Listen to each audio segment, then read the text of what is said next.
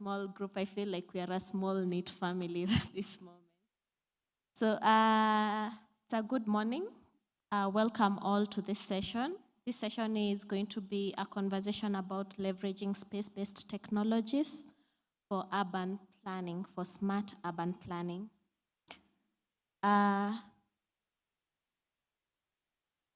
think because we also have a big panel, we are going to just start off, and then the rest of the participants will be joining us, hopefully, as we proceed.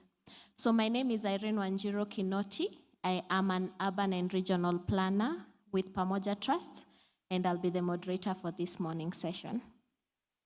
First of all, I'd like to acknowledge all protocols that were established from the first day, and just appreciate the speakers and the panelists, and also the few participants who are here for joining us this morning. I would also like to appreciate the Global Dasta Festival organizers for putting in place this wonderful initiative. And I think as we continue with our discussions this morning, we hope that we'll learn a lot from one another. So just to set the context of our discussion, we all know that across Africa and globally, cities and urban areas are growing rapidly. At the same time, urban areas are facing increasing pressures associated with climate change, infrastructure deficits, informal settlements growth, environmental degradation, and growing demands for service delivery.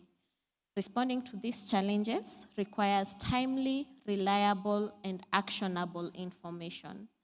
And we know that advances in Earth observation, geospatial technologies, digital and urban systems are creating new opportunities to better understand our cities and support more informed planning and decision making.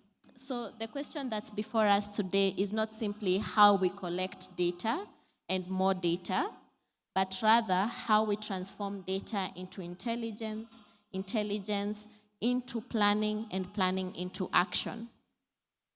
So for this session, we're going to divide it into two ways. The first bit, we're going to have 3 speakers setting the foundation of our conversation and giving us the context of our conversation this morning.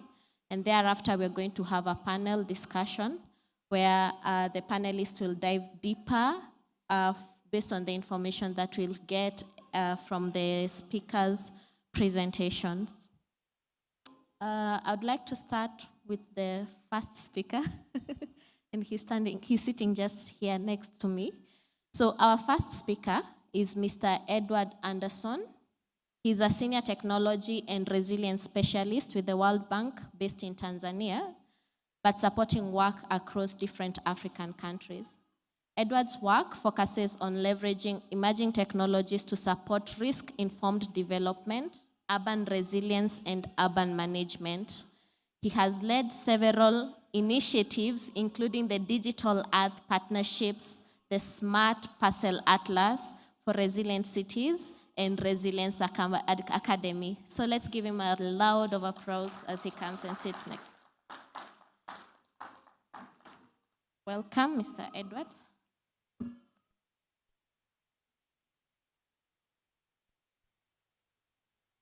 Thank you, Irene. Good morning, everybody. Thank you for organizing the choir. So to kick us off, I'll try to present a few thoughts on how we can leverage space technologies for smart urban planning.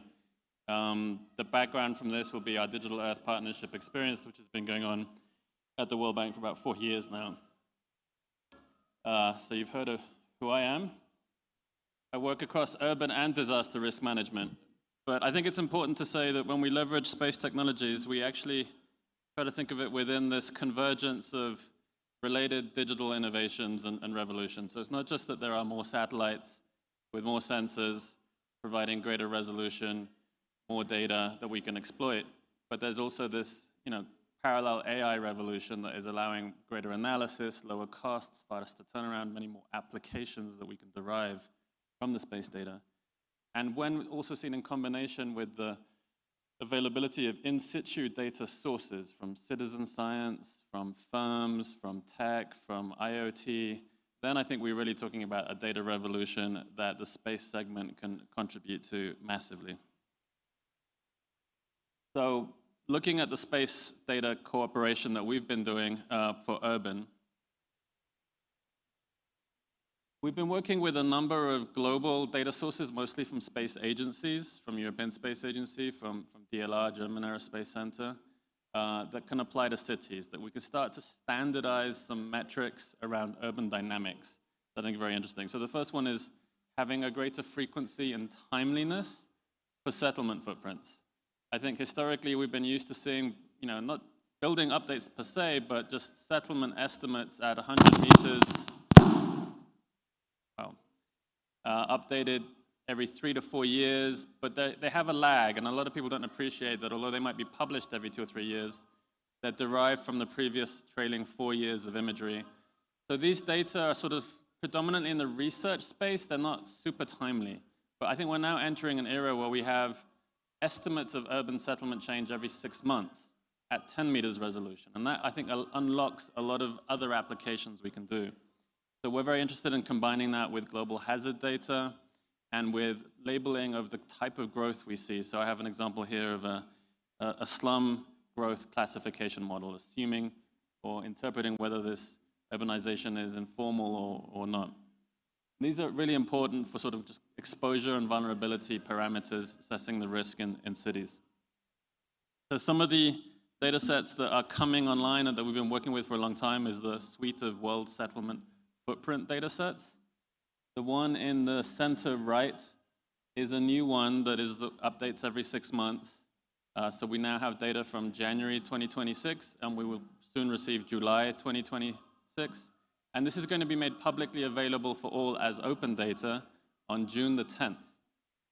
So next week, if you're interested in working with this, if you're a university, a startup, you don't have to be a government agency, you don't have to come to me, you'll be able to find this online.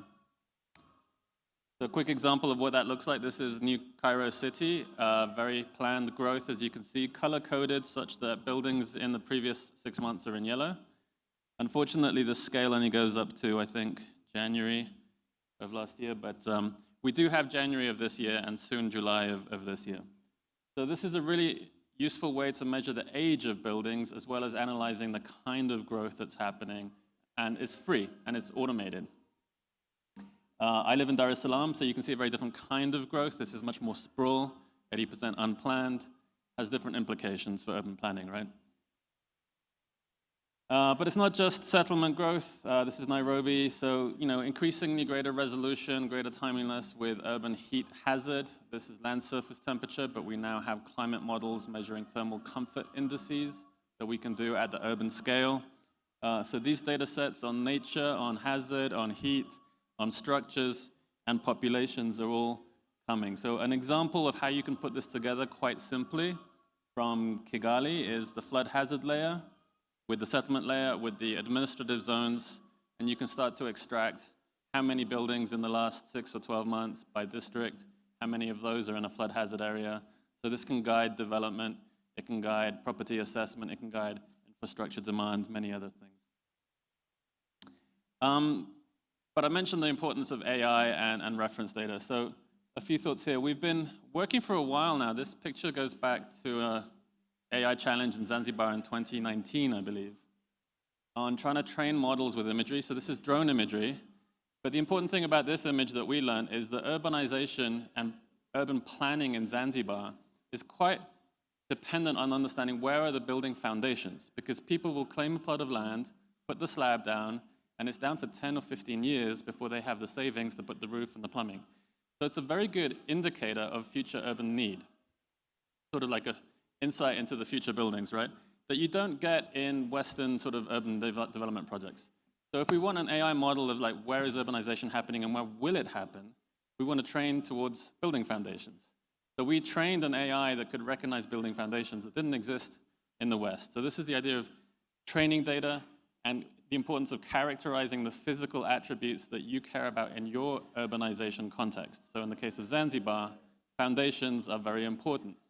that doesn't apply anywhere else. So the ability to adapt models requires you to know the characteristics you care about and to have those data.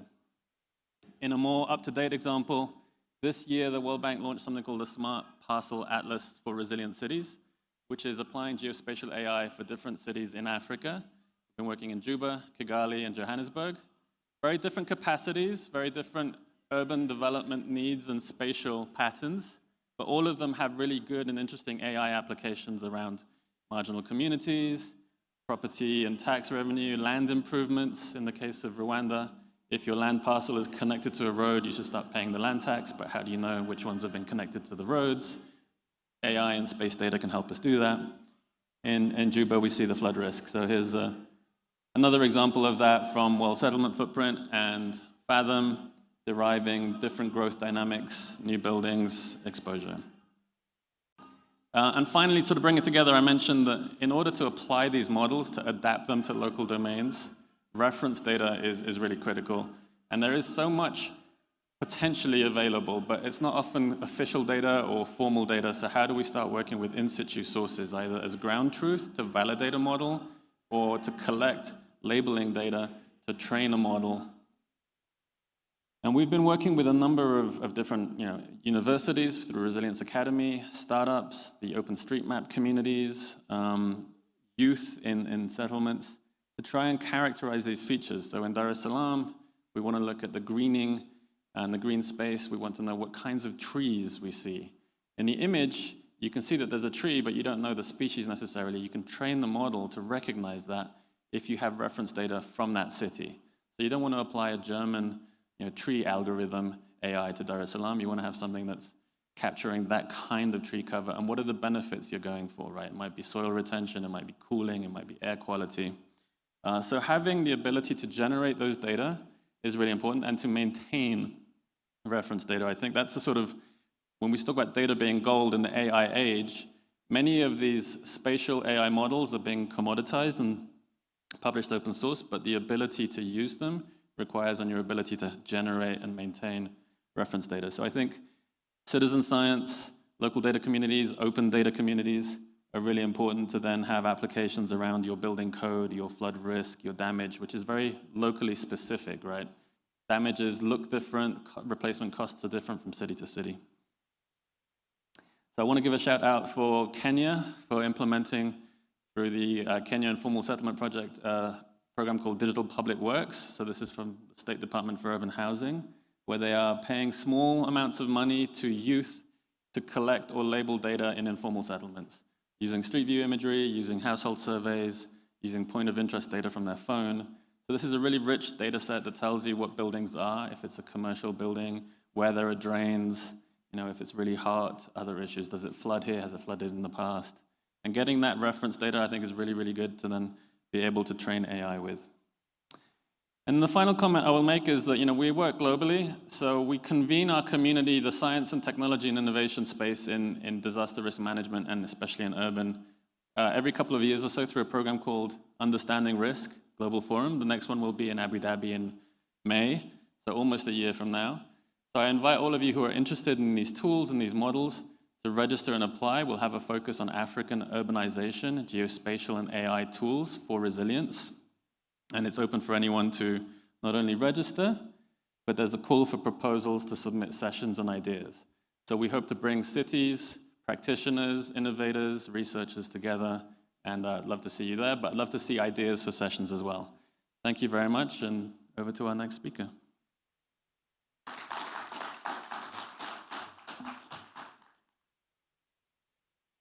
Thank you, Mr. Edward. Let's give him another round of appreciation.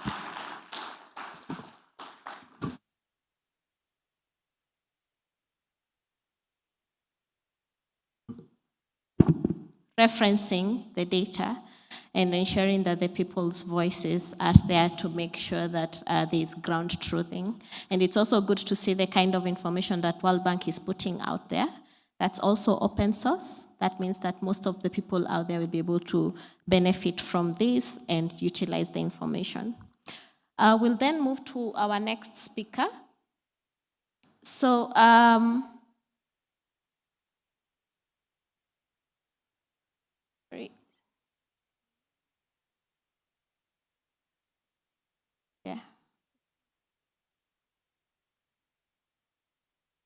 slide has just...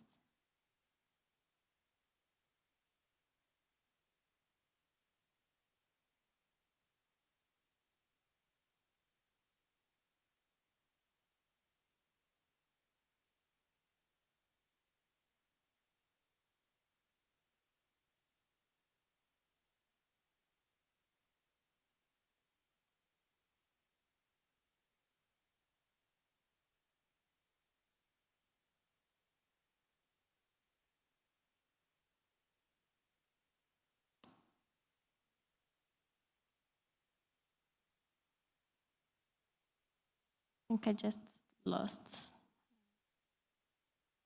slides.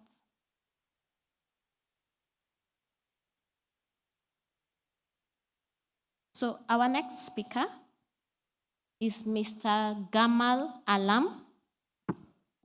He's a business development specialist at Planet Tech Italia, leading strategy, partnerships, and bid management across Europe, Africa, and the Middle East. He works closely with governments, institutions, and the private sector clients to grow Planet Tech's presence and build long-term commercial relationships across the Europe, Africa, and the Middle East regions. Let's give him a round of applause as he comes.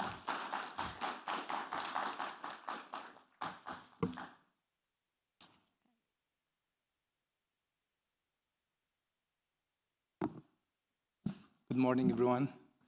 It's a pleasure to be with you here. And, thank you for coming to this session. Also, it's a pleasure to speak with you about how the space-based intelligence and Earth observation data can support smarter and more efficient, inclusive, and more resilient urban planning in Africa. Urban planning today is not only about preparing master plans or defining land use zones, but it is increasingly about understanding how cities are changing and where growth is taking place, where infrastructure is under pressure, and where climate and environment risks are emerging. For many African cities, the pace of urban transformation is very fast. This has created a need for update, reliable, and comparable information that can support planning decisions in a practical way. This is the main message that I want to share with you. And also, I want to share that the satellite data becomes truly valuable when it transformed into operational information, information that helps institution plan, monitoring, prioritizing, and acting.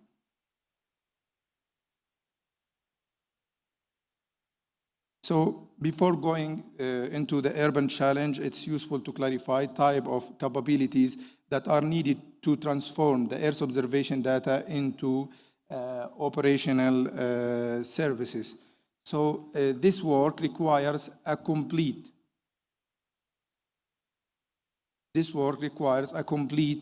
geospatial value chain. It starts from accessing and managing the Earth observation data and continuous with processing, analytics, maps, monitoring, and delivery information products that can be used by different institutions.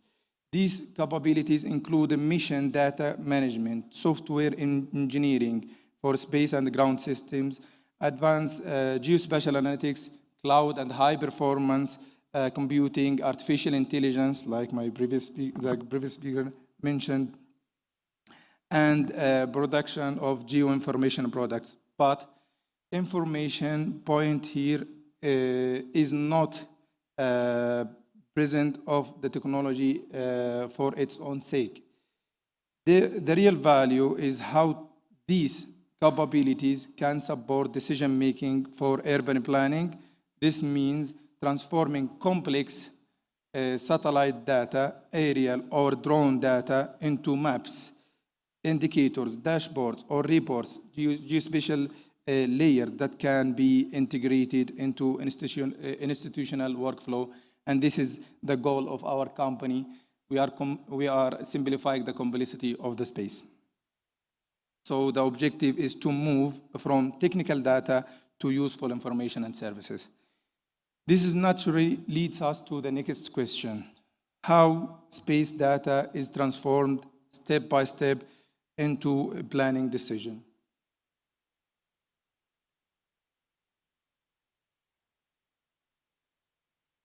So the value of the Earth observation comes from transforming space data into information that support planning decisions.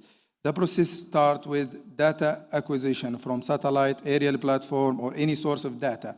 That means data availability is something really important for planning decisions. This data should be passed by different processes, different type of processes like correction, classification, and integration with other type of data, so it becomes more reliable, more usable. After that, it comes the analysis phase. In the urban context, this can include land use, land cover mapping, change detection, monitoring, build-up areas, soil sealing, green infrastructure, heat exposure, and environmental risk zones. Finally, the results should be delivered to the right users in a very practical way, through dashboards or through a report. So the value is not only in satellite image, but in the repeatable workflow that turns geospatial data into evidence for planning, governance, and investment decisions. This workflow is practically important when we look at the rapid urban transformation taking place across Africa.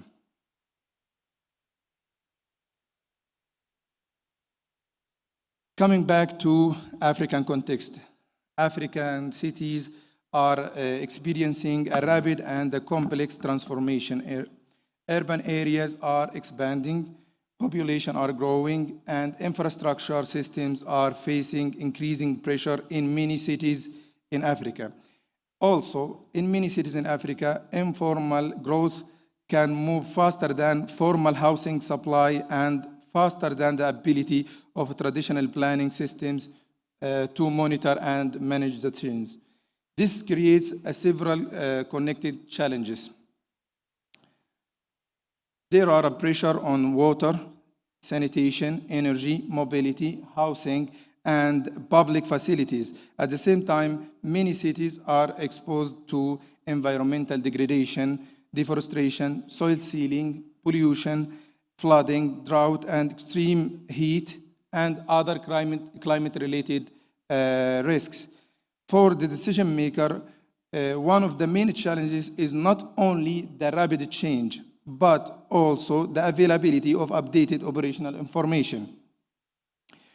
Planning often depends on fragmented datasets, out-of-date maps, or field surveys that costly and that it's really cost and difficult to repeat frequently. But cities are changing continuously, and the planning need information that can follow the rapid change. Earth observation can help by providing a continuous, consistent, and repeated view of the territory. It can show also where expansion is happening, where land is changing, where the risk is increasing, and where intervention may be most urgent. In this sense, satellite-driven information can help urban planning become more proactive, more evidence-based, and more connected to the real dynamics on the ground. The next question is, what kind of urban solution can provide such kind of support?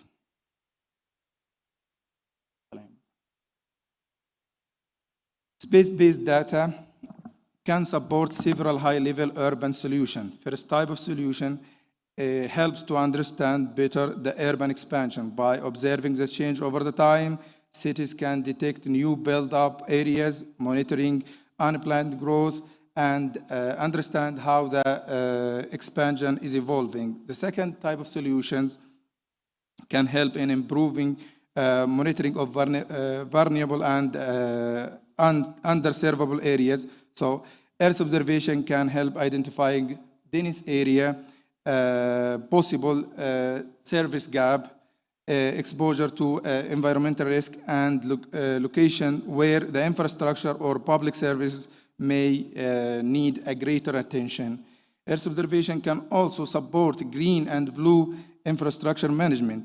This includes monitoring of parks, vegetation area, waterways, waterland, coastal zones, and other natural assets that help for improving the urban quality of life and the climate adaptation.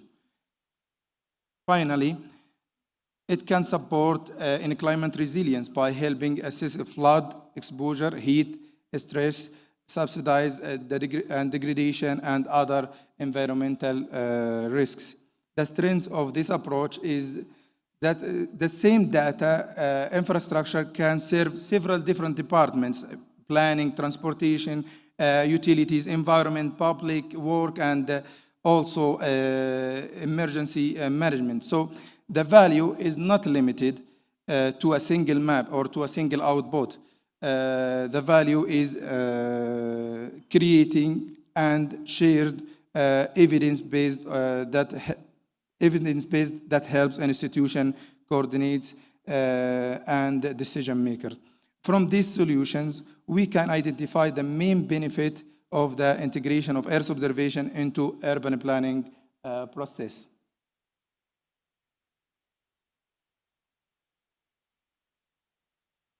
So there are several key benefits of integrating Earth observation into urban planning. The first benefit is the objective land use evidence. Satellite-driven information helps cities understand how land is being used and how this uses change over the time. This is important because consistent land use and land cover information is a foundation for future planning.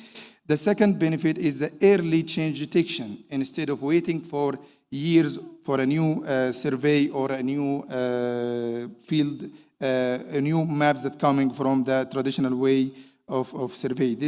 The third benefit is plan monitoring.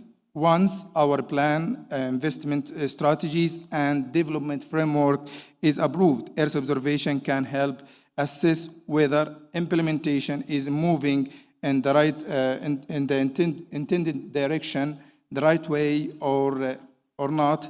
For example, are the protected areas being preserved? Are the green areas being maintained? Is the growing happening in the extended areas? Are the infrastructure investment aligned with the actual plan expansion? The fourth benefit that we get from integration the Earth observation data in urban planning is information that can delivered through that it's easy to be delivered, so it can deliver through different format and for a different layer of decision maker. Based on these benefits, the key question: how to move from Earth observation,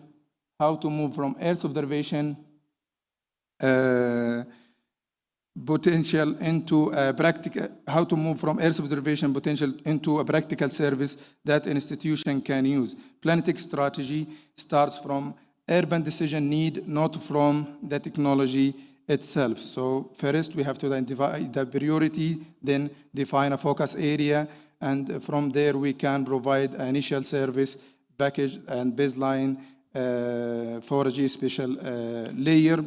The objective is to start with a focus and useful services, then scale progressively. To conclude, African cities are becoming more complex, and urban planning decisions need to be faster, better informed, and better coordinated. Space-based intelligence can help cities move from fragmented and outdated information to updated, comparable, and operational evidence. Let's keep in contact to know more about services that we have related to urban planning in Planetech. Thank you.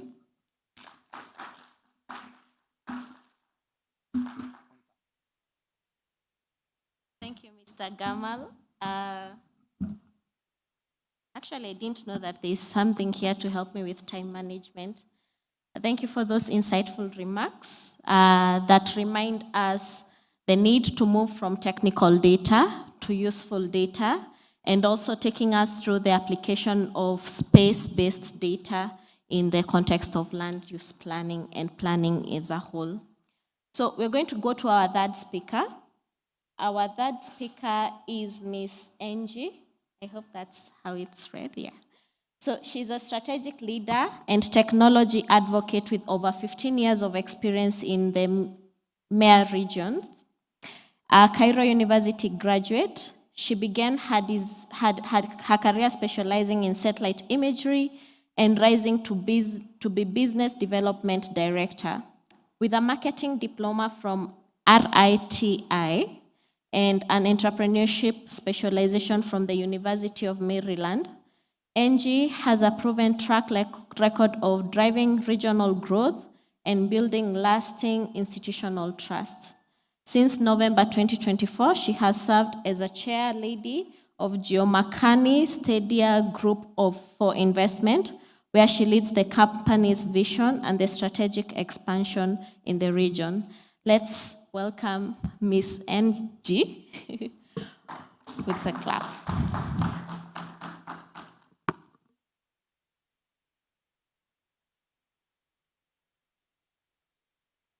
Good morning, everyone. It's my pleasure to have you today talking quickly about monitoring urban risks through Earth observation. I will make it quick for you. So all of us know that urban expansion become pressure. Vulnerabilities are becoming more complex, interconnected, and harder to detect through traditional methods. Here is some challenges we have from rapid urban expansion, climate and the seismic risks. We have the informal development of buildings and informal settlements. Everything happening in the country, worldwide, we have the unplanned. The government need to check and see what is happening. Limited time, real-time availability show us how we can use and the Earth observation come and serve us. Having an eye from the space, showing us the real expansion happening, the illegal activities, continuous monitoring show us how to do whatever the people are human doing in the lands of the government and countries and so on. And this will show us in my presentation today a success story in Egypt we did to show as a change detection, showing the illegal activities and the urban expansion and so on, and how the informal settlements come to a formal settlements and buildings. So monitoring the unauthorized constructions, how we see the building density changes, vertical expansion. It's not only an urban expansion, the horizontal, we also have a vertical expansion. This, for example, a city like Alexandria in Egypt, we find buildings with 20 floors, 30 floors in a very narrow route, and this is something cause lots of risks. You cannot get utilities for that places and so on. So the usage of satellite imagery, change detection, AI models, and so on, allow us to detect this.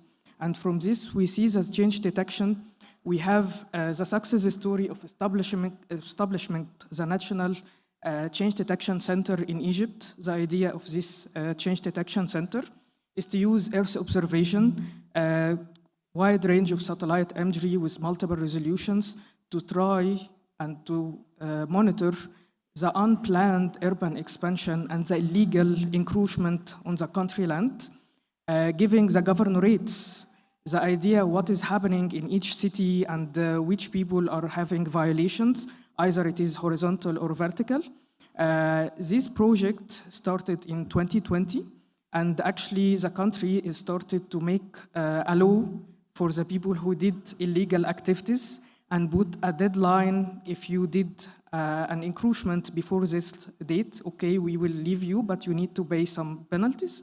If you didn't do paying the penalties, we make demolition for the building.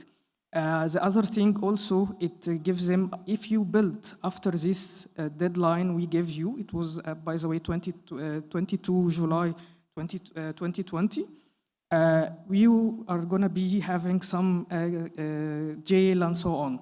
So this project get for the country a return of investment in 2020 only. In that time, it was 17 billion Egyptian pounds, equivalent in that time to $1 billion US. So Earth observation, it's not only helping the countries to preserve the land, it's also helps the countries to see what is happening. I can, from the space, see everything happening all over the country. So not only detecting the illegal activities, the Change Detection Center also in Egypt allow us to have a look for the informal settlements we have. We have lots of informal settlements, and this is not only in Egypt, it's worldwide, by the way. Any country, even if it is a well-developed country, you will check it and you'll find informal settlements and so on. So here you see in the pictures with me, we have an informal settlements building. The country decided to take that area after seeing it from the change detection and put a plan for it and started to change it. So from having dense informal continuous, no roads, no utilities, and so on. After that, we have organized buildings. We have the road network, we have the services, we have the utilities, we have everything. It is registered for the country. Everything is happening here. So this is show us how Earth observation show us the importance of urban planning and urban observation to see what is happening on the country lands. Another thing, it's helped the government and researchers and the decision makers to have a real-time decision making, to see and to check what is happening, the monitoring new violations. It's funny thing, but I have in Egypt, and I have my colleagues here from Egypt will tell you, you just wake up and you find a whole building, but not only one building, it's a compound. The government doesn't know anything about that. With Earth observation, it can show us what is urban planning and urban development and people are doing on that. So we detect the illegal activities and encroachment. We monitor now with real-time activities. We have a daily satellite imagery for the whole country now. We are working with Planet Labs. We track the urban growth. We support the building resilience and everything. We even protect the infrastructures. We show the utilities companies which places to go and work with and so on.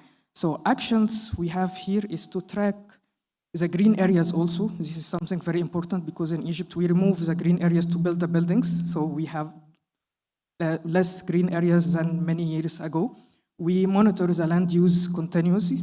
We support the zoning decisions and guiding the decision makers how to take future decisions and so on.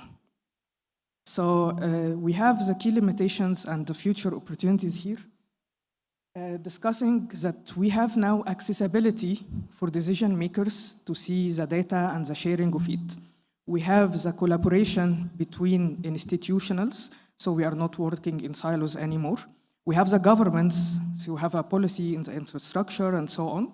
We have the actions and automation through using the AI models in the change detection. We got a very rapid results. Actually, by the way, we do for Egypt a change detection every month. And you will be surprised from 2020, and we are 6 years from establishing this data center of the change detection.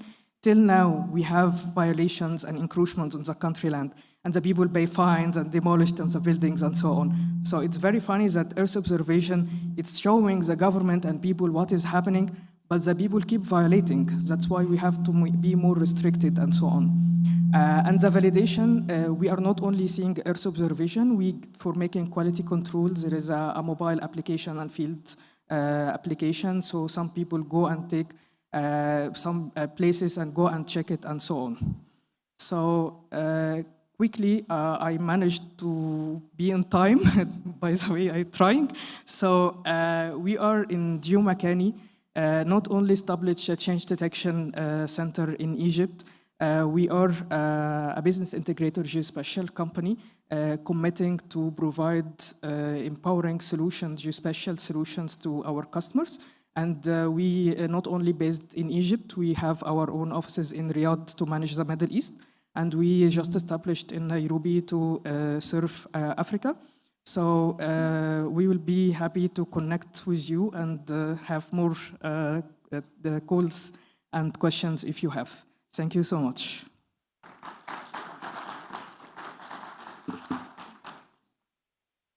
Thank you, Angie. Reminding us the role of Earth observation data in guiding development control and also planning itself. So I want to thank the three speakers for setting for us the context of this conversation this morning. And I think what has come out from the three presenters so far is one, the kind of data sets that are out there and the layers of data sets that are out there and how to even reference it to the ground level. From Planetech, we get the conversations around processing the information and ensuring that that data that's collected informs decisions and the planning decisions. And finally, from Angie, we get the perspectives about change detection and its role in both planning and also development control measures. So I think up till there, we would want to transition to our next phase, which is the panel conversation. And I would like to invite our panelists. So I can say we have 4 seats, but we intended to have 6 panelists. Yeah. As the organizers deal with that, we can proceed. So I'll invite our first panelist, who is Ms. Husna Mbarak. I think anyone in Kenya who hears Husna, you relate her with information to do with digital and governance. So Husna Mbarak is the team lead for governance and social inclusion at FAO Kenya, with over 25 years of experience working across government, civil society, and development partnerships. Her experience spans land governance, digitalization, gender and social inclusion, environment and natural resource governance, and also policy developments. Please join me in welcoming Ms. Husna as she takes the seat. Thank you. Our next panelist is Mr. Dennis Mwaniki. Dennis is a geospatial data expert with the UN Habitat's Data and Statistics Unit. He works at the intersection of Earth observation, geospatial analysis, big data analytics, and urban monitoring. He works to support global urban reporting on the SDGs and also supports capacity development and coordinates the Global Urban Observatory Network, which promotes the availability and use of city-level data worldwide. Let's welcome Dennis as he takes the seat. So our third panelist is the Chief Officer of Lands, Physical Planning, Housing and Urban Development at the County Government of Kisumu, Mr. Victor Kanyaura. He's a registered physical planner with over 18 years of experience in the built environment sector. He's led and contributed to the development of different county spatial plans, urban development strategies, land information systems, and environmental management initiatives. He's also a researcher and has done a couple of research across East Africa. And in this panel, he's going to be sharing perspectives from the county government and also the in general leadership, seeing that he's also worked with the municipalities. Our fourth panelist is Mr. Daniel Haywood. from Ramani. Trying to look for him. Okay. So he'll be joining us, hopefully, before we finish the session. But also in this session, we're going to have our two speakers joining us, Mr. Edward and also Mr. Gamal, to share some of the perspectives that will be coming out from the participants, but also some questions that we've prepared for them as part of the panelists. Karibuni.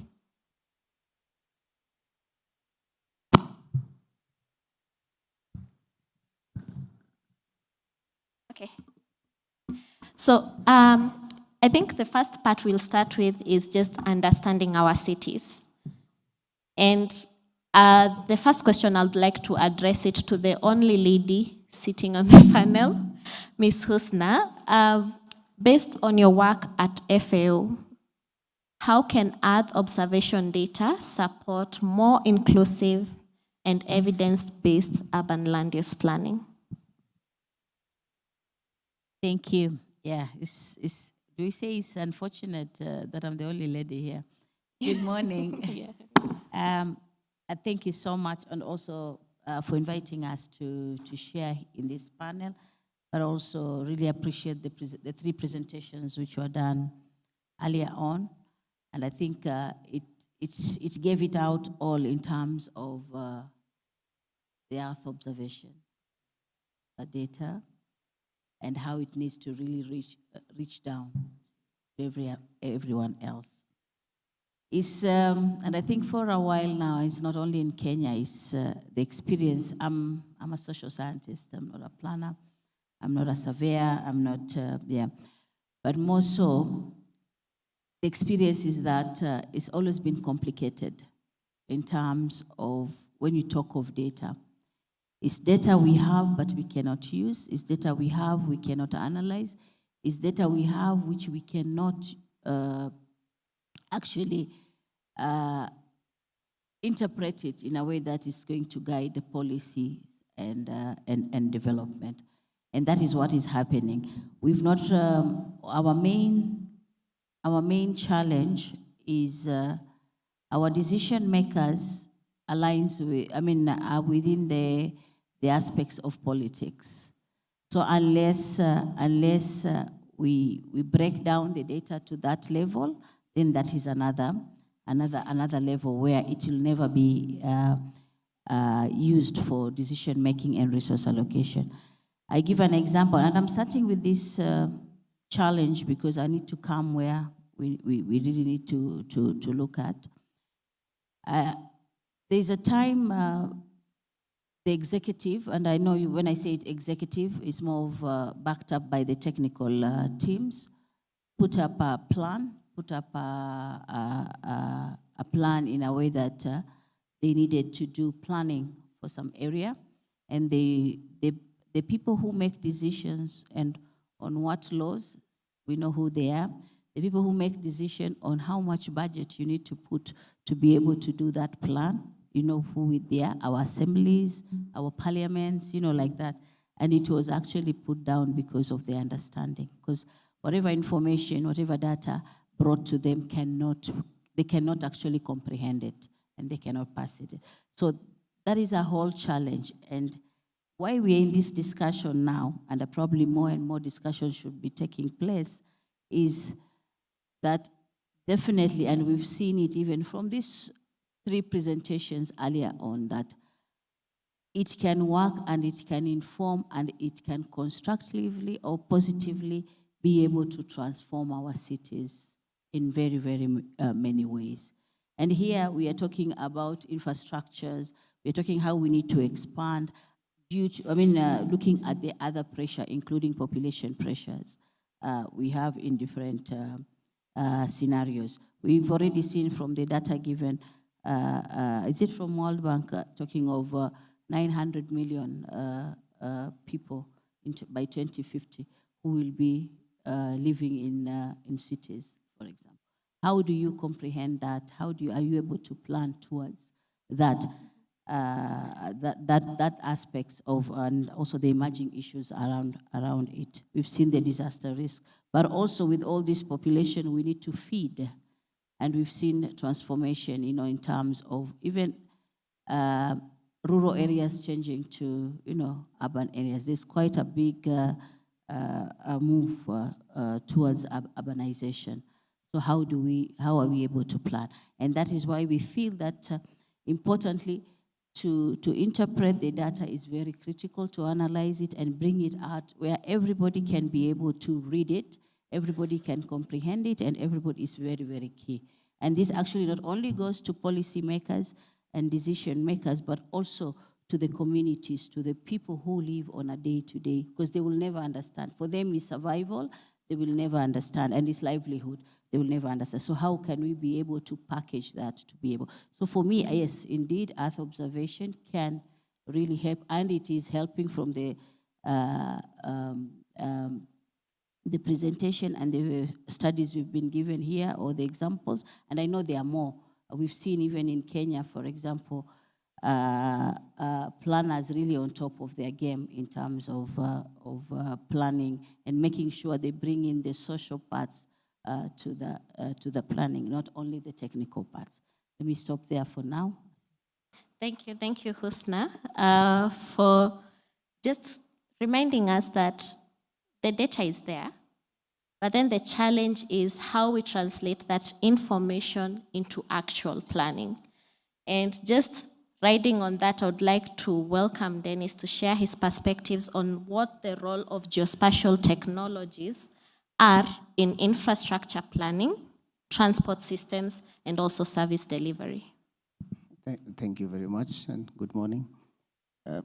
For me, I think there are two applications, largely.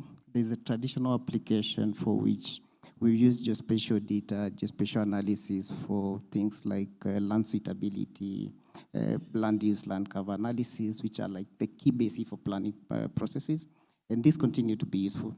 But based on the discussions already from the presenters this morning, the challenge we see more is the scale and rate at which urbanization is happening, especially across African cities. It's so rapid that we need to change how we use geospatial data from just as tools for, let's say, doing land use planning to create master plans, to more as a tool to help us do proactive planning, for which we actually do this modeling of likely growth trajectories for cities, where development is happening, and then start to think about what kind of actions do we need then to put in place to ensure that this development really will not get back to the same cycle of responsive planning where we are just running to provide services. And for this, the opportunities I see across infrastructure planning, for example, is when we project where growth is likely to happen or is the direction for which growth happens, we start then thinking about some of the things that Edward was talking about understanding the land use dynamics, the likelihood of, say, land speculation and what that does. And then we create programs to make plans for provision of services in like site and scheme servicing of sorts, where then you also ensure that development happens in the right direction and also with the necessary services.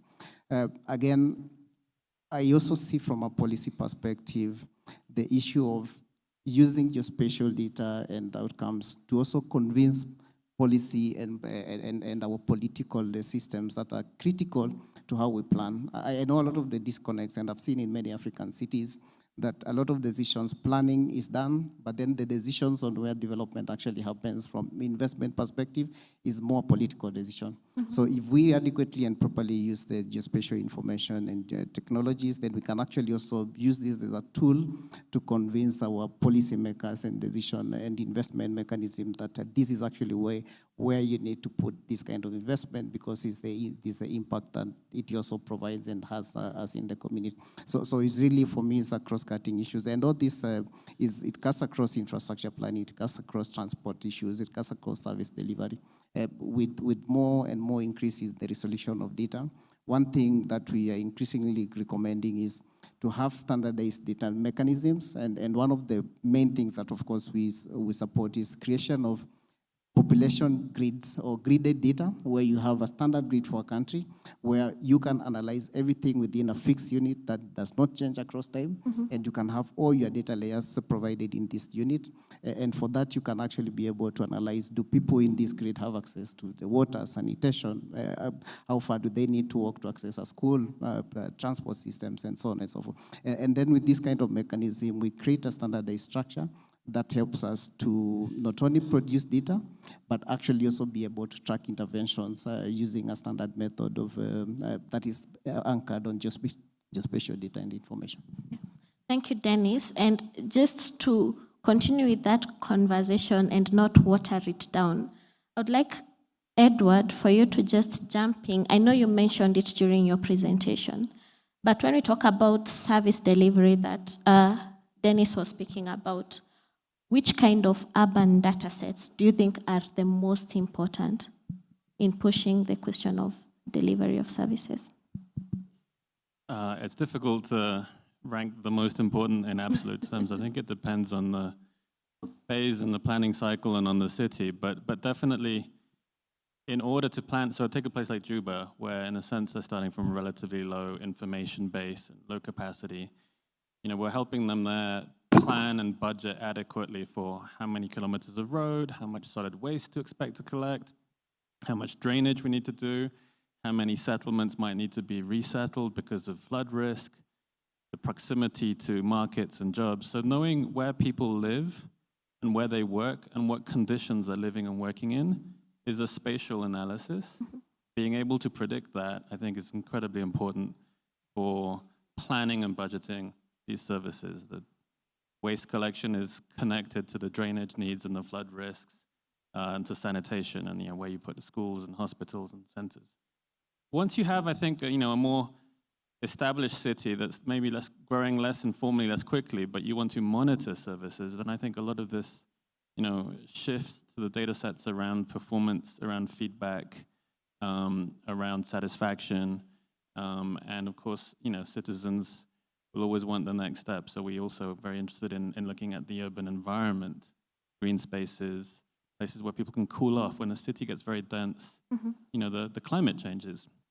You get very hot, and I live in Dar es Salaam, there are very few parks where people can cool off now, so everybody crowds at the beach.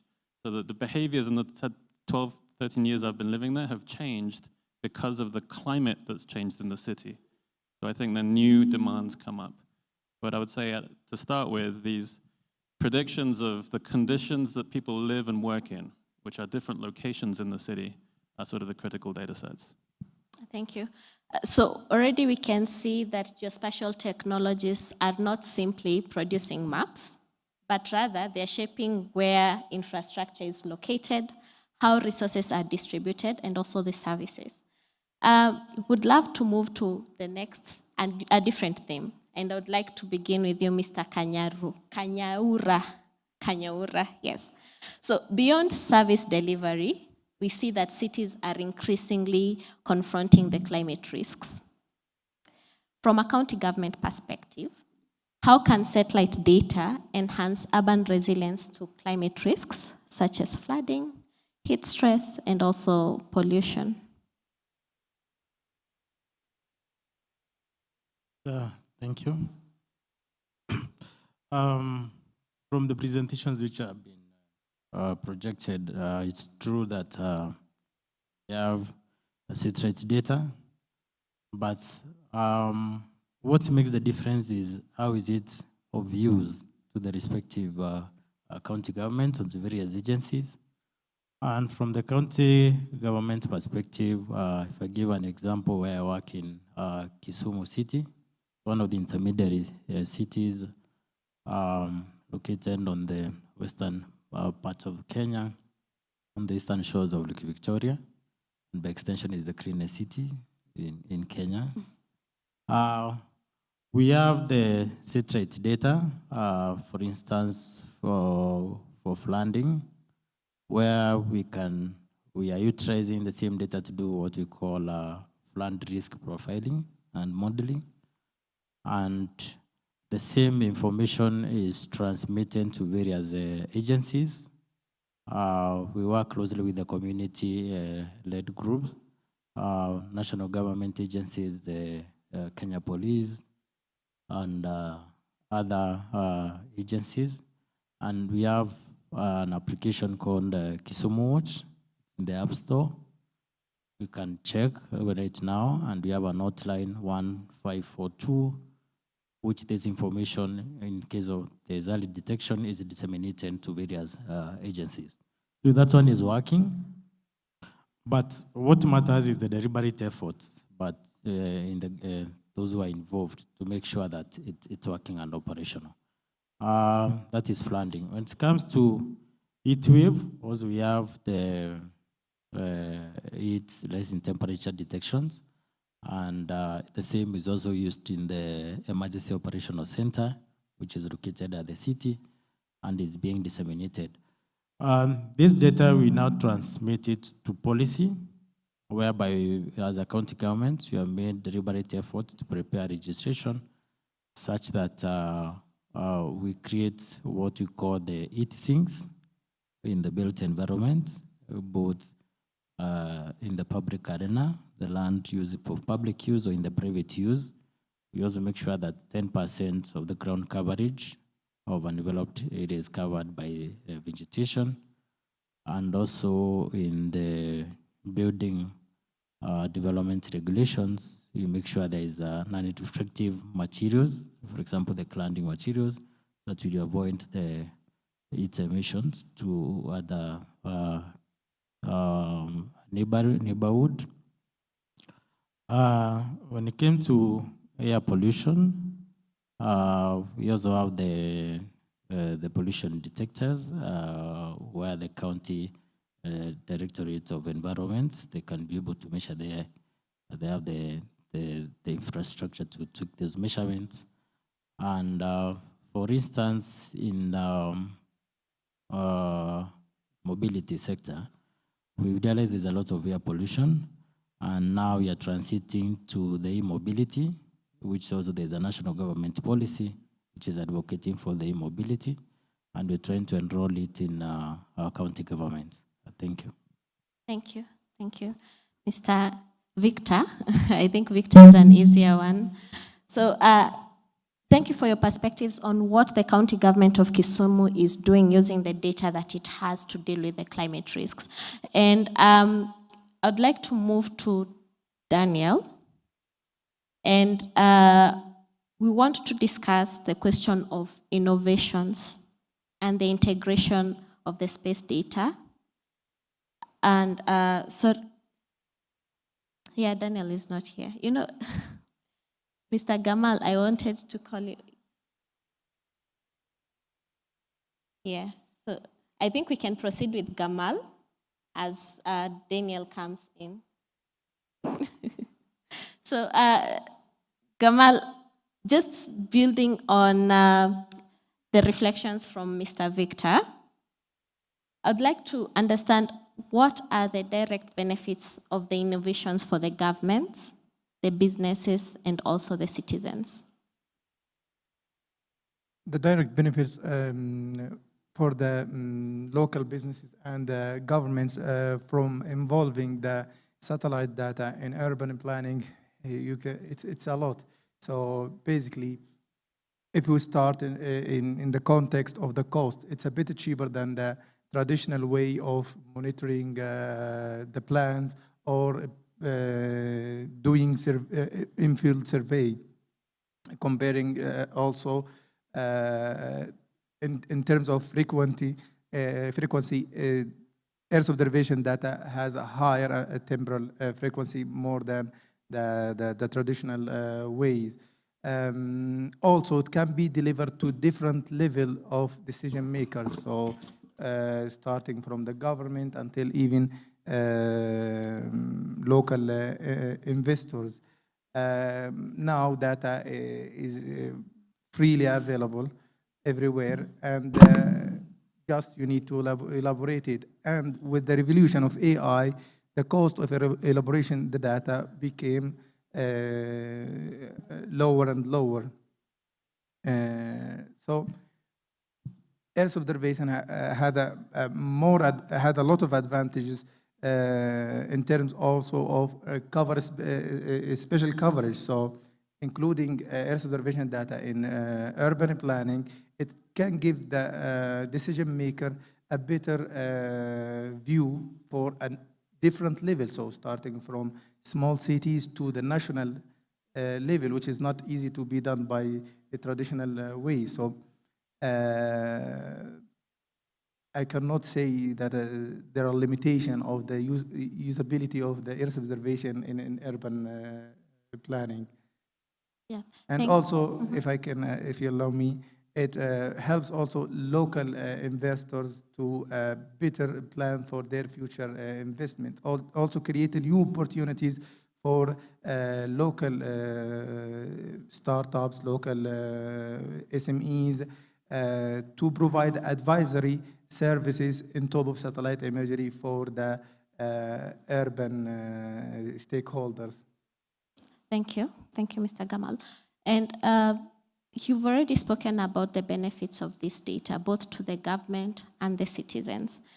And we do agree that the innovations are changing very rapidly on a daily basis. And now that, Daniel, you're here, I think this is your question. What innovations are integrating space data, aerial imagery, and high-resolution geospatial data with urban digital systems, such as the smart cities platforms, IoTs, and also the digital twins? Thank you very much, and I apologize for being late. I thought we were on at 10, so apologies. For anyone, I'm Daniel Hayward. I'm Managing Director of a company called Romani Geosystems. We're a geospatial data company. In terms of innovations for smart cities and integrating all those data sets, what we're seeing more is the buzzword digital twins. That is something that is all, we've been talking about 3D models for many years, but the word digital twin is being bandied around flat out. And a digital twin integrates all those different data sets. So you've got, I know we're in a space forum, but we do more aerial photography from aircraft. And the thing about a smart city, you need smart data, and these digital twins obviously integrate it all. So in order to create digital twins, you need data from top down, you need data from oblique imagery, you need LiDAR, and all these different data sets. And those digital twins is the big thing that we are seeing, and we're not doing it here yet, but it's something that we need to really start pushing. People sometimes get confused between sort of 3D meshes and a true sort of 3D model. That in the sort of old speak would be the difference between a sort of satellite image and an intelligent GIS vector data set. So that is something that we are seeing more and more, and really we're also seeing software that is able to handle all the different types of imagery. So when we started out, you would buy a piece of software for satellite, you'd buy a piece of software for photogrammetry, you'd buy specific LiDAR. We're now able to process all of these different resolutions all together. And that is something that enables us to take satellite data, aerial data, LiDAR data, put it all into the same platform, and out pops your data set. So the digital twin is the big innovation that we're seeing and we're moving towards a lot. So we want to move to the next theme, which is on governance questions. And I'd like to start with Ms. Husna, referencing the program that the FAO has been implementing across different counties on the Digital Land Governance Program. What lessons have emerged from the implementation of the program within the urban planning systems? And specifically, if you could also speak about the question of rapid urbanization and how different counties have dealt with that, it would be helpful. Thank you. Thank you. Yes, FAO is implementing, alongside the European Union, Digital Land Governance Program, looking into aspects of digitalization of the land sector, and especially planning and land administration. for tenure security, and also looking into different ways of resolving land disputes and conflicts, which amounts to a bigger percent of hindrance of land for productive use, and also strengthening capacity of the various institutions and the policy and legal framework. Yeah, indeed, some of the lessons learned, one is, I have to say, there has to be a purpose or intentional participatory planning all through. And when I say participatory planning, is not only by the intellects or the technical people, but actually involving, earlier on I talked of the social parts, involving even the communities in this, and also ensuring that the decision maker on the table into understanding.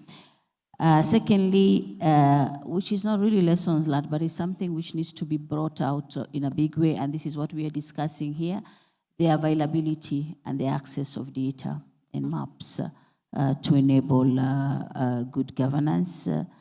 That has been one of the biggest actually challenge, even for the planners and the surveyors and the decision maker, because they're not getting probably the rightful imageries, but also most importantly with a small margin of accuracy. So that is one of the things going forward, and I think that's why we are working with various organizations, both public and private, to ensure there is a sustainable way of accessing this. In Kenya, actually, there are 47 counties, so we've worked in each and every county to support the processes. One of the lessons learned, actually, as I talked of the software part of it, but also the hardware part of it, in terms of human resource, in terms of the infrastructure support, including, the machineries, the equipments used to do a lot of this work. That one has been a big challenge. And probably going forward, these are some of the things which we need to look into, and actually confirming in this session here that every other day there is innovation coming out, technology is changing quite rapidly, and probably in a positive way, and the governments have to be able actually to meet those rapid changes. I earlier mentioned in terms of there's quite some big rapid urbanization in Kenya. We've seen it. I don't have the tallying even. There is more than, I don't know how many municipalities. Over 100. Quite a lot. But probably I could say in some of the counties, we talk of Garissa, for example. I think has 4 or 5 municipalities established in that area.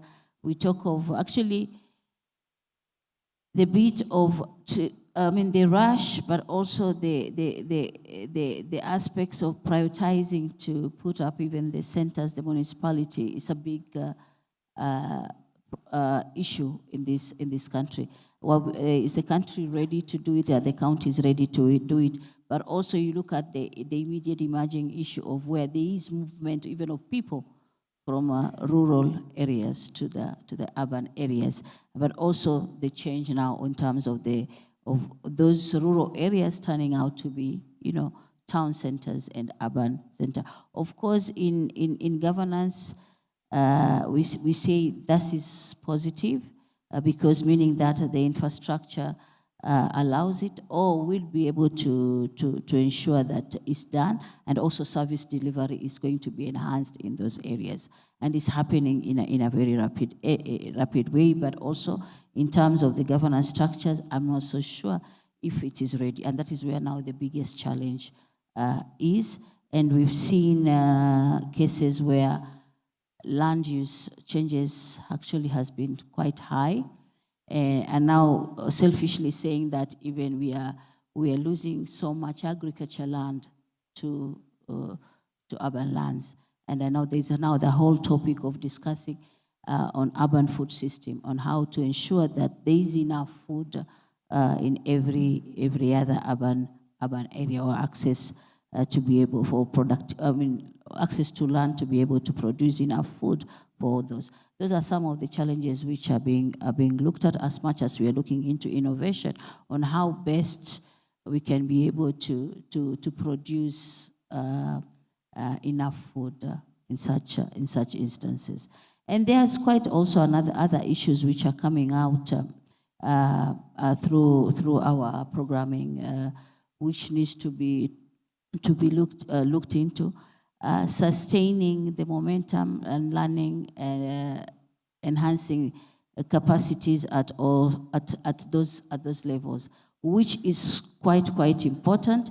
And then earlier on, I talked of the aspects of prioritization and budgeting, resource allocation should be actually given a priority for purposes of planning, so as we can be able to ensure that it's done well and is actually sustained in that process. In other areas where we feel that when you do the first plan, that's it. But from even the discussions today, you hear that you have to be able to ensure that you get into the data, you plan, but also make sure you have monitoring, continuous monitoring and controls in those areas. So these are some of the lessons and probably sharing I could give from our programming. Thank you, Husna, for sharing some of those challenges as part of the lessons that the Digital Land Governance Program is drawing from the implementation. So, Mr. Victor, just to add a little bit more information from where Husna has left us, what institutional or capacity barriers do you think the counties face in integrating the geospatial intelligence into everyday planning and decision making? We appreciate that the geospatial data is intelligence is it's an capital intensive exercise, and taking cognizance that the county governments have limited financial resources. That's the area where we have a challenge of both hardware and soft infrastructure. Actually, it's good to appreciate USNAM because the FAO, they have supported various counties with the GIS lab, with both the infrastructure and the software. And what she has mentioned, actually, some of the milestones which have been achieved, it's because they have been realized through their support. For instance, also the Kenya Space Agency is supporting the county government in terms of acquisition of the satellite data. So we realize that the counties alone, they cannot be able to achieve this. But when we plug in with these other agencies, we can be able to resolve some of these challenges. So financial handships, we go out of the way for other agencies. Also in the institutions, in terms of human capacity, the training, the personnel, the skills is really needing. But some we managed to look for other partners where we can train our staff. Some are really quite doing very well. Like in our case, we have the GIS manager, who is a very qualified person, and we also have the data analytics in the same GIS lab. And those are some of the challenges really which we face for integrating this geospatial intelligence to the county government. Yeah, thank you. Thank you. And just to move to the innovation side of the things in terms of the challenges, Mr. Daniel, from a technological and implementation perspective, what are the major challenges to scaling high quality geospatial data solution within urban planning systems, especially when we have a context of cities rapidly expanding and growing? I think it's not so much a technical issue, it's the approach that we take to data collection. We are very project-based. So we collect data as individual projects for particular agencies for a particular purpose. That data then is put in a cupboard and then not used. We need to move more towards a data program. We talked about cross-agency just there. That is something that we must try and do, because we have flown many areas in East Africa over and over again, and if we had maybe just flown once as a program, and then 2 years later and 2 years later, people then could have used it. So that is definitely, we need to be moving towards a more organized way of collecting data.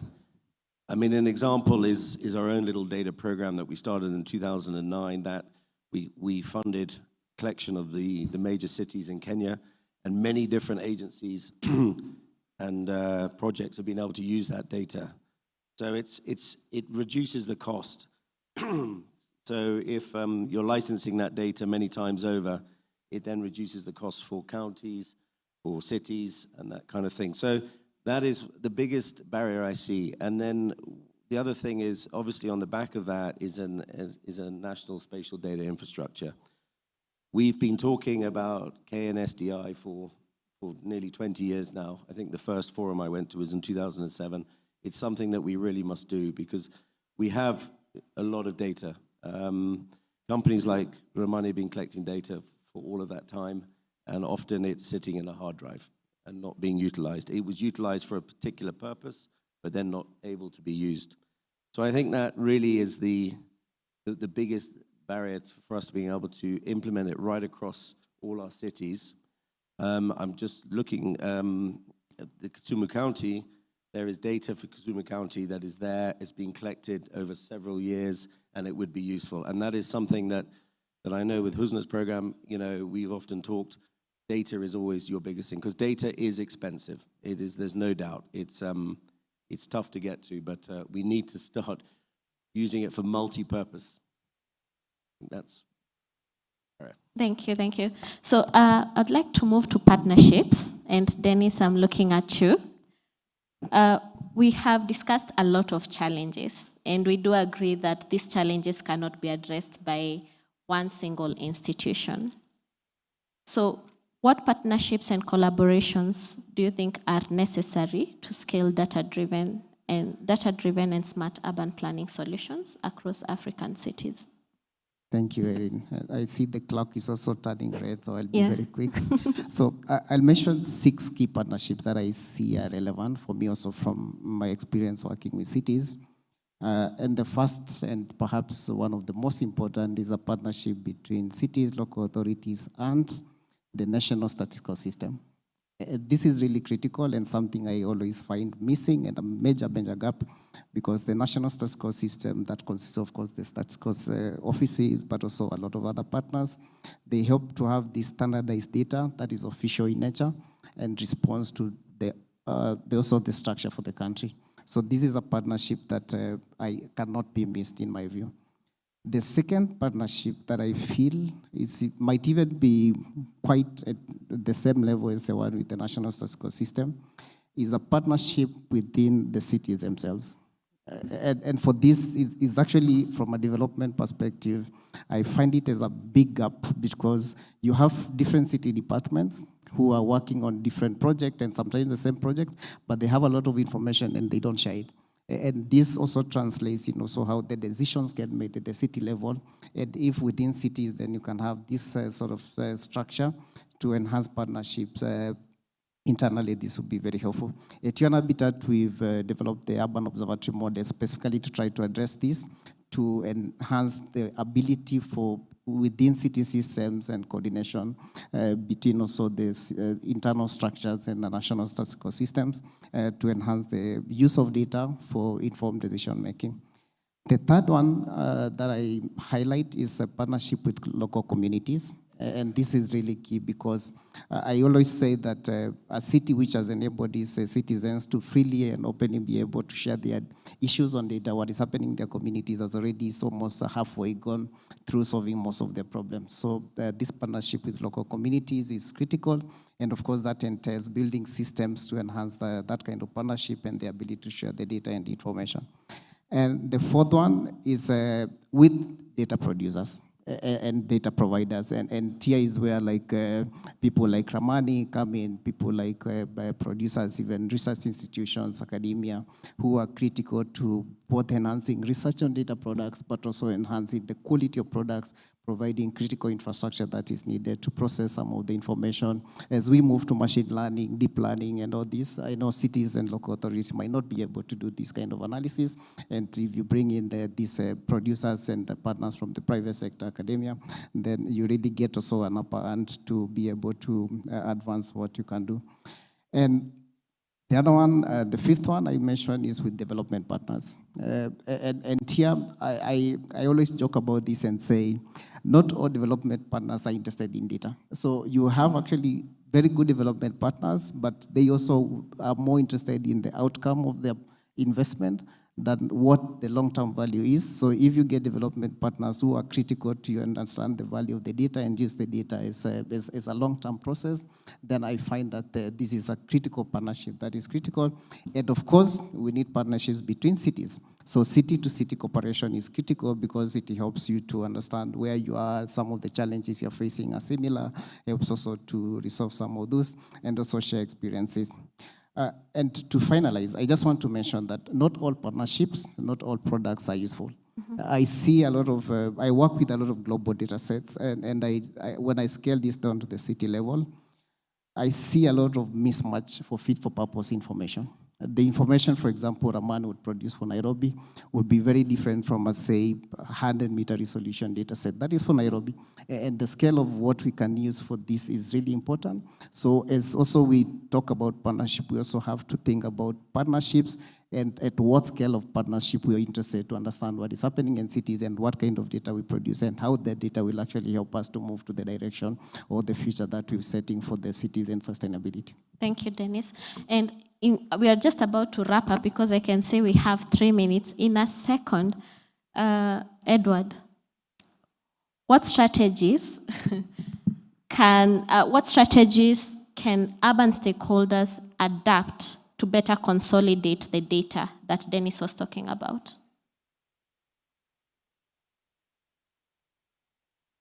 Well, I think the role of the spatial data infrastructure, plans, policy is essential here. The government institutions, how they behave in using and adopting different data sources, I think empowers players across the ecosystem. So I heard yesterday the example of, I think it was KNBS signed an MOU with Safaricom for mobility data, right? This has been out there for a long time, but it's not the traditional way of collecting information of where do people live and where do people work.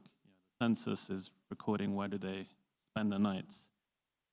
Telecom data has really good information on where do they spend the day and how do they get there, but it's not produced by government, not been trusted. It's taken God knows how many years to authorize it. So I think there's a organizational reform implied in adopting new data sets that the government is incumbent on sort of figuring out. So that comes through the spatial data strategy.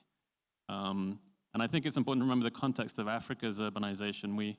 One of the problem statements that was up was like, the needs, the demand for spatial data is exceeding the capacity of traditional tools and institutions to deliver on it, right? So we have to innovate. We have to look outside of what we can do as an agency and see what can the ecosystem do. So partnership, local data provisions, informal data, how can that be formalized and used officially for decisions? I think there's a lot of data that isn't used because they say, well, it didn't come from us. We can't trust it. We don't know how to trust it. And that's a big waste. You know, it's a missed opportunity. So we have to seize those opportunities. And I think that spatial data strategy, recognizing the value of these different contributions is the key to bring people together. Thank you. In a second, I'll just pick Dennis, Mr. Victor, and probably Daniel. Edward has just spoken about legitimizing the data that comes from informal types of systems. And I'm coming from a civil society organization space, and it will be unjust for me to leave this place without asking a question on inclusion. So my question is, how do we ensure that the spatial data that we are collecting and the smart urban systems that we are producing and transiting to do not intentionally intentionally or unintentionally deepen existing inequalities. Can start with you, Dennis. Okay, for me, I think the most important one is how we use the data should be more for development and more inclusive development than to disadvantage people. So if communities contribute their data, for example, when I talk about informal settlement communities, the data should be used to improve their life, not to evict them or to sort of create new conflicts or a new way to advance inequality.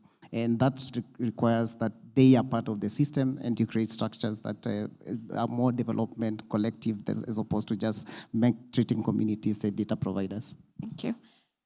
Mr. Victor, you can share your perspectives from a service delivery sort of angle. How do we ensure that inequalities are not deepened, even as we use these data systems? Thank you. I would like to approach this question in this perspective of in terms of the knowledge of the geospatial data. There's a shortage of knowledge on how many people are aware about the availability of this data and how it can be integrated to a various application. So I think this can be tackled through capacity building, both at the institutional level and at grassroots level. Because some of this information is consumed at the grassroots level by the beneficiaries. For instance, the farmers, the people in the informal settlement who are affected by the floods, and basically the most vulnerable people, or now they can be able to understand this data and ensure that it's assimilated in their day-to-day use. So the capacity building literally is really of essential in this issue to avoid that there's no inequality. Thank you. Mr. Gamal, would you like to say something before Daniel? Yes, just I want to add, increasing the awareness of the importance of this data and the usability of this data, it's important. So we need to have a program to increase awareness for the stakeholders that this data exists and this data is so useful for the daily work that you can do, and it will save time and effort, plus the capacity building that you mentioned. So this is really important. So bringing the attention of the stakeholders for this data, this is really important. Thank you. Quickly, two things. One thing is when we're in the field doing projects, and therefore development projects, the sensitization of the communities is number one, paramount. I think we've had many problems where sensitization hasn't been done. So you've got to bring the community along for whatever project we're doing, collecting data. Number two is perhaps more of the sharing of data. If the taxpayers sort of paid for the data collection, then it should be available to all organizations and people. Yes, thank you. So, Edward. Very quick. Okay. I just wanted to add one anecdote, which is I'm from the UK. The mapping agency in the UK Ordnance Survey 20 years ago used to do cost recovery by selling as much data for as much as they could. So they would give discounts to big purchasers and full price to low purchasers. And what happened is British startups would pay full price and Google got the cheapest data. Then the policy revised to say, don't try to maximize return to the agency, maximize return to the British economy. And they flipped it. And so then British startups get free or very cheap access to government data and Google pays full price. So I think in a place like Kenya, it's very important to sort of think about policy in that way. What is the return to the economy as a whole? What will data be used for locally? And hopefully startups can access taxpayer-funded data sets more easily, discover it, find it, and be helped to use it. Thank you, thank you, thank you. So I can see that time is up. We will not have the opportunity to do Q&As, but because this is also a networking session, once we leave the room or when we're in the room, if in case you have any question to the speakers and the panelists, please see them. And I think just to summarize the conversations in this specific panel discussion, the key issues that are coming out is the place of interoperability of data. How can data be shared across different agencies and different levels of government at the same quality? The next thing is there's no data for progress if the people are not involved. So to what extent is this data taken to the ground, and to what extent is information coming from the informal communities being appreciated and legitimated. And also we are talking about the place of capacity building for the government actors and the people who are in charge of planning systems.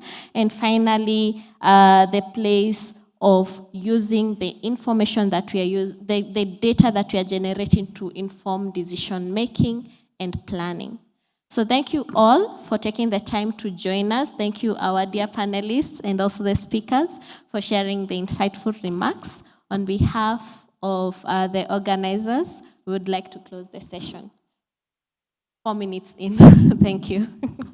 Let's give the team a round of applause. Thank you.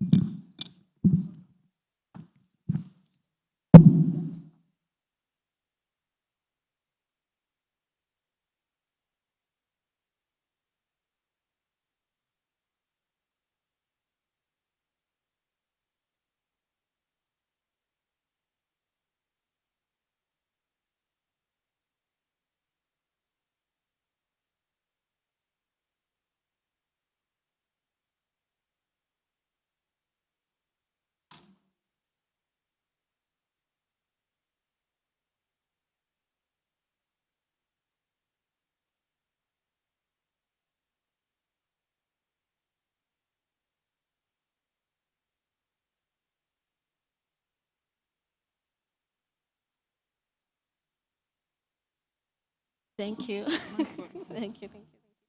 That was really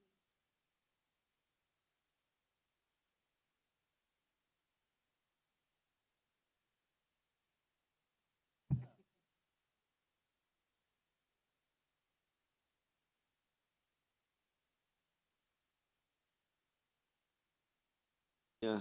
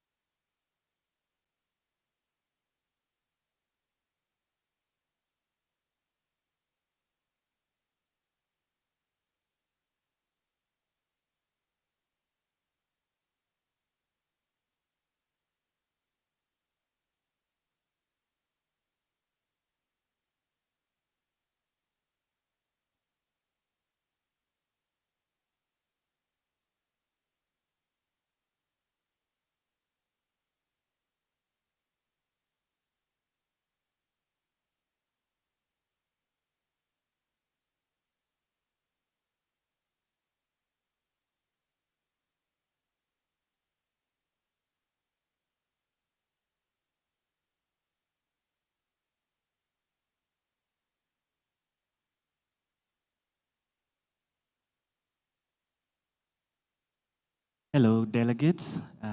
Please assist us in evacuating the room so we can prepare for the next session. Thank you.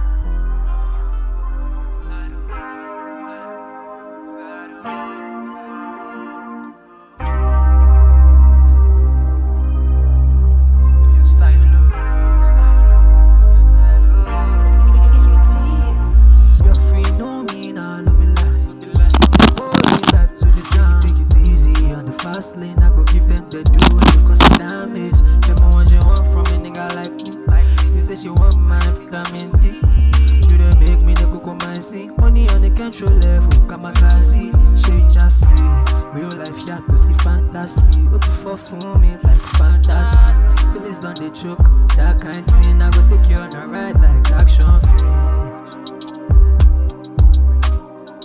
Like action film. Me I dey want you by my side. Like every fucking night. Your big back I cause you wahala. Your shape and your cuff they consider me.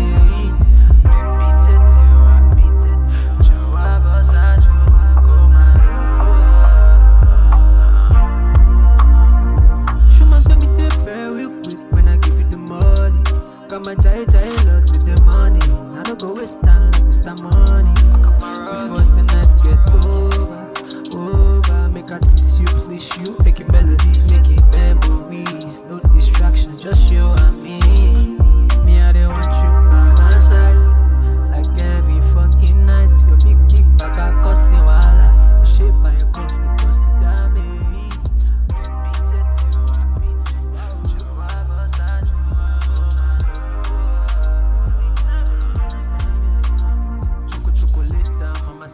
She a 10, no be 9, no my one, no the chat. The face card I ain't one, baby no be like I the type of face we dey make me lose guy. Why you so different, I won't put you on big flex. Your lips and your smile, my addiction. I do everything just to please you. I mean anything, cause it's a big deal. It's a big deal.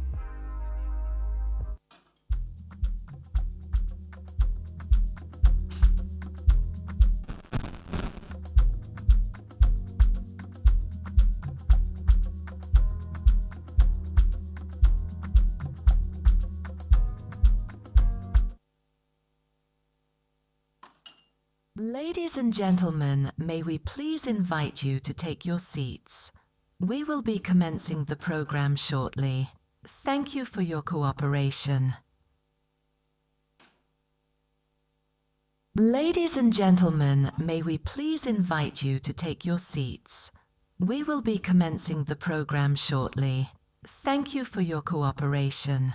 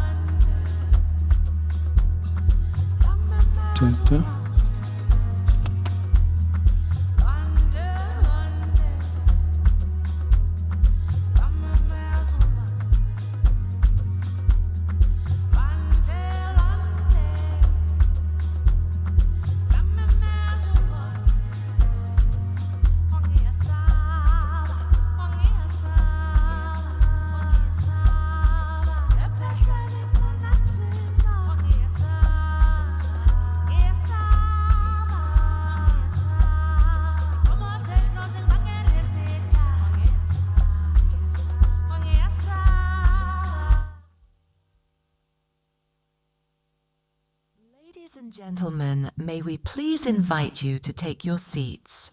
We will be commencing the program shortly. Thank you for your cooperation.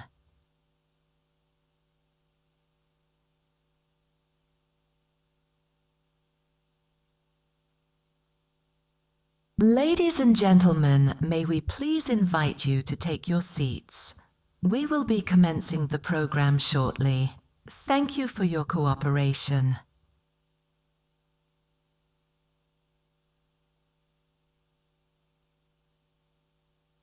Ladies and gentlemen, may we please invite you to take your seats. We will be commencing the program shortly. Thank you for your cooperation.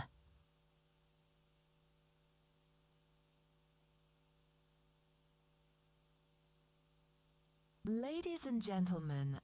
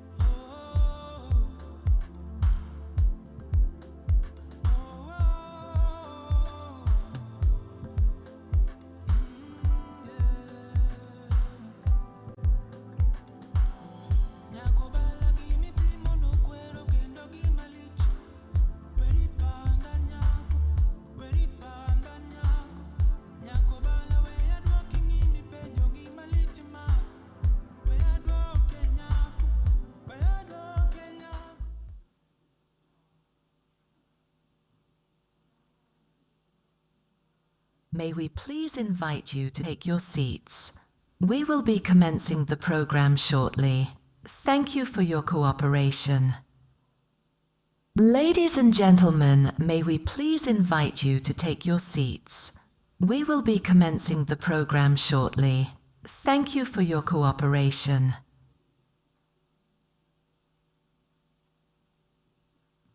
Ladies and gentlemen, may we please invite you to take your seats. We will be commencing the program shortly. Thank you for your cooperation.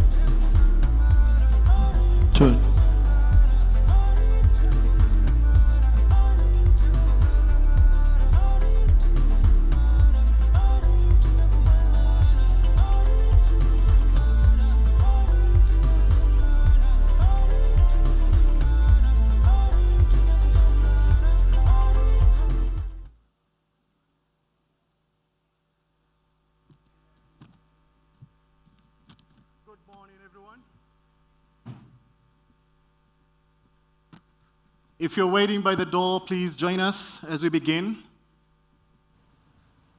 The session today is on strengthening investments and innovation in the space ecosystem. My name is Stanley Gitao, and I'll be leading this panel. I would like to begin by thanking you all for being present at today's event and session. Thank you for joining us at the Kenya Space Agency Expo and Conference and the Global Data Festival 2026. This session, as I mentioned, is titled Strengthening Investment and Innovation in the Space Ecosystem. We have slightly above 60 minutes together, and my job is simple, to make sure that we use each one of those minutes well. A quick word on who I am. My name is Stanley Gitao Mboro. I currently serve as the head of business operations for Stravion Group, UAE, and a principal at 6 Degrees Fund Management. My experience has been in helping African businesses enter and scale in the Gulf markets. And with Stravion, we are supporting African entrepreneurs to register, become compliant, and operate in the UAE. Within Africa, I've worked with 54 collective venture capital firms, MasterCard Foundation funded programs that have supported about 633 small and medium enterprises from idea stage, growth stage, and some to scale. I'm a Mandela Washington Fellowship Fellow and a venture school alumni of the University of Iowa. My career has lived at one intersection, turning promising ideas into real financeable and scalable enterprises. And that's the lens I bring to this conversation today. Here is why this session matters. Space is no longer just about launches and satellites. It's about data. It's about AI, agriculture, finance, climate, and the businesses that turn all of that into value on the ground. Innovation is what holds it together, but innovation only survives if it is structured, supported, and financed. So today we are asking a simple but a hard question.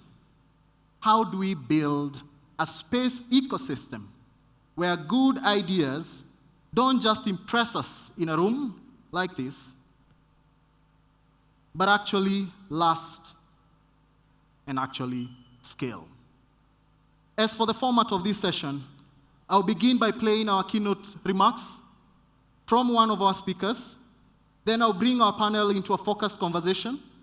And after that, the floor is yours for questions that you may have. And we'll close with one practical takeaway from each one of us that will be here with me. So my ask for you is to keep your questions ready. There will be a dedicated slot at the end of this session. I would like to call to stage my panel. I'll start by introducing Mr. Victor Otieno, who's the Managing Director of VIFA Consult. As he comes, please, let's applause until he gets seated. Mr. Victor Otieno is a leading voice on MSME and startup policy across Africa. Welcome. My second panelist is Mr. Yanko Likaku, who's the Engagement Manager at RIS, who led the Innovation Ecosystem Review and Strategic Roadmap for Kenya's space sector. Welcome. My third is Mr. Derek Ngige. Ngige is of Gordon, an agtech leader connecting data and technology to thousands of smallholder farmers. Mr. Tensai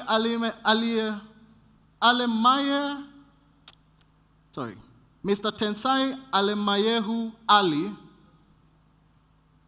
who's a senior business development manager at HEX 20 in the United Arab Emirates, working at the frontier of commercial satellite platforms. And finally, I have Ms. Josephine Francine from Planetech Italia, who's going to be speaking to us around turning space innovation into scalable businesses across borders. Please join me in welcoming our panel well.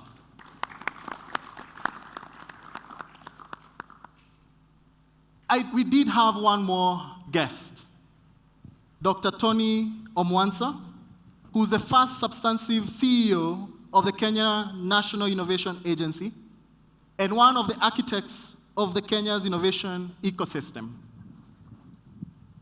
Dr. Omwansa could not be with us today, and so he has kindly recorded his remarks for us. And I would like to request that we take a moment to watch this. Thank you.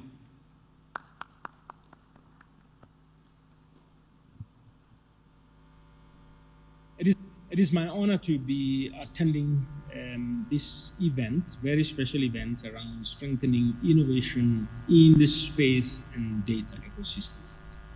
And particularly with the theme of looking at how do we move more from capability to impact. We're desiring to see more and more results. And I will speak from the lens of the innovation agencies, where I serve as the CEO. So, Director General of the Kenya Space Agency, distinguished guests, colleagues, innovators, and partners, investors, researchers, ladies and gentlemen, good morning. Now, it's a privilege to join you. I mean, I desired to be here physically and engage in this panel, but I was not able, and I thought it's fair that I share a clip that can set the foundation for the conversation of this panel. We, as the innovation agency, are spending a lot of time supporting commercialization of what? Of research and ideas. And in this journey, we've come to the appreciation that we cannot approach this from a sector agnostic perspective. And we're very intentional in giving it a cluster or sector-based approach. And we've prioritized a number of clusters at the moment. One of those is actually space. The others that we are very active in is bioeconomy and bioscience. We're looking at sports, we're looking at emerging and applied technologies, as well as energy and climate. And in the course of time, we will explore any other clusters. Now, I'm here because I am speaking in the context of space and data. Now, why do we approach this in terms of clusters is because we've got a range of regions, and one of those is how we accelerate knowledge transfer. And that knowledge transfer is into products, into enterprises, into solutions to societal challenges. But we know that the support systems that are needed in a particular sector are unique. And that's why we're coordinating mechanisms of getting the stakeholders within that sector to be connected. And I will speak to the stakeholders in a little while as we build these clusters. We are also looking at how we attract investment and talent into innovating in these clusters, as well as building global competitiveness in this area. That is the position of the Innovation Agency. And the outcome of all this is about more ventures, more startups, and scalable solutions. Now, for us to succeed with the innovation clusters, we need the right stakeholders in the room. So space as an innovation cluster for us as an innovation agency does require collaboration with partners like Kenya Space Agencies, among others, in order to attract the appropriate investment, coordination, accountability, and the desired impact. Now, to many people, when they think about the word space, they would immediately reflect on things like rockets, satellites, astronauts, or even distant galaxies. And that's fine. That's part and parcel of it. It is correct. But for us, particularly here in Kenya and in some of the countries that are similar to Kenya, we're looking at this beyond what is out there in space. We're looking at solutions that we can solve on planet Earth, leveraging the data that comes from space. And the challenges we face include improving agricultural productivity, or strengthening climate resilience, or enhancing disaster preparedness, or expanding connectivity for people, or supporting urban development and planning, or protecting the natural resources, and so on and so forth. These kind of challenges require appropriate data, and data from space becomes a very good tool because it's reliable, it's credible, and it can give us patterns and trends. And we leverage this data to build solutions that are scalable, enterprises that can attract investment and funding. And that way, we're growing our space innovation cluster to solve local challenges. So space is therefore becoming a critical layer in our national development discourse and infrastructure, and data that fuels this kind of transformation is so valuable to us. And so the question therefore is, how do we continue to build an innovation ecosystem within the space domain that will convert these capabilities of space into economic, social, and developmental impact? That is the question. Now, I'll speak to 2 or 3 points that I think should form a very good basis for the discussion that we go on. The first one is moving beyond technologies to ecosystems. Now, we don't succeed with innovation. One reality is that technology alone does not create the transformation. Technology is useful, but it doesn't create the transformation. And therefore, as a country and as a society, we wouldn't become innovation leaders if we only pay attention to the technologies. It is because we can build innovation ecosystems around those technologies, around those clusters, that then we can transform the society by having meaningful solutions. It is by pulling together players like researchers, universities, innovators, startups, government agencies like KSA, Kenya, among others, and the industry as well as the users, and coalesce around the cluster. That is what it means to us to build innovation cluster in space. Now, with these connections, therefore, technologies and innovations tend to move from demonstrations to solutions. And look, it means that a satellite image only becomes valuable when it helps a farmer to make better decisions of their farming practice. Or a climate data set is as useful as its potential to support communities to prepare for drought. Think about it. Geospatial data and platforms only create value when enterprises, startups, government, SMEs, and citizens use that platform to solve their real challenges. So innovation happens not at the point of the invention. The emphasis here, it is going to happen at the point of adoption. And the players from the invention, from the research, all the way to adoption are the ones we are pulling together into this cluster. Now, I'll speak the second point around why investment matters. You see, globally, the space economy is now valued in hundreds of billions of dollars, and it continues to grow rapidly. But the most successful countries are investing in the innovation ecosystem around the space assets. And funding and investment in this cluster, therefore, is not just for product development, but it is also for talent development. It is for research. It is for startups. It's for commercialization. It is for value creation. And it is for catalyzing industry partnership. And therefore, the opportunity for Kenya is not only to consume the data that comes from space, but also to build enterprises and create new value out of that. This is where the opportunity is. Building solutions and products for precision agriculture, for climate intelligence, for logistic optimization, for insurance, for environmental monitoring, for disaster management, for smart cities, and so on and so forth. So, as a government, we do have resources that we provide for early stage work, and that could be research, it could be piloting, prototype development, creating simple solutions that we call able to get to TRL, technology readiness level 1, 2, 3, at most 4.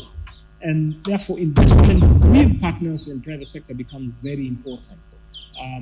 The investment is for ideas, the investment is in the people, the investment is in the commercialization, the investment is in enterprise development and creation.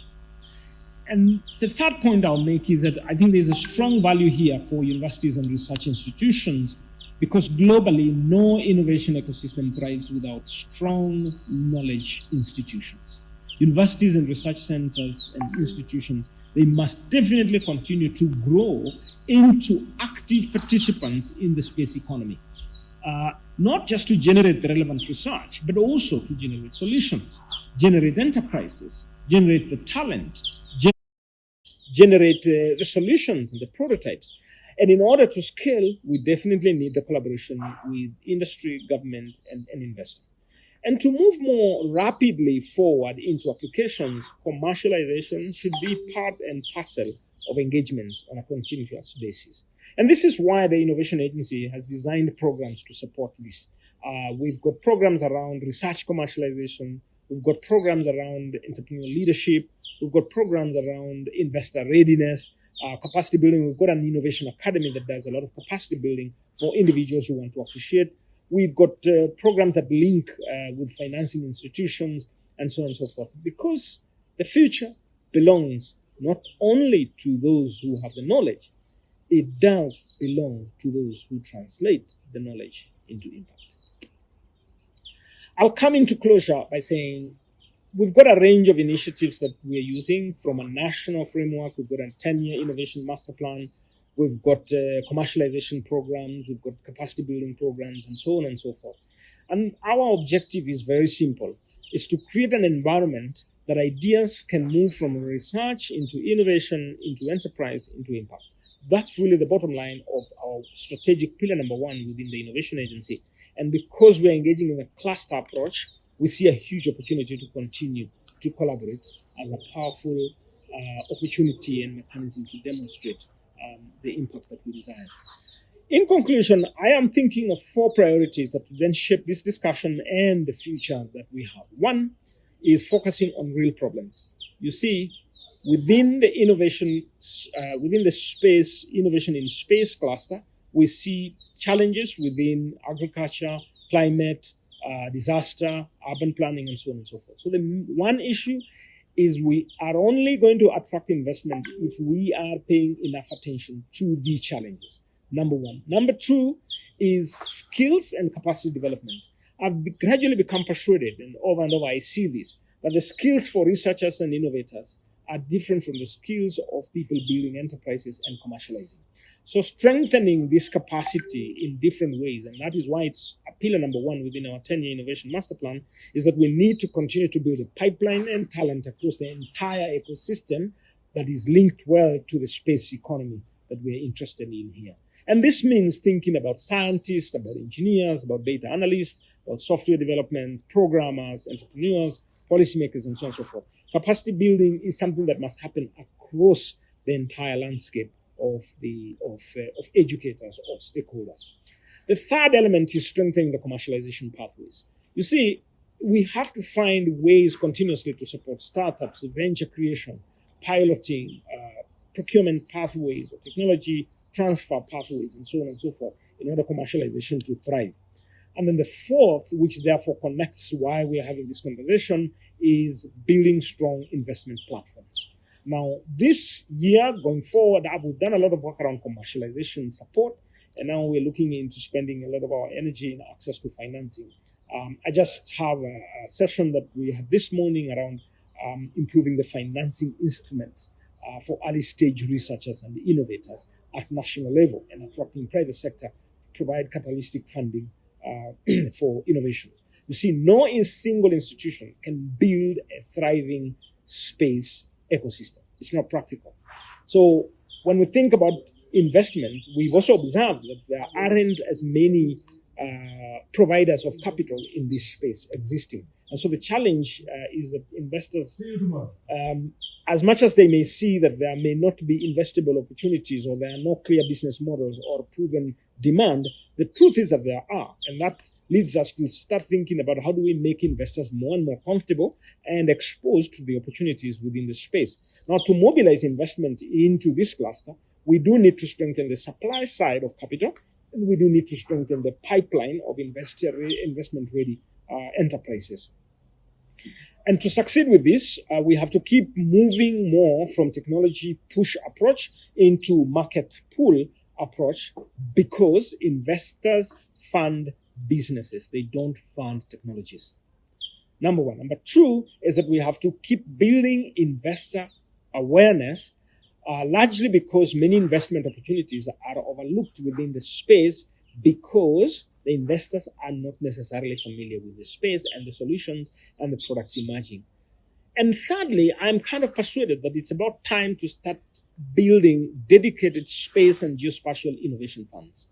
Because the more we build these kind of platforms and we can attract investors in them, then we coalesce around this clusters approach, I see high opportunity. So I have those three recommendations as going into ways of addressing the funding landscape within this ecosystem. And I'll close by saying that the future of Kenya's space economy is not only about how many satellites we can access, but by how effectively we can convert space-derived data into enterprises. That way we can create jobs, services, solutions that will improve the qualities of life. And our task, therefore, is not only to build space capability, but to build an investment ecosystem around those capabilities. Kenya should not view space simply as a scientific endeavor, but we should see it and view it as a productivity platform. Thanks very much, and I wish you well as you deliberate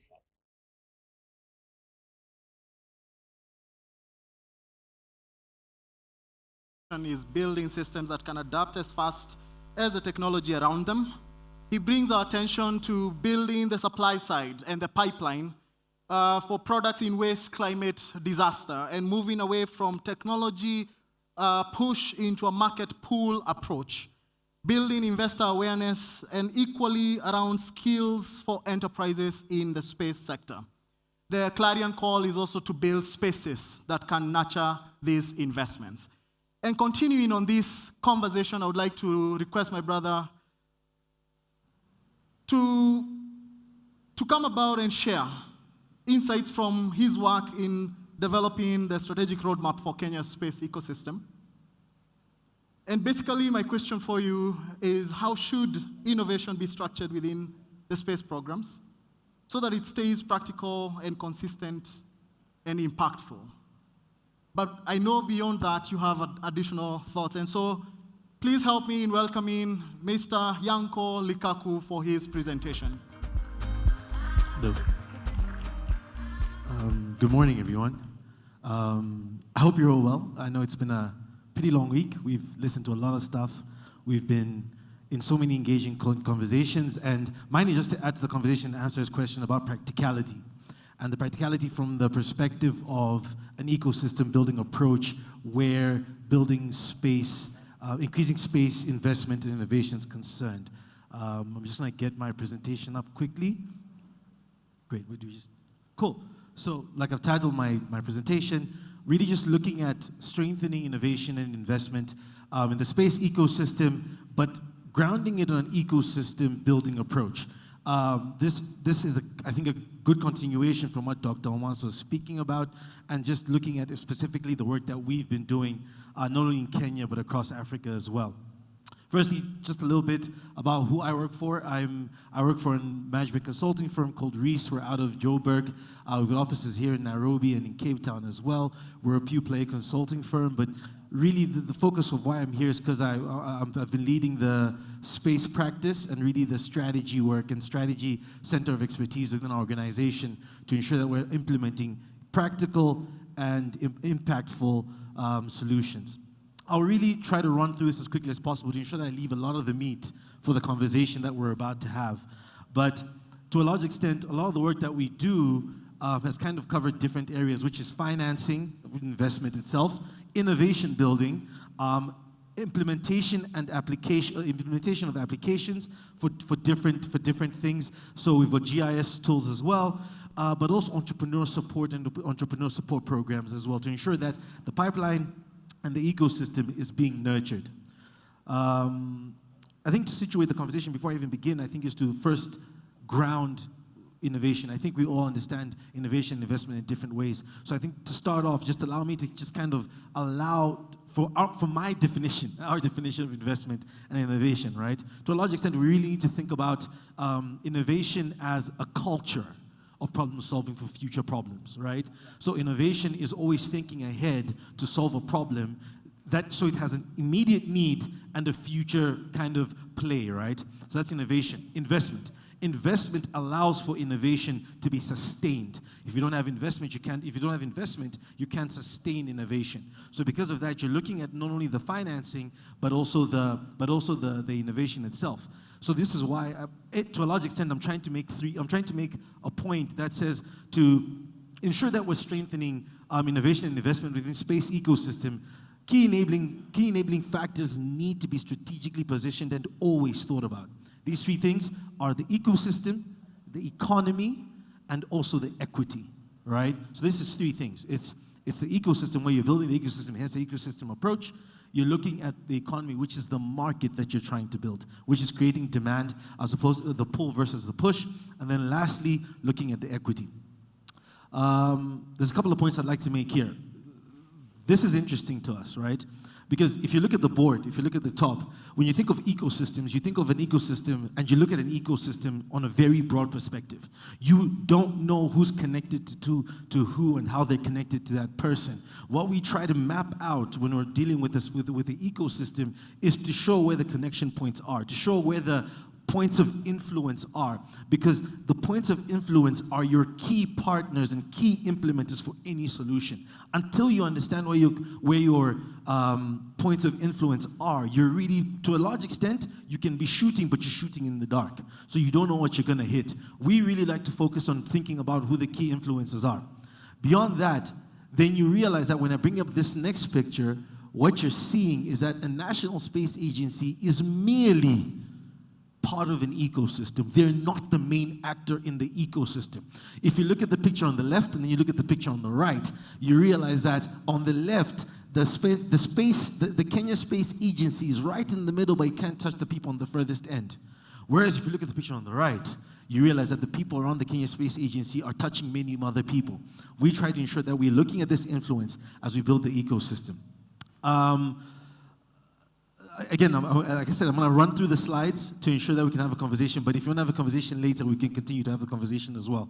I think this is essentially what we found out doing some of our work, not only in Kenya, but also looking at the work that we did across Africa, which is when you're building an ecosystem, you need to catalyze the participation of the private sector, but not only the private sector, but ensuring that people understand the clear pathways to participate.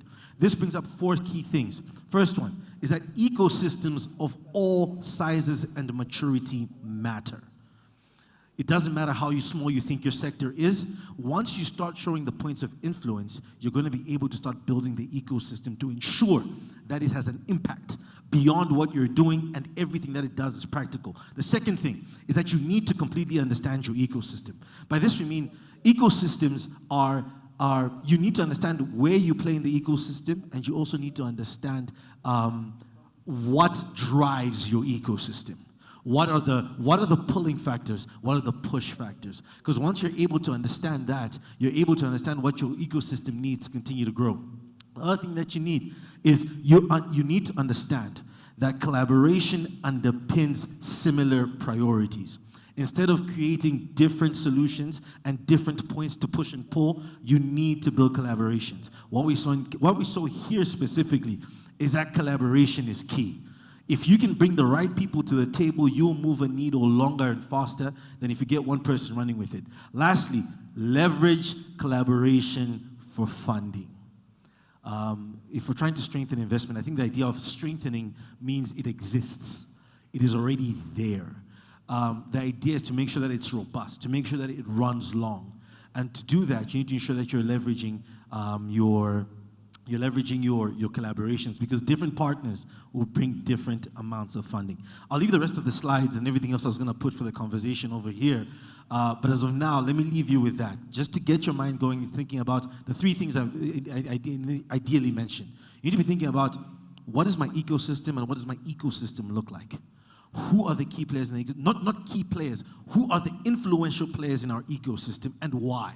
Who are they touching? Why are they touching them? What is the impact thereof? So you need to take a step back and then plan forward, right? So there's this concept that I heard Amazon use, which is think backwards, scale forwards. So what you need to do is think about it like that. You need to take a step back to think of the entire ecosystem as a whole.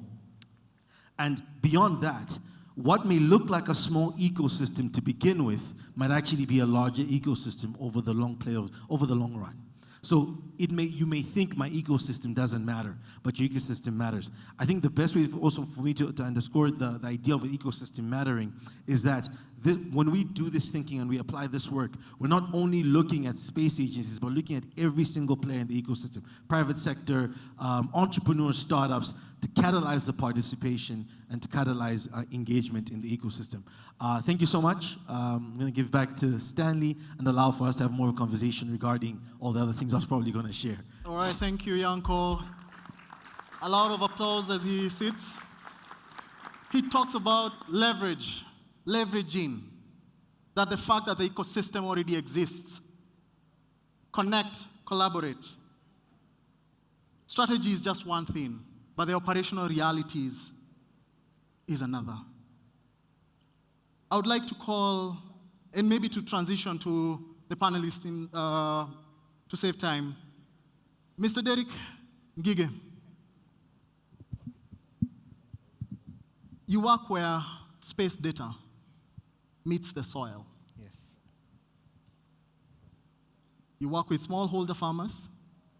And so my question to you is, beyond funding and policy statements, what does effective support for innovation actually look like in an operational environment? Thank you very much for that question. And well, I was thinking about this question and removing the fact of funding, which is very critical, led me to really think in depth of my journey through developing, especially the ground truthing technology for space technology. And looking at also other players and other startups in the ecosystem, one thing that really becomes important for support is what we call the shared technical infrastructure. You find yourself, and especially if you're developing technology, you're mainly doing production probably once after every 3 months, or in our case, when we follow the agriculture calendar, so that is once in every 6 months. And that means that the machines that we have struggled so much to get are actually lying idle for about 5 months or 10 months every year. But what does this create in terms of the support that we can give startups in this space is that we can have the shared facility. We have seen a lot of food startups and the ecosystem really benefit from Kirdi, which has very good infrastructure to enable them to do their food processing. And that is the kind of thing we'll be looking, for example, a fab lab where machines can be shared and technology can be developed jointly. Number 2 is de-risking the field deployment. We exist in a space where you do not know when you are doing something legal and you do not know when you are doing something illegal, and depending on the violations that, and I'll give a case example of people who we have seen try to deploy their own helicopters and everything else, and most often you'll find they are actually doing something illegal, but looking from it from a perspective of a founder, they're actually doing an experimentation. We have seen a lot of regulations being brought into the drone sector, which was very critical to collect agricultural data, especially on a small-scale basis. But the process of licensing becomes so, it's not as publicized, and again is as expensive.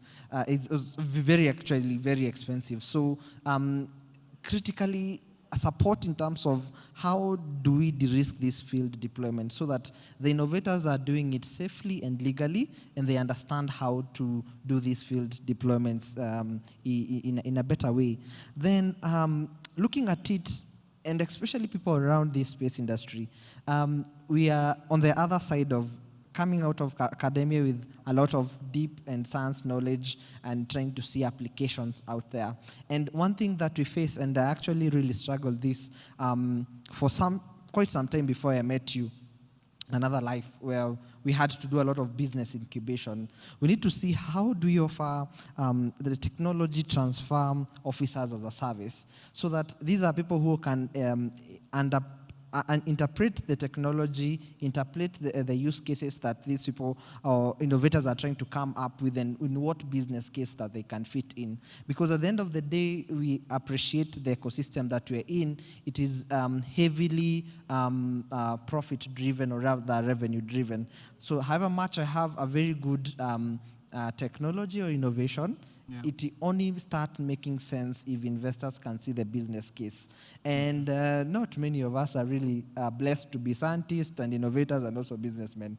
So that becomes a very critical support. And we have seen that happening with the Chandaria Business Incubation Center, with what actually back then you are doing. It really, really becomes important. Number 4, and my last point for now, would be support business to scale deep and not really to scale fast. And we have seen this, and we get a lot of pressure, especially within ourselves, because you really haven't exhausted the Kenyan market, and a lot of people have not really known your technology, but you're kind of forced to start spreading to the East Africa zone, West Africa zone. So it becomes so, you start undoing the great thing that you have already begun.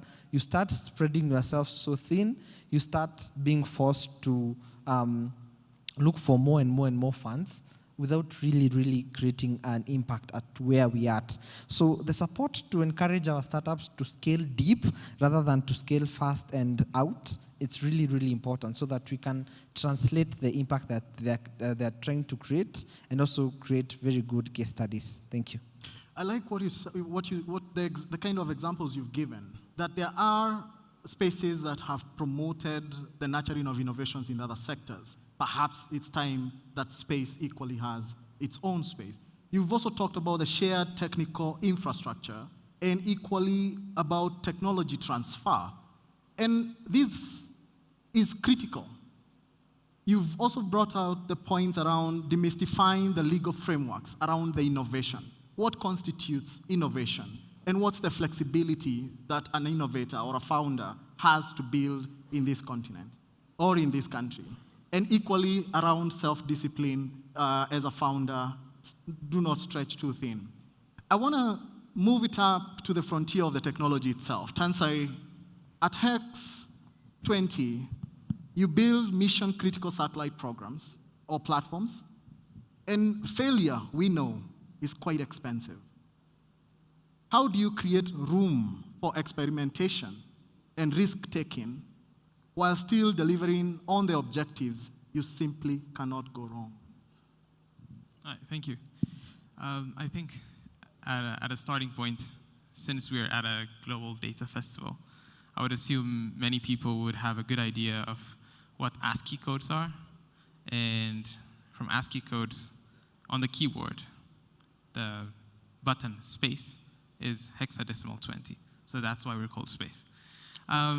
So we do basically, we're obviously a satellite platform manufacturer, but what differentiates us is we're quite mission agnostic.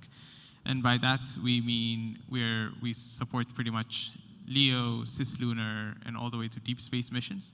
But then we also address applications ranging from Earth observation, comms, lunar observation, deep space exploration missions as well.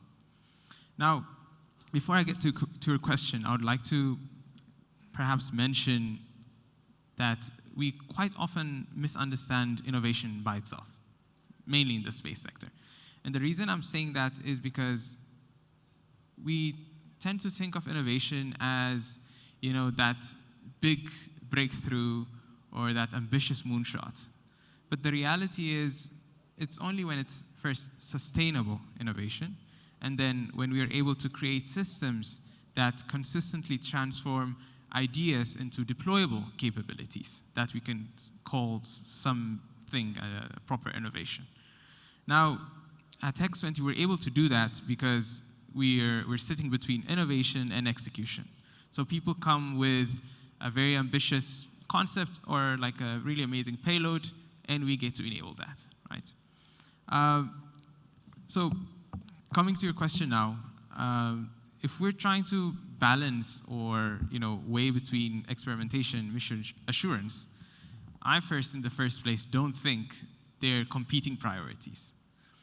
The reason I say that is if you see many of the most successful space entities, they're the ones that can differentiate where they take risks and where they can't afford to take risks. So it's just a matter of on which foot am I standing.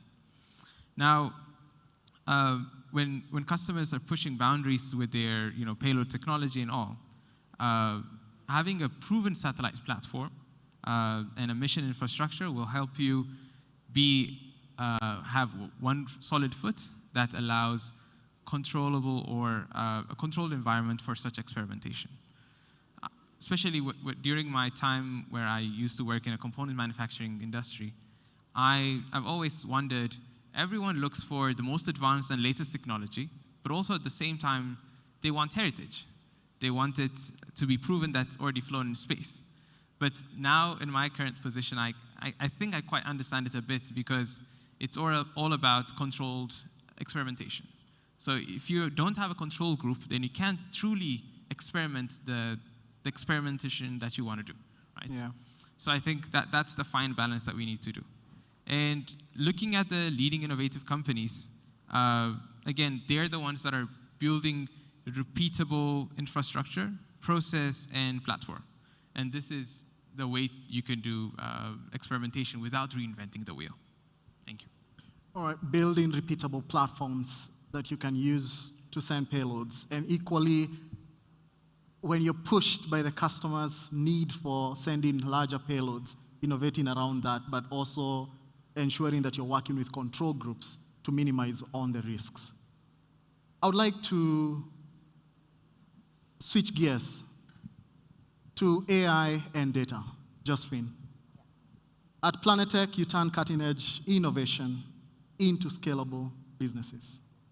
In what ways is the current wave of AI and data-driven technology changing how innovation priorities are actually set in the space sector?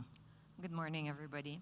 So, as we can imagine, we are witnessing the most transformative moments in history, especially in the space sector, thanks to artificial intelligence and space data. So for decades, the challenge was acquiring data, okay? And today, satellites generate a lot of data, more than humans could ever process. And the challenge is no longer data availability, it's extracting meaning, it's extracting intelligence and extracting insights in taking action. Artificial intelligence is fundamentally changing the innovation equation. So what does this mean? It allows us to move from observation to actual anticipation, It allows us monitoring to prediction, predictive AI models. We have digital twins now. And what does this mean?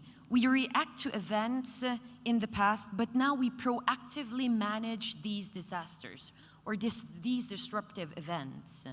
So AI has changed the face of the space sector. So through AI, we simplify the complexity of space. The greatest value of AI is not automation, it's empowerment. What does this mean? It transforms a vast stream of Earth observation data into intelligence. And this intelligence means that governments, businesses, and communities can actually make use of this data. So the force multiplier, AI becomes a force multiplier. It enables repeatability. It enables scalability. It becomes a true impact, not only to the society, but to the planet as a whole. Okay? So AI is helping also democratize access to data and to space information. So a local municipality, a farmer, a utility operator, a disaster response team can now benefit from all of these insights. So today it's generative AI, it's digital twin. It's all about anticipation, predictive models, predicting the future, forecasting, and protecting the planet Earth. I like the examples that you give. The digital twins is an example of a successful case study. I've seen it in Ghana, I think, by the United Nations, and equally in other flood-prone entities. You've talked about the power of AI in analyzing the data that has been observed, and it's quite a lot of data. Definitely. And then going into predictive analytics, into forecasting of crises that could happen. And you talk about AI and data now being more about empowerment of the different actors in the space sector that need the data to then make the informed decisions onto what they're working on. And this, therefore, then opens up to my next panelist, Mr. Victor Otieno. This costs quite a significant amount of money. And so from an investment and an enterprise development perspective, what conditions actually need to be in place for space innovation to move from a promising idea into a viable, scalable business, be it the AI component or the hardware component or the products that Derek was talking about? Yeah, so thank you so much. I would, as part of my opening, I would want to share a Kiswahili proverb, just to give us context.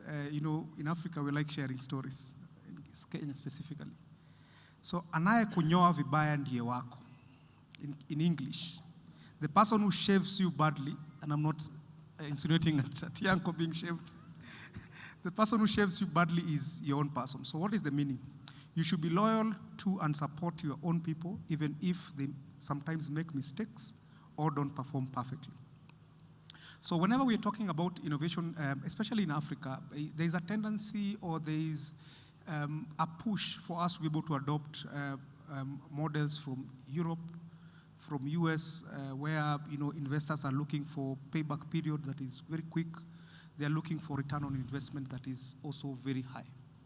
So the question or the danger in Kenya and in Africa is that that model might not work, and that's why we see a mismatch in terms of capital towards startups and innovation. So the challenge that we have in Kenya specifically, we have an issue of poverty. So we have poverty of upwards of 30%. We have issues around unemployment. So we have a lot of young graduates who are finishing college, university, but they can't access economic opportunity or jobs. So that's primarily what we're trying to solve. And of course, then we're bringing all this AI, we're bringing this all Earth observation technology and all these types of technology. So if you were to build a business specifically looking for investment from outside, I think you're going to face a big challenge in the sense that the investor is looking for quick ROI, quick payback period, which then means that that business might not be able to create jobs as such. It might be profitable, which is perfect for the investor, but then it might not work for Kenya or Africa.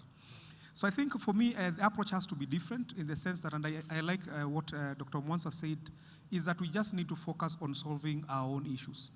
The budgets are already there. We don't need to look for new budgets. The people who make decisions are not technologists. They're not, let me not call them smart. They are smart in a different way. All we need is to be able to convince a chief officer in any county. Because if you go to any county in Kenya, and you can extrapolate to Africa, is they already have budgets in agriculture, they have budgets in education, and they're looking for solutions. Okay, so there's no budget that is going to sit that is called an AI budget or an Earth observation or geospatial budget. But everyone is looking for, how can I be able to solve the issue of agriculture in Murang'a County in the most efficient and cost-effective way possible? So I think the onus is on us in terms of supporting our entrepreneurs to be able to solve those local challenges and tap on budgets that are already there, either in the county or national government. In business, they say the first form of capital, and which is cheap, is retained earnings. So if an entrepreneur is able to access, and we've seen a good case with Muranga County, where the governor has been able to use local entrepreneurs, local innovators, to be able to develop health system, revenue systems, etc. So I think for me, that is the approach that we should be able to take, where we have local entrepreneurs in Wajir, in Nairobi, in Kisumu, solving, of course, using these types of technology, whether it's geospatial data, Earth observation, AI, and of course have some affirmative action in terms of procurement within counties. Because the challenge currently we have in Kenya is that, and this is the PFM Act of 2012, where if a government wants to solve a problem, they would do a public tender. What are the chances of Victor with a small farm winning a tender against a big tech company? Yeah. So there has to be some leeway in terms of having preferential procurement, and we've seen this with Estonia and a lot of other countries, where we get local people to give local solutions. If they don't have the capacity, then we can allow for collaboration with international partners for a limited period of time. Yeah. And then, of course, we can be able to get technology transfer, but then we're able to unlock local capital. Then once that's done, then we can go to a second layer of either getting through the securities exchange, other capital. Then as a last resort, then we can be able to look at external capital coming to Kenya. The thing is we're having now is the flip, is people are trying to build businesses to attract American or European VCs who have completely different metrics. They don't care about jobs, they care about profits. So if we continue to pursue that and say we want to attract investors, I think we might be able to get investment, and we've seen Kenya attract, I think, over $608 something million in terms of investment. But the question we always ask is, where is the money? And where are these big businesses that we are seeing that are raising money that is domiciled in Kenya? So I think we just probably need to shift, rejig our conversation around investment, focus on local solutions, focus on local budgets, then probably we can be able to grow from there. Thank you, Victor. You bring it home. Start with the problem. You understand it all too well. Go after the budgets that are already solving. Bridge the gap between the technology awareness of the decision makers. Go after the market. With retained earnings, build a sustainable business before you scale. And there are capital markets for those, for additional capital. Allow me to ask, would there be anyone in the audience that has a burning question that as we close, this could be tackled? By show of hand.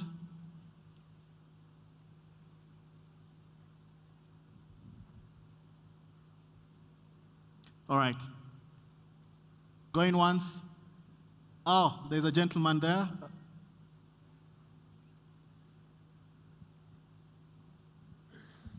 Please start by introducing yourself, what you do, and your question, please. Hi, everyone. I'm Moses. I run a small startup that builds drones, and we basically get remote sense data for agricultural use cases and such. And from the talk that I've heard, which was quite eye-opening, and seeing my own journey, how I got funded, and thinking about the youth. Right now, someone talked about licensing. For instance, for you to operate a drone in Kenya, you need to have a pilot's license. You can imagine that kid who left high school yesterday having that license. Usually funding is in the order of $5,000 or $10,000 maximum dollars. The licensing itself is in the magnitude of $50,000. I think you can see where I'm going with this question. What needs to be done, or what mechanism does there have to be for someone to be able to explore an innovation legally? Perhaps, as you had mentioned regarding incubation, perhaps having an outfit that has, say, licensing that can be able to help you grow your innovation into something that can actually be viable for people to use. Because again, remember, space technologies evolve into technologies we use every day. You've seen this with many examples that are currently in use, such as GPS and many other things. I hope I haven't put the question too broadly, but I'm just trying to allude to mechanisms through which the youth specifically can access funding that will be able to utilize or leverage space-led technologies for them to offer value. And remember, when we say space technologies, of course, everyone goes to launching rockets and those kinds of things, and that's not necessarily the case. I think we also need to expand and define what you mean by space innovation or space-derived tech. Thank you very much. Thank you so much, Moses. He asks a very critical question, the mismatch between what is required on the licensing front versus what is required, what capital is available, even at the young nascent stage. I would begin with you as you offer a response to him, but also your closing remarks, and we'll go all the way to Madam Josephine. Sure. Let me start with answering your question before I go to my closing remarks. I think that these two things should not be opposed. Policy and practicality are things that can work together, right?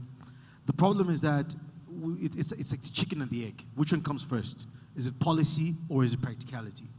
Sometimes practicality will force policy to move fast, right? And we have to be fine with that. We have to be fine with the fact, and policymakers need to be fine with the idea of allowing innovation to happen quickly. I think you use such a great example when you talk about drones and the youth, right?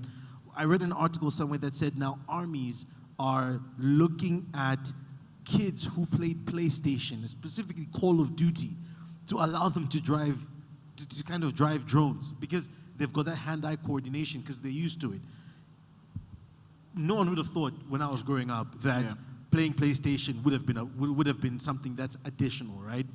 Now, the point I'm trying to make is that as we allow ourselves to move to a space where we allow innovation to create the market to address needs, policymakers need to be able to kind of move as quickly as well. By this I mean, if you have an innovation that's moving, policymakers should be fine with understanding what the need is. So, say for example, a youth has a proof of concept. If they prove the concept, then the policy should be able to understand how best it can enable that. So at the policy level, understanding what the youth would need, and then matching that against the intervention. Absolutely, because we want to move ahead. Yeah. Policy to a large extent it shouldn't hinder progress. It should enable progress and allow for the continuation of process. I guess this is my perspective as well, right? So I guess moving on to my closing remarks. Please keep it just 1 minute. We are already out of time. Absolutely, 1 minute. I think what you're asking about, I think, is actually what I think a conundrum that everyone has to think about when they're looking at innovation, which is, do I wait until I know if I'm allowed to, or do I prove the concept? I think to a large extent, the way the economy is moving and the way the market is moving, it is best to prove a concept and allow people who can regulate and give you policy to support that, to then weigh in on that conversation. So practicality before policy, no waiting. Simultaneous. All right. Please make your closing comments as well. Keep it just 1 minute, please, in the interest of time. I think the reality of Kenya and Africa is that we have very little fiscal space in terms of government having the luxury of giving incentives and all this. In Kenya, that pressure is very high. So I think if we sit and say let's wait for government to allocate and give support, I think you'll wait until the cows come. But I think there's an opportunity for us to be able to prove concept.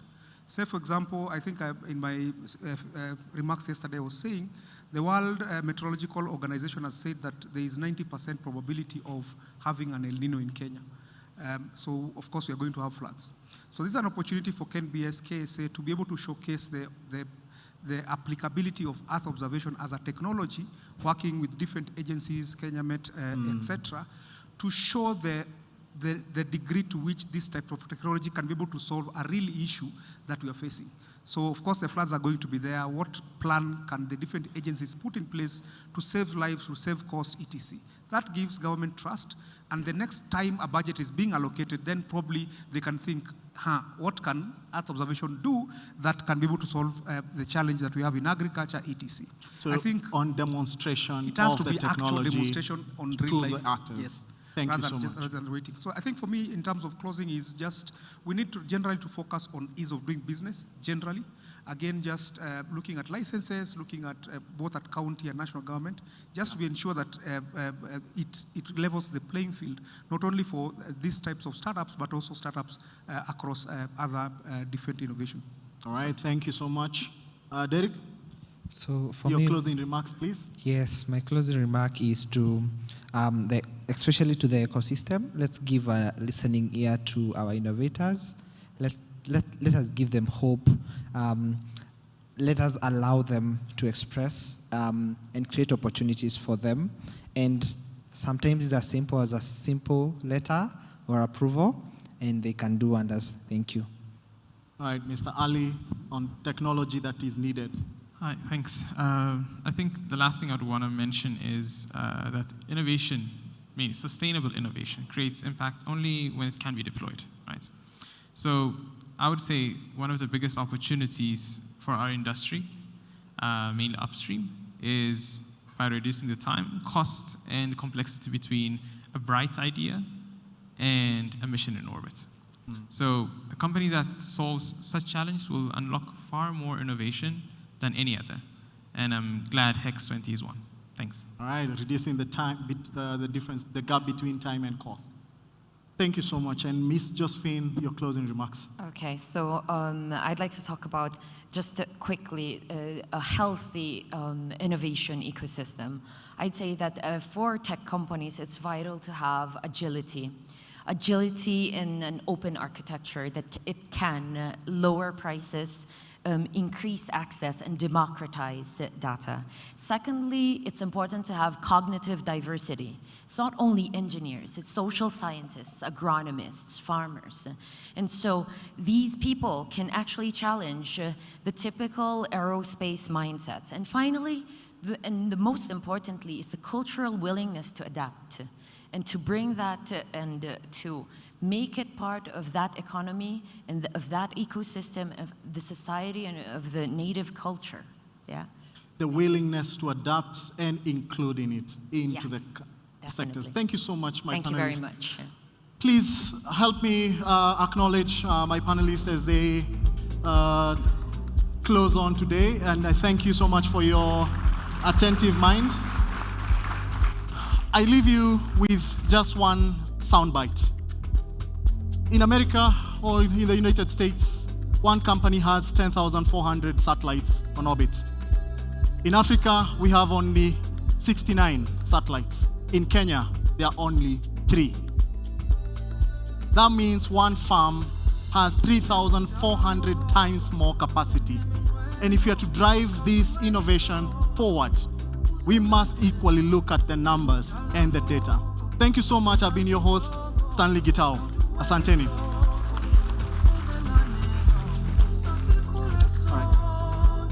All right. Let's...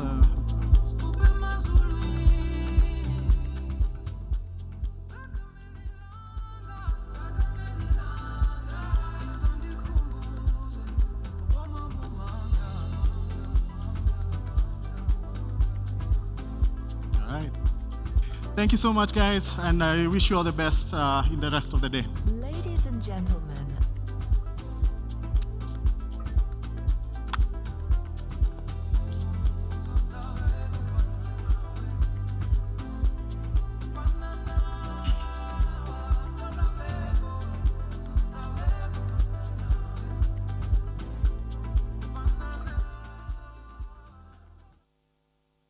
please invite you to take your seats. We will be commencing the program shortly. Thank you for your cooperation. Ladies and gentlemen, may we please invite you to take your seats. We will be commencing the program shortly. Thank you for your cooperation. Ladies and gentlemen, may we please invite you to take your seats. We will be commencing the program shortly. Thank you for your cooperation.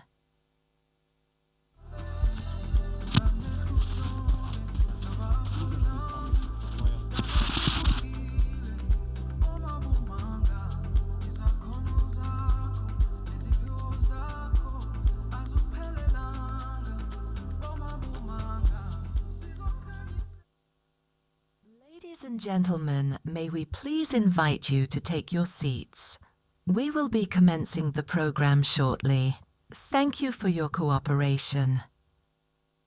Ladies and gentlemen, may we please invite you to take your seats. We will be commencing the program shortly. Thank you for your cooperation.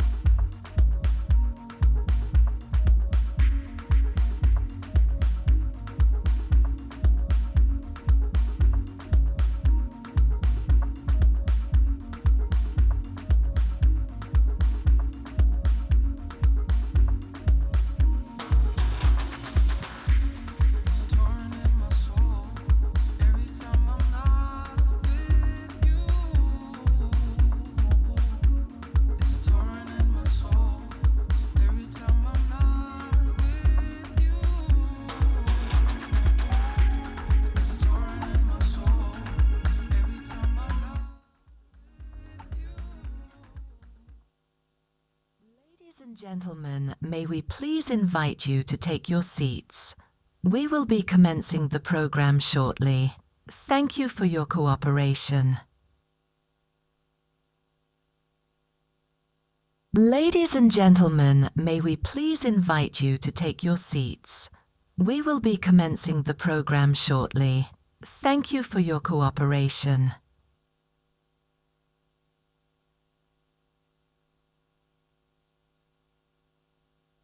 Ladies and gentlemen, may we please invite you to take your seats.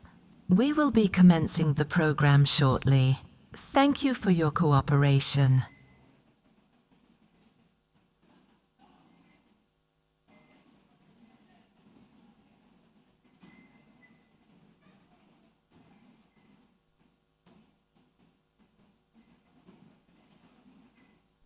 Ladies and gentlemen, may we please invite you to take your seats. We will be commencing the program shortly. Thank you for your cooperation.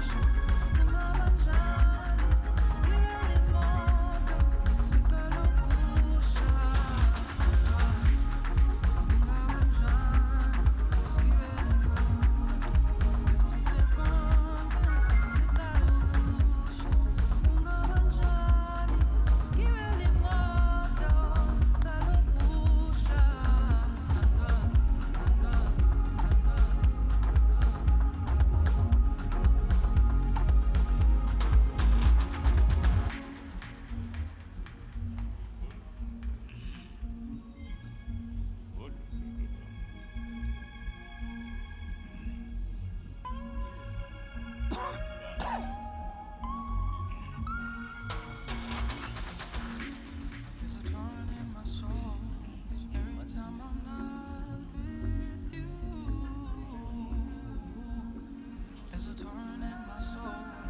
Every time I'm not with you, and I hit a body. See you around me, believe me, believe me, believe me. And I hit a body. See you around me, believe me, believe me, believe me.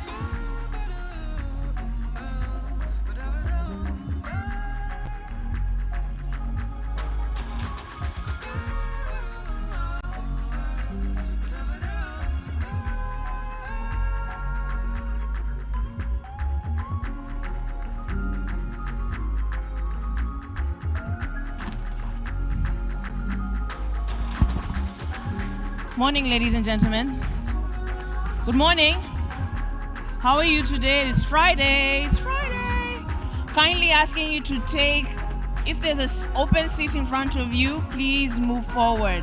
Move forward if there's an open seat in front of you, so you can see the performance and hear them well and get involved in the activities. And also for picture moments, it's really good to see you all crowded together. So kindly stand up. Stand up, please. If there's a seat in front of you, except for the first row, please move forward. Move forward if there's a seat in front of you. If there's a seat in front of you, please move forward. Thank you for those who are moving. For those who are not moving, move, please. Thank you. We'll be starting shortly. And ladies and gentlemen, as we welcome in the choir, KNBS staff choir. They gave me some eyes there in a moment. A quick announcement. Tomorrow at 6 a.m., there is a tour of the Nairobi National Park that is being arranged. I don't know how much it will cost. I don't know if it is free. Those are not answers I can give you. However, I can say that anybody who is interested in joining can sign up at the Killian desk on the 8th floor. So where we have our safari from Afari, tomorrow you'll be safari from Aklosi. Nice to see you, Mr. Ben Roberts. It has been a long time. So yes, please, please, please sign up for tomorrow on the 8th floor. The team will be leaving this afternoon, soon after lunch. They may not be here, so if you are interested in a tour of the Nairobi National Park, then please sign up on the 8th floor. Thank you very much.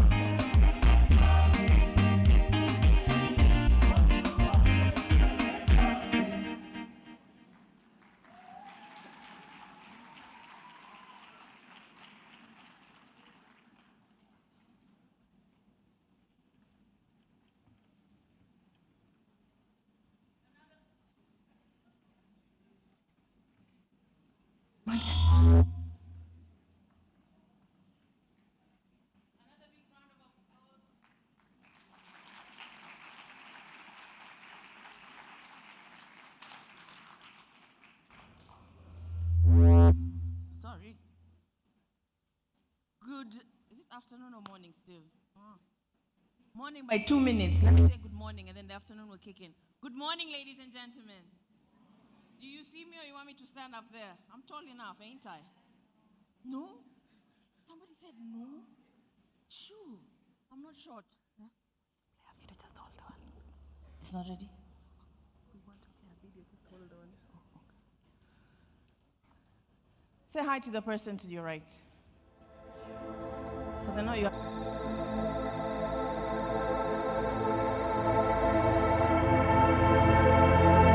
Countries across the world are staking their claim in orbit, and Kenya is among them. The launch of the One-Kunz PF and Typhoon 1 satellites proves that Kenya is not late to the space race. It has always been there from the very beginning. At the heart of Kenya's space agenda is the Kenya Space Agency. Established in 2017, the agency is mandated to promote, coordinate, and regulate space activities while harnessing space technology for national development.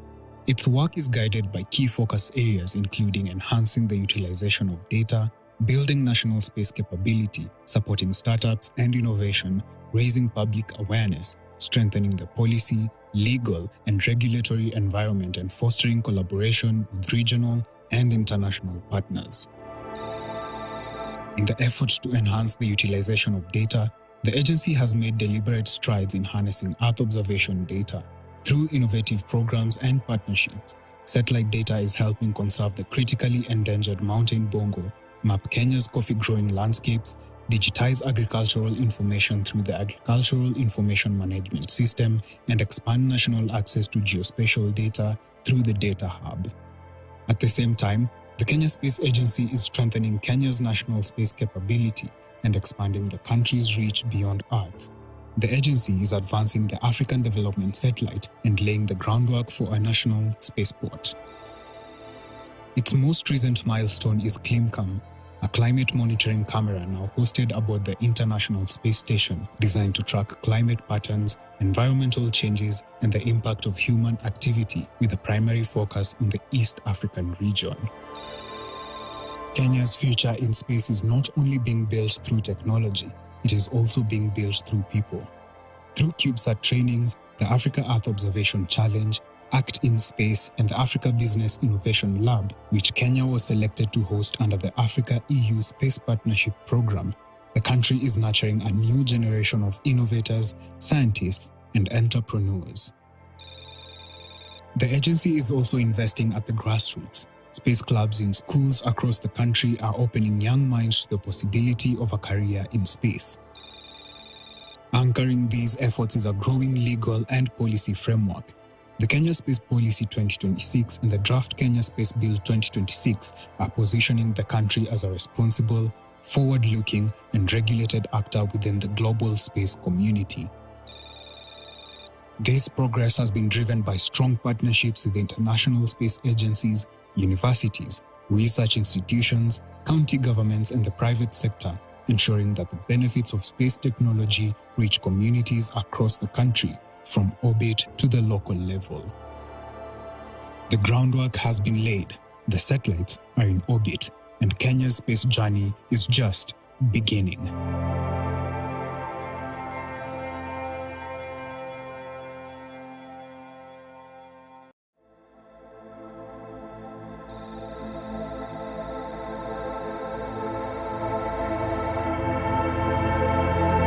Countries across the world are staking their claim in orbit, and Kenya is among them. The launch of the One-Kunz PF and Typhoon 1 satellites proves that Kenya is not late to the space race. It has always been there from the very beginning. At the heart of Kenya's space agenda is the Kenya Space Agency. Established in 2017, the agency is mandated to promote, coordinate, and regulate space activities while harnessing space technology for national development. Its work is guided by key focus areas including enhancing the utilization of data, building national space capability, supporting startups and innovation, raising public awareness, strengthening the policy, legal, and regulatory environment, and fostering collaboration with regional and international partners. In the effort to enhance the utilization of data, the agency has made deliberate strides in harnessing Earth observation data. Through innovative programs and partnerships, Satellite data is helping conserve the critically endangered mountain bongo, map Kenya's coffee-growing landscapes, digitize agricultural information through the Agricultural Information Management System, and expand national access to geospatial data through the Data Hub. At the same time, the Kenya Space Agency is strengthening Kenya's national space capability and expanding the country's reach beyond Earth. The agency is advancing the Kenya.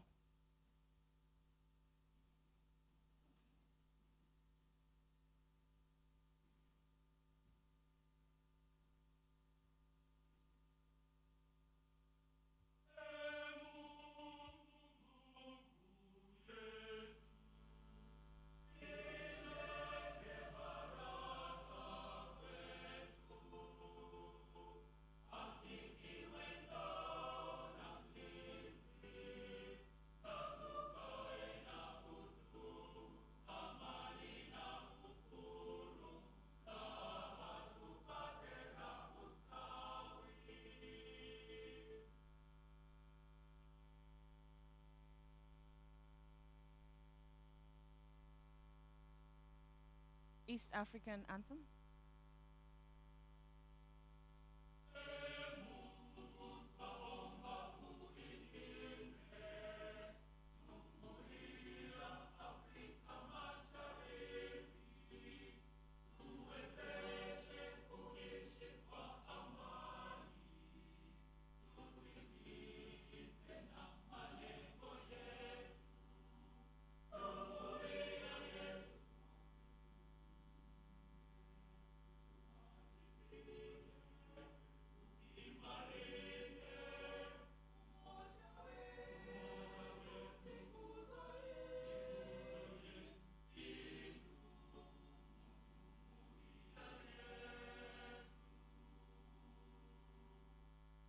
Thank you. You may be seated.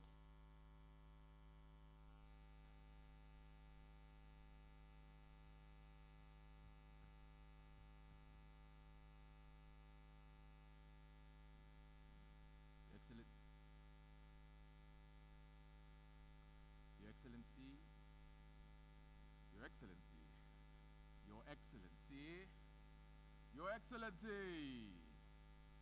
I'm just doing a sound check for myself. I'm about to sing for all of you, so I want to ensure that my voice can carry to the back of the room, as well as our KNBS staff choir. Can we give them a round of applause, ladies and gentlemen? Thank you very much. Thank you very much. Your Excellencies, Director Generals present, senior members and CEOs of our large organizations present, our co-chairs and the team, and all of you fantastic delegates, welcome to the saddest moment of this joint event, the official closing ceremony of the Global Data Festival and Kenya Space Expo and Conference 2026. Do not clap. I want you to all say, "Oh." So one more time. Welcome to the closing ceremony of the Global Data Festival and the Kenya Space Expo and Conference 2026. I feel the same. My name is Karaganya. We have a fantastic way to wrap up this event where I know the ideas that have been shared, the partnerships that have been formed, the collaborations that are going to grow from this joint event will take us further than the stars. That one is for our KSA team. Now, we have, my name is, can you all say my name? It's good. We did that on purpose. We did that on purpose. We wanted to see if you're still awake, alive, and enthusiastic for the closing ceremony. Her name is Nyevu Karisa. Your name is Karaganya Mamlole. And we are delighted to walk you through this closing ceremony. There are a few things we are going to do. We have a short video that we will play. We want to hear 1 or 2 voices from the audience. And then we will move into a few more formal closing remarks as we wind up and really think and digest about everything we've discussed. However, as per the usual, I do have one very quick energizer activity, and it's going to be very quick, I promise, that I want us all to do. So I'm going to ask if we can all, to the best of our abilities, rise to our feet. Oh, no, I think this one, do you want to stand or sit? Okay. We will leave you sitting for this one. But here are the rules. This is what's going to happen. there are two things that you're going to do. You're going to say something and you're going to do something at the same time. And there are 4 actions that I want all of you to take. There's point forward. Please, everybody point forward and say point forward. Point back. Look left. Look right. So those are the 4 actions, and you've also verbalized them. Those are the 4 things you will say. So the first round, what I'm going to ask all of you to do is say what I say and do what I say. So I'm going to ask everybody point forward, and I want all of you to say point forward and point forward. Point forward. Point back. Point forward. Look right. Look left. Point back. Point forward. Point right. There's no point right. Okay, good. So, great. Round 1 done. Second round, I want you to do and say the opposite. So when I say point forward, I want you to point back and say point back. Does that make sense? If I say look right, then what should you do? And you say look left as well. So you're saying and doing the opposite of what I ask you to do. Look forward. Okay, there's no look. I even confused myself. All right. Look right. Point back. Point back. Point forward. Look right. Fantastic. This is a really sharp crowd. All right. And as a final go, and this may hurt your heads a little bit, I want you to say the opposite of what I tell you to do. Rather, I want you to do the opposite of what I say. So when I say point forward, what should you do? You should physically point back, all right? But what should you say? You should say point forward. So you say what I say, but do the opposite. Does that make sense? Say what I say, do the opposite. Point forward. Look back. Look right. Look left. Point forward. All right. Thank you so much, ladies and gentlemen. That is it. Please give yourselves a round of applause. And as I welcome a short video highlight that we have from the conference, I want you to think of this activity that we have just done. How data can be straightforward at times, how achieving our goals in the space economy can look straightforward, but the reality is that it can get very jumbled up and confusing. But how will we know we're doing well is if we can still smile about the challenges we are facing and continue on with the work that we are doing. Let's give the short video we have a quick round of applause as we welcome it. Thank you very much.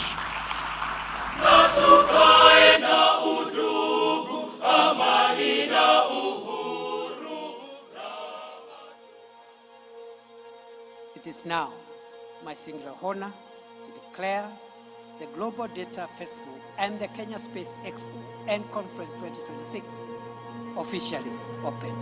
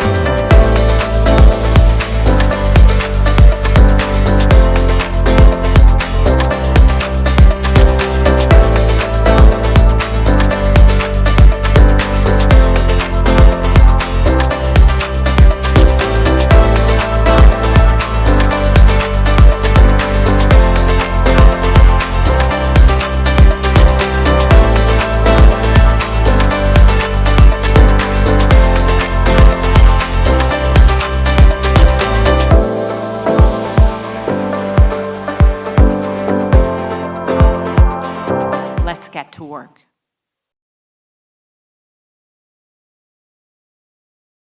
Round of applause for that fantastic highlight video. Those of you who are not here on day 1 or day 2 or day 3, you can see what you have missed out. Your Excellency, next time we need you here on day 0 as well. Thank you so much for that. That's a quick highlight video. Please give a round of applause if you saw yourself on screen. And a round of applause if you did not see yourself on screen. And a cheer for the entire video. One more time with a whoosh. Thank you, thank you.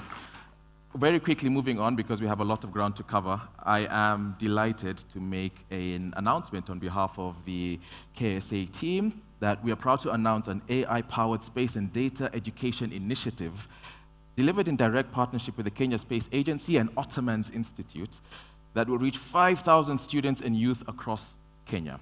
Through a specialist AI teacher, learners will engage with satellite data, Earth observation, and the technology shaping our world, from climate action to food systems and public health. It is a platform that is proven to work, and it is already active across nearly every county, each of our 47 counties in Kenya, and is recognized as a national case study at the Connected Africa Summit right here in Nairobi. So I am very delighted to announce this official partnership, and please go ahead and have a look at the website that you will see on screen. Just note it down, it's a short one. I want everybody to take the opportunity to actually log in and participate and contribute and spread the word of what is happening. It's going to appear on screen in a moment. I know, it's coming just now. 3, 2, 1, here we go. oeidu.co.uk. Let's give that a round of applause as well, ladies and gentlemen. Thank you so much. Yes, remember we had agreed how we will be doing our rounds of applause from day one. This is not enough. I need to hear woos and haws. So one more time, a round of applause, ladies and gentlemen. Thank you. Thank you. Thank you. We now want to do something very quick. It's just a 1 minute. You've heard a lot of us speak on stage, and we want to hear from 2 different individuals in the audience, just about your experience, what you have learned, what you think you'll take home over the course, what you've learned over the last 3 days and what you'll take home as you leave this joint event of ours. So I'm just going to look for volunteers. Please raise your hand if you would love to say, okay, I can see one person here, and I can see another person there. So can we get a microphone to these 2 individuals, please? And let's just hear what they have to say. Please tell us your name, where you're from, and your short comments.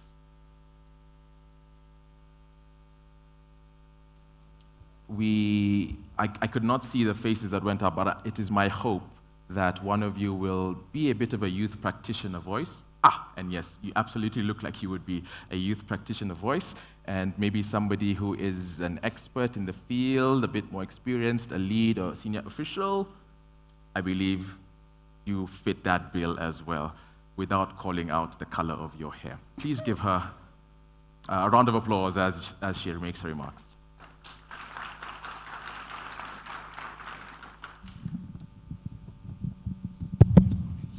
Hello, everyone. So my name is Linda Arthur from Ghana. I'm a CAN fellow. So what I'm taking from the program, so I came into the program and got to know of the question is, how can we make sure that the data we analyze, the data we bring on board, the inside does not only sit on a laptop, but the inside goes ahead to transform society. So apart from the connections and the networks and the collaborations I've made here, I'm looking forward to now building my career with intentionality, making sure that every data set I open, every data point that I get to interact with, the inside does not only sit on my PC, but goes ahead to inform, transform, and better the community around me and beyond. Thank you so much for Thank you so much, Linda. Round of applause for her, please.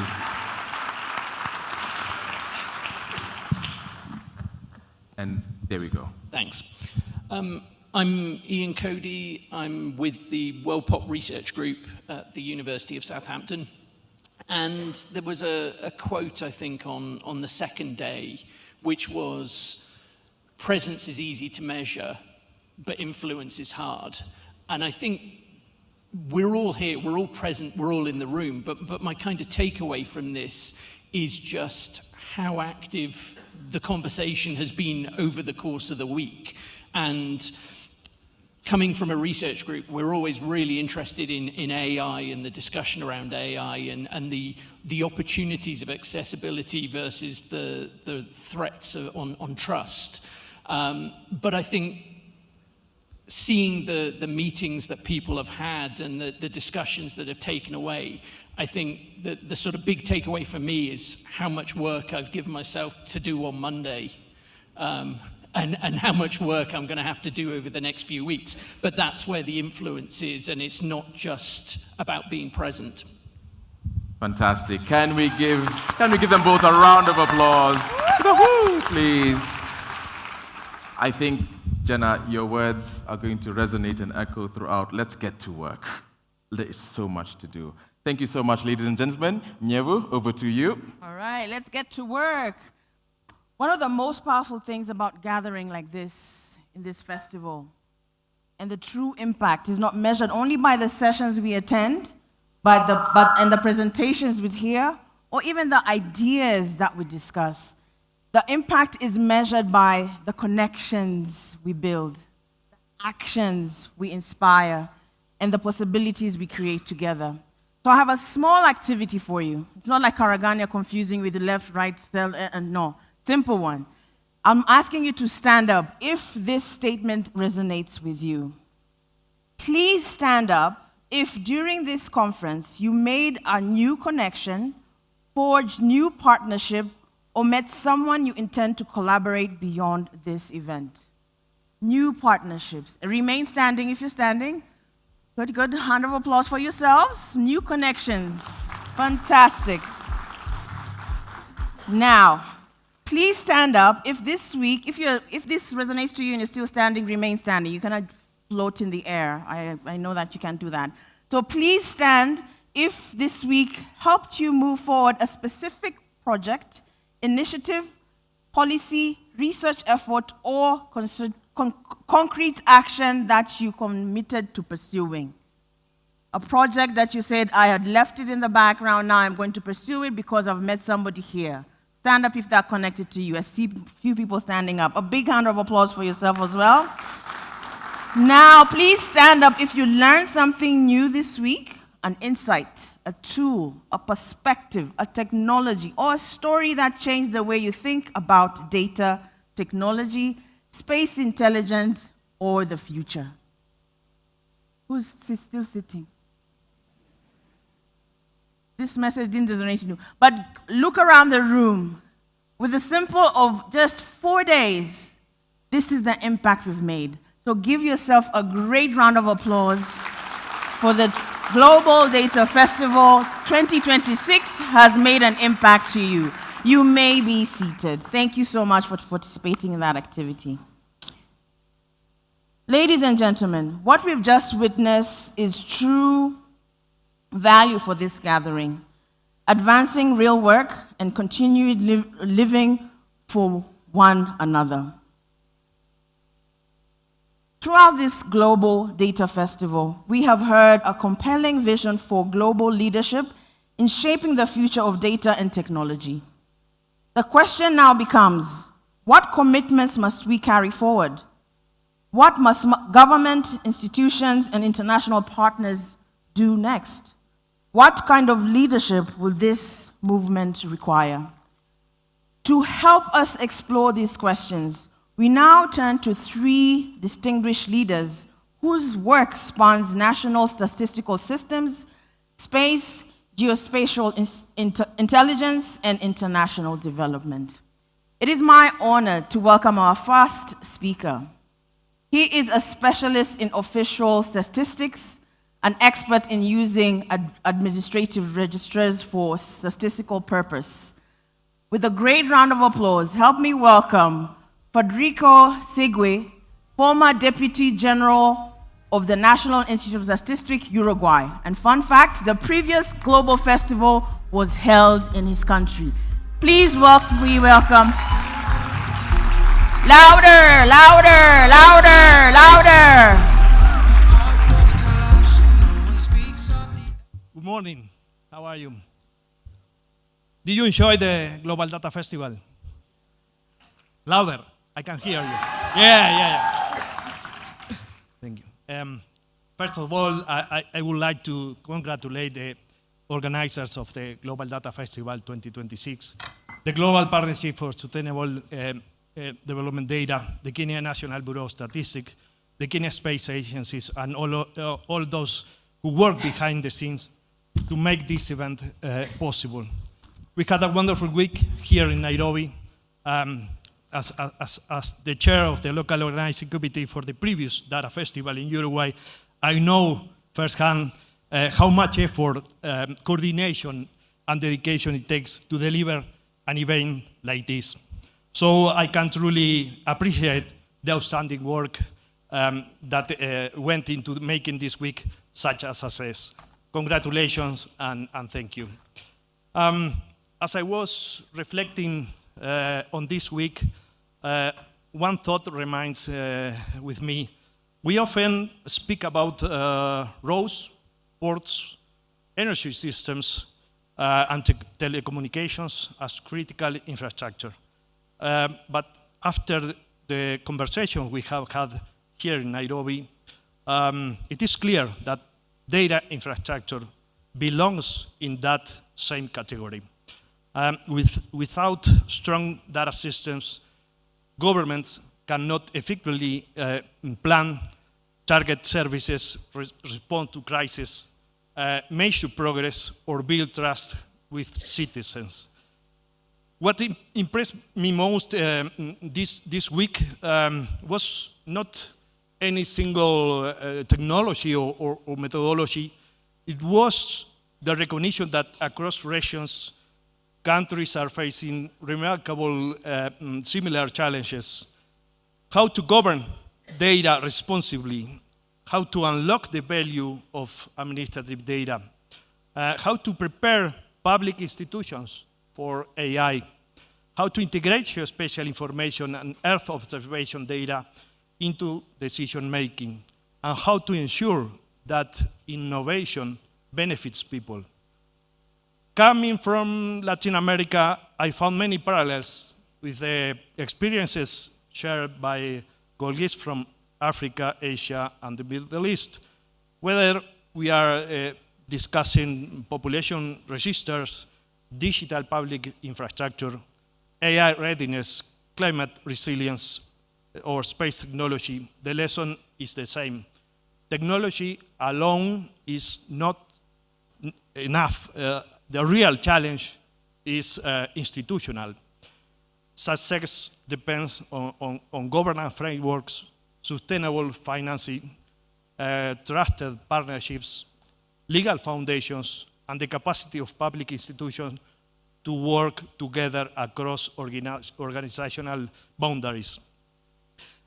One message that emerged strongly throughout the week is that data governance is no longer a technical issue. It is a development issue.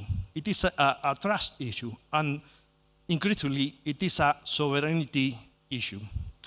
Countries need the ability to produce, govern, and use their own data assets to support evidence-based decisions. This doesn't mean working in isolation, quite the opposite.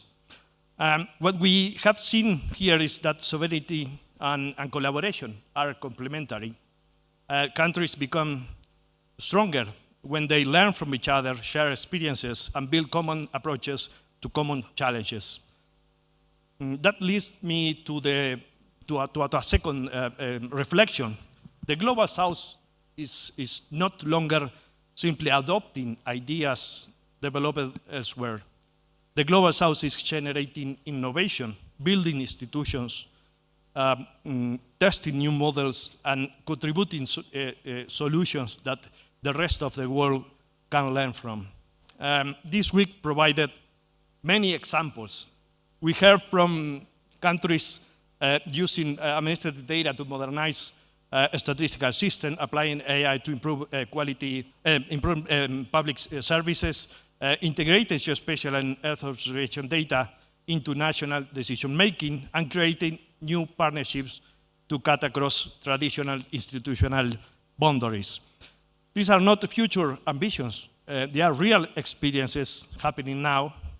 And perhaps the most important outcome of the week is not a report, a declaration, or a presentation. It is the network that has been reinforced. The partnerships formed here, the conversations started here, and the trust built here will, in the end, have a greater impact than any individual session. As we leave Nairobi, I believe we should carry forward 3 commitments. First, invest in national data system as essential public infrastructure. Second, strengthen governance framework that enable data sharing, protection, trust, and responsible innovation. Third, continue building bridges across regions so that knowledge, expertise, and innovation flow in all directions. Because the challenges we face are global, but the solutions must be locally owned and globally connected. This week has reinforced something fundamental. Building a stop data system is not optional. It is central to how modern states serve their people, strengthen resilience, and create opportunities for future generations. Thank you. Woo! A big round of applause for Federico Segui.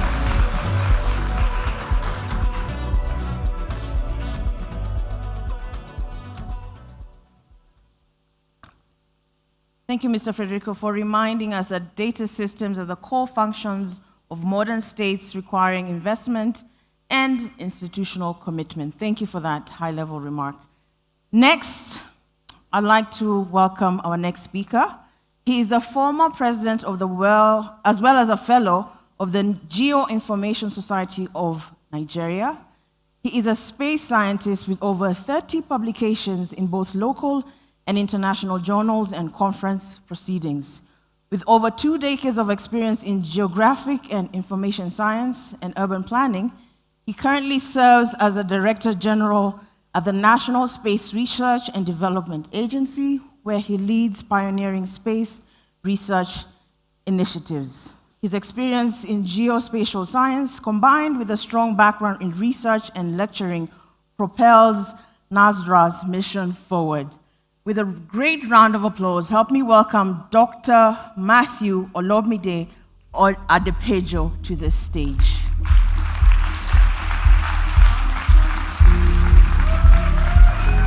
Big round of applause. Let's make some noise.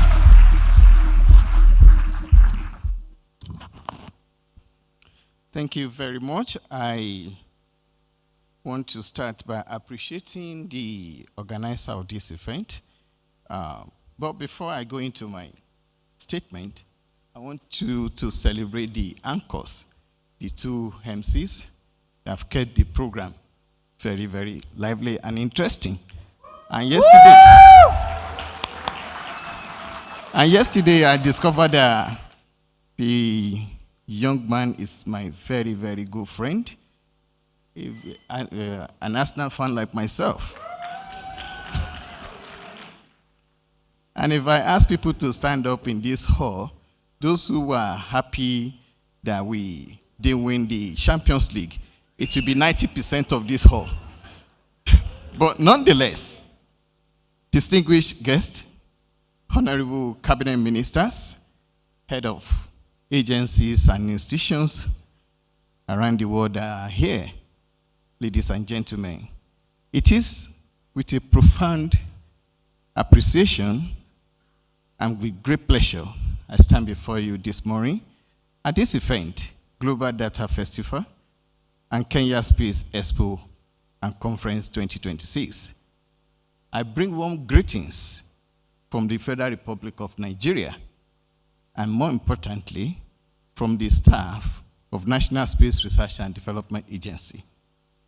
Let me begin by expressing my deepest appreciation to the Kenya Space Agency under the able leadership of my dear brother, Brigadier General Hilary, and the leader of Global Partnership for Sustainable Development, Data, under the leadership of amazing, beautiful Lady Jane Slaughton. And of course, the Kenya Bureau of Statistics, as well as the government of Kenya, for providing this opportunity for us to gather here and extending invitation to me to witness this wonderful event.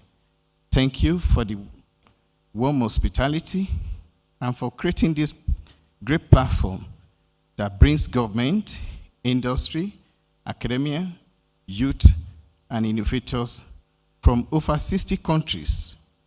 Your vision in convening this conference under the powerful theme, Powering Resilience, Innovation, and Partnership through Data and Technology. It can never be more timely than now, because Africa needs this strategic direction. Moving beyond numbers to real impact, this is the bedrock of Industry 4.0. Africa stands at a critical junction.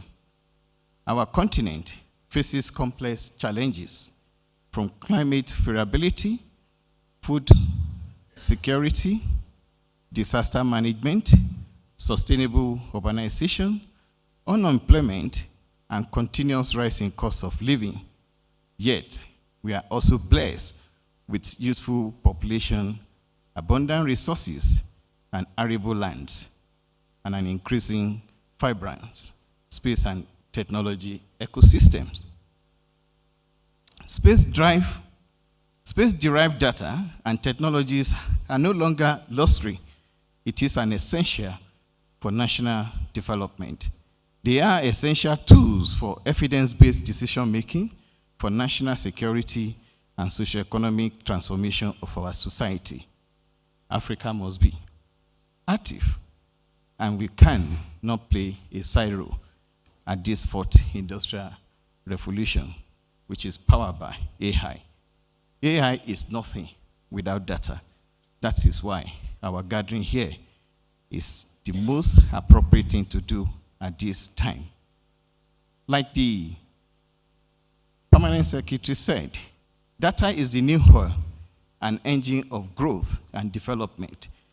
Turning data to positive impact on all citizens is a clarion call on all of us who are serving in government and leaders of private entities. At this conference, Nigeria just formed multi-agency collaboration on data for humanity. This initiative will be driven by NASDA, National Bureau of Statistics, National Population Commission, for the Ministry of Humanitarian Affairs. When the anchor was asking us, what have you gained from this conference? I think she was actually looking into my remark.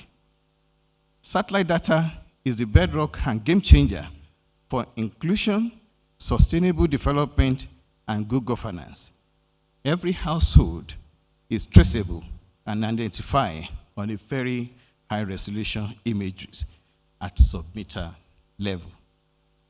At NASDA, we have made significant strides in harnessing space technology to address some of our national challenges and priorities through our satellite missions, which we have launched 7, and we are in the process of launching additional 4. We have supported climate smart agricultural program in partnership with European Union and European Space Agency, flood mapping, deforestation tracking, and urban planning across West Africa region. Our recent collaboration with regional and international partners have strengthened our capacity in Earth observation, downstream applications, space governance, and innovation ecosystem development. We are particularly excited about the growing partnership between NASDA and the Kenya Space Agency, our interactions, including these productive Kenya Space Agency delegations to Nigeria in September 2025. These have laid solid foundation for deeper collaboration. Today, I stand here to reaffirm our commitment to working closely with Kenya Space Agency and by extension to the data group and other African space agencies to advance the African space policy and strategy, an offshoot of African Union Agenda 2063, which has given birth to African Space Agency.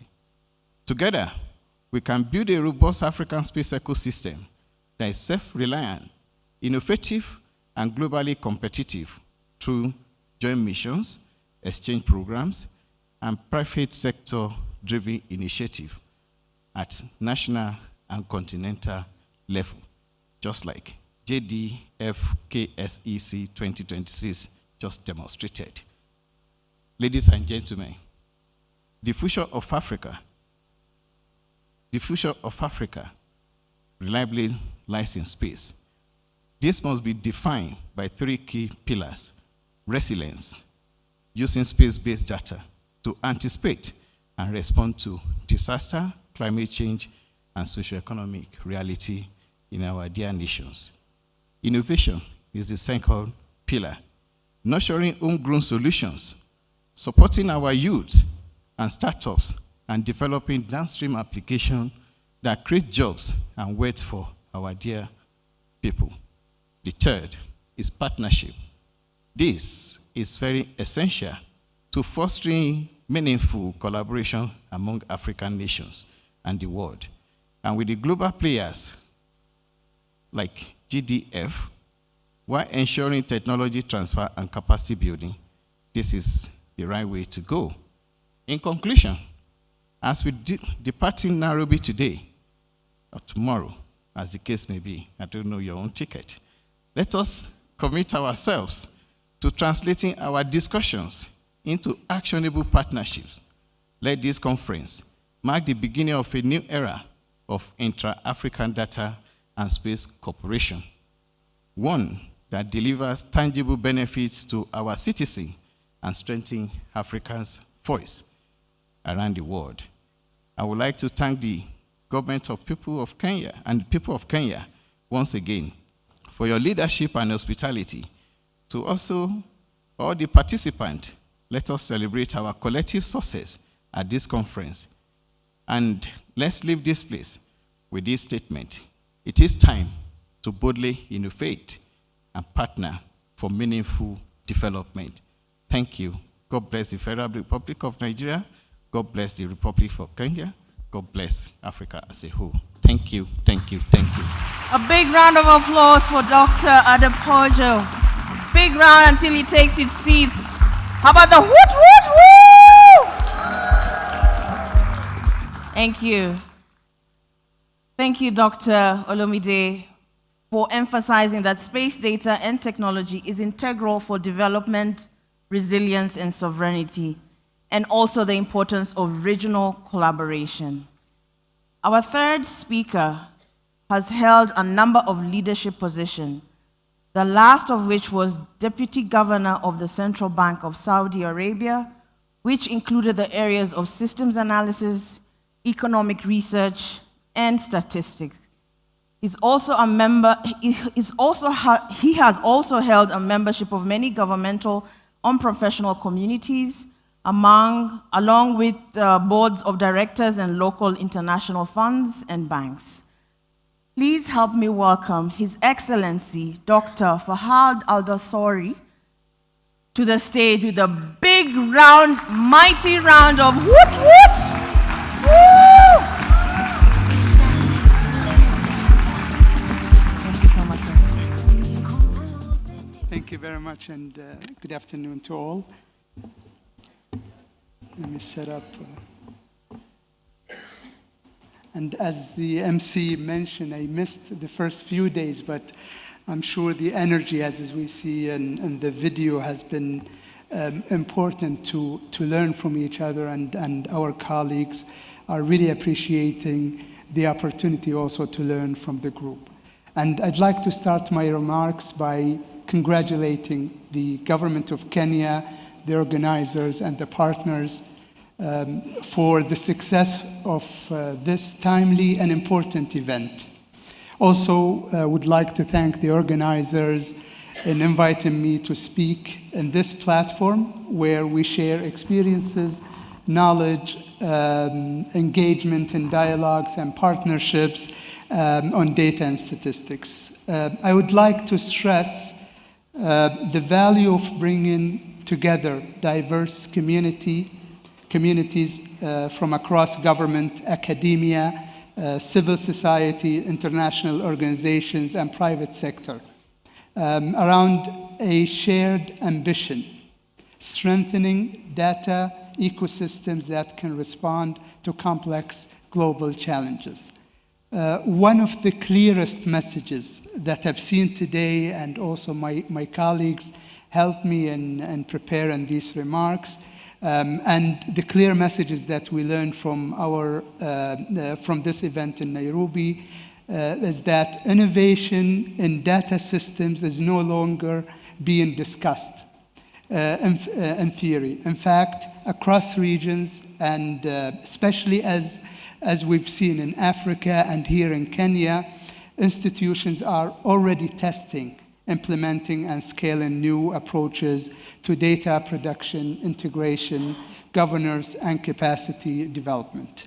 The use of data and technologies are changing, which impact the role of statistics or the national statistics offices globally. And as statistics offices, we do need to adapt to that change. We need to co-op with that change. We cannot have a 5-year strategy plan. It's changing almost on a yearly basis. So we have to be ready for that change. In Saudi Arabia experience, JSTAT, we've conducted a full transformation to our statistics to align with the best international standards. When we started our strategy in 2023, we focused more on building the infrastructure to prepare our infrastructure to the future. The priority was technology, and we benefited from the technological advancement in Saudi Arabia and globally. Give you examples, data lakes, IT systems, etc. Also, we invested in expanding our statistics products, which was mainly driven by demand.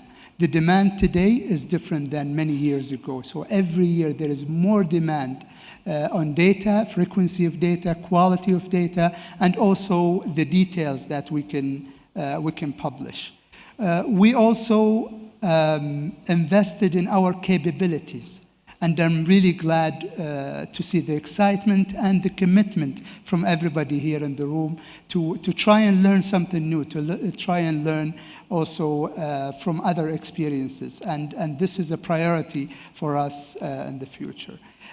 AI, to give you an example, AI was not in our strategy when we developed it in 2023. However, today you cannot ignore it. It has to be a part of our day-to-day work in statistics. And that's why, as a national statistics offices, we already implemented using AI in many of our products, in addition to using multiple sources of data, which help bring up the quality of statistics indicators that we publish, and also the frequency that we can able to publish.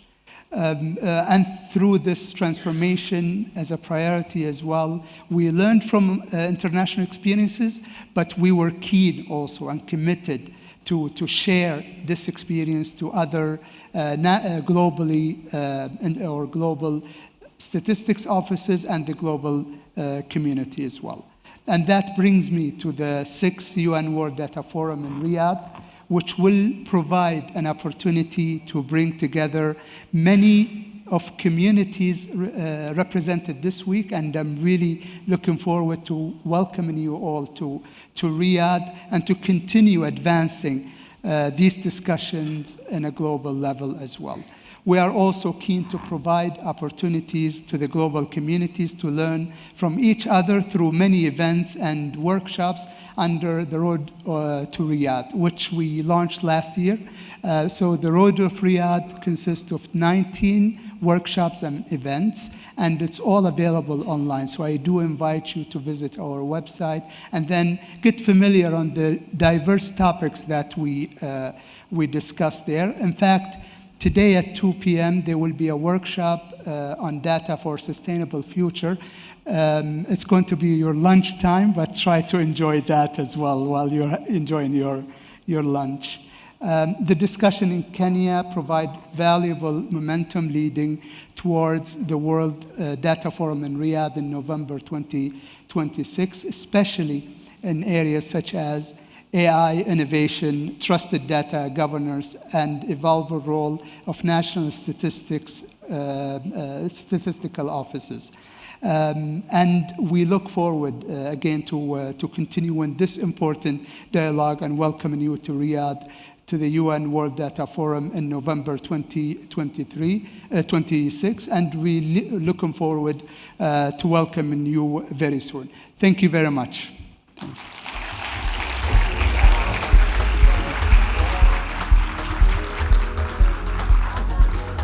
Keep the applause going until he takes his seat, please. Thank you, Your Excellency, for inviting us to Riyadh. We've been invited to Riyadh. You heard that? Open invitation. And thank you for sharing the core message that this week feeds into a broader global movement to transform and modernize national data systems. Ladies and gentlemen, allow me to welcome my co-host, Karaganya, who will invite the members for closing and remarks and calls to actions as well. A big hands for Karaganya. Thank you so much. Thank you so much for that, Nyevu. We want to move into a section that is a way to sort of officially close. However, what I would love is for us to really digest and think about what it is that we want to do going forward. I'm buying time because we have a bit of a surprise coming, and it's coming any second now. So I'm literally trying to buy a little time for our team as we go along. But we're moving into a section where we want to hear from individuals who are the foundational bedrock of this joint event. Primordial, in fact, in terms of how important they are.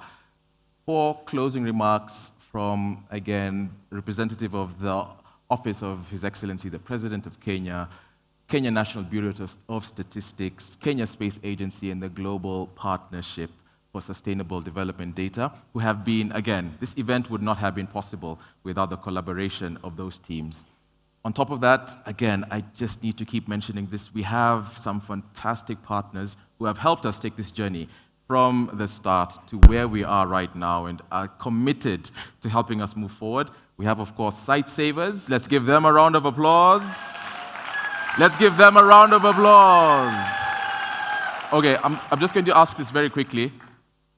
Our lovely team here, you're the only ones I don't want to scream, just for this one round, because I feel like the noise is here, but it is not there. So one more time, a round of applause for Site Savers. Now you can join in the next one. Fantastic.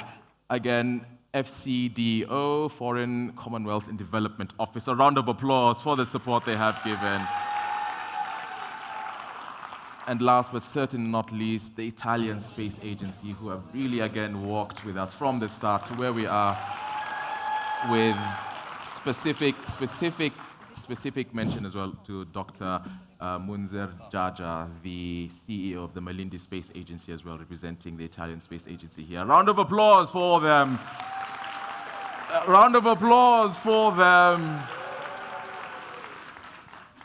All right.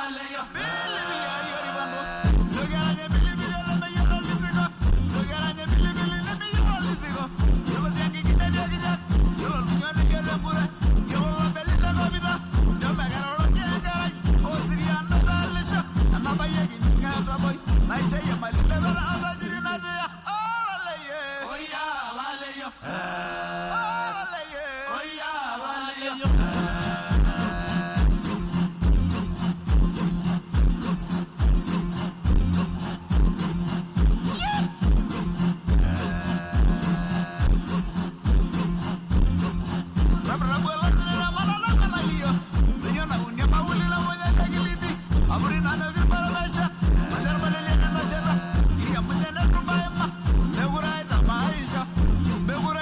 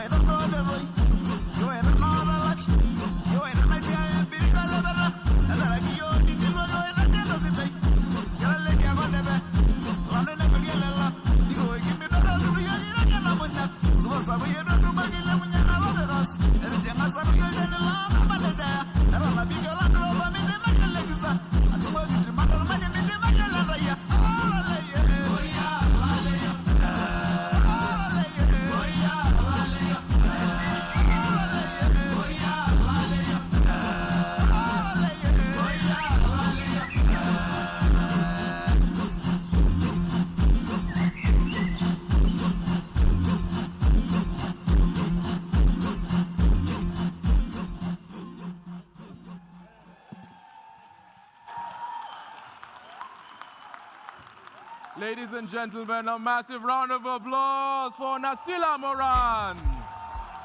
Emankeki.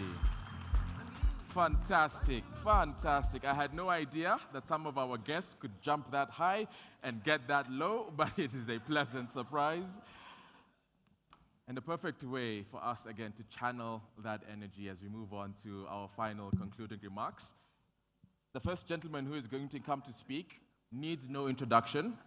However, I will give him a 5-minute introduction to let him catch his breath, because he reached some incredible heights as he hopped up and down. Thank you so much for that, Ambassador Thigo, and the entire team. We want to come genuinely speaking, unfortunately. Ladies and gentlemen, this is the concluding section of the Global Data Festival. I'm even too excited, I've gotten the words wrong. The Global Data Festival and Kenya Space Expo and Conference 2026. And the first gentleman, as I mentioned, representing our foundational bedrock partners, he's still fanning himself, so I'm waiting for the green light, Balozi, is Kenya's Special Envoy on Technology for the Office of His Excellency, the President. Ladies and gentlemen, please put your hands together for Ambassador Philip Thigo.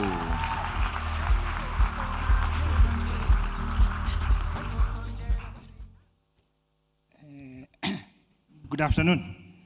Good afternoon. I jumped, please. I dare anybody in the world who can put Maasai, tech, AI, data, statistics in one sentence. I think only Kenya can prove that. See? Now you have to come back. On a serious note, Excellencies, distinguished colleagues, delegates, as the moderator said, I think it's a sad moment that as we close this event, let me return you back to where we started. Beyond the dances, the choir was amazing. I think all of us need to clap for the choir again.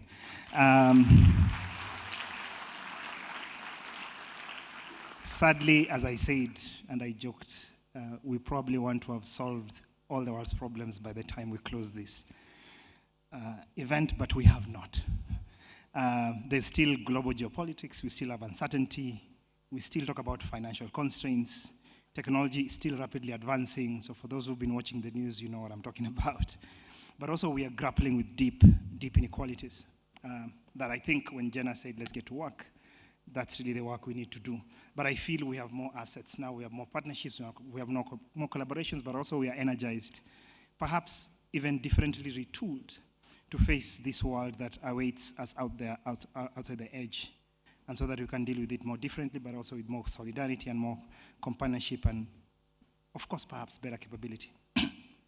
But I think in that world that I talk about, data, digital infrastructure, space science, and AI still sit at the center of how we plan, how we exercise sovereignty, how we recover from shocks, because as you remember, His Excellency Deputy President, shocks are here to stay.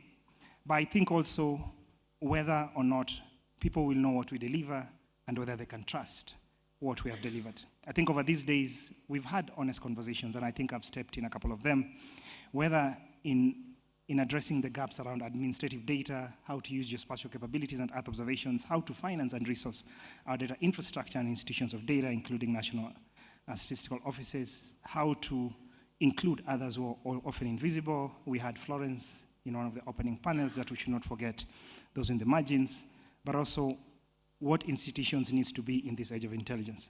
But I think we've also seen what is possible. And I've been in a couple of rooms, been part of a side event on AI and education.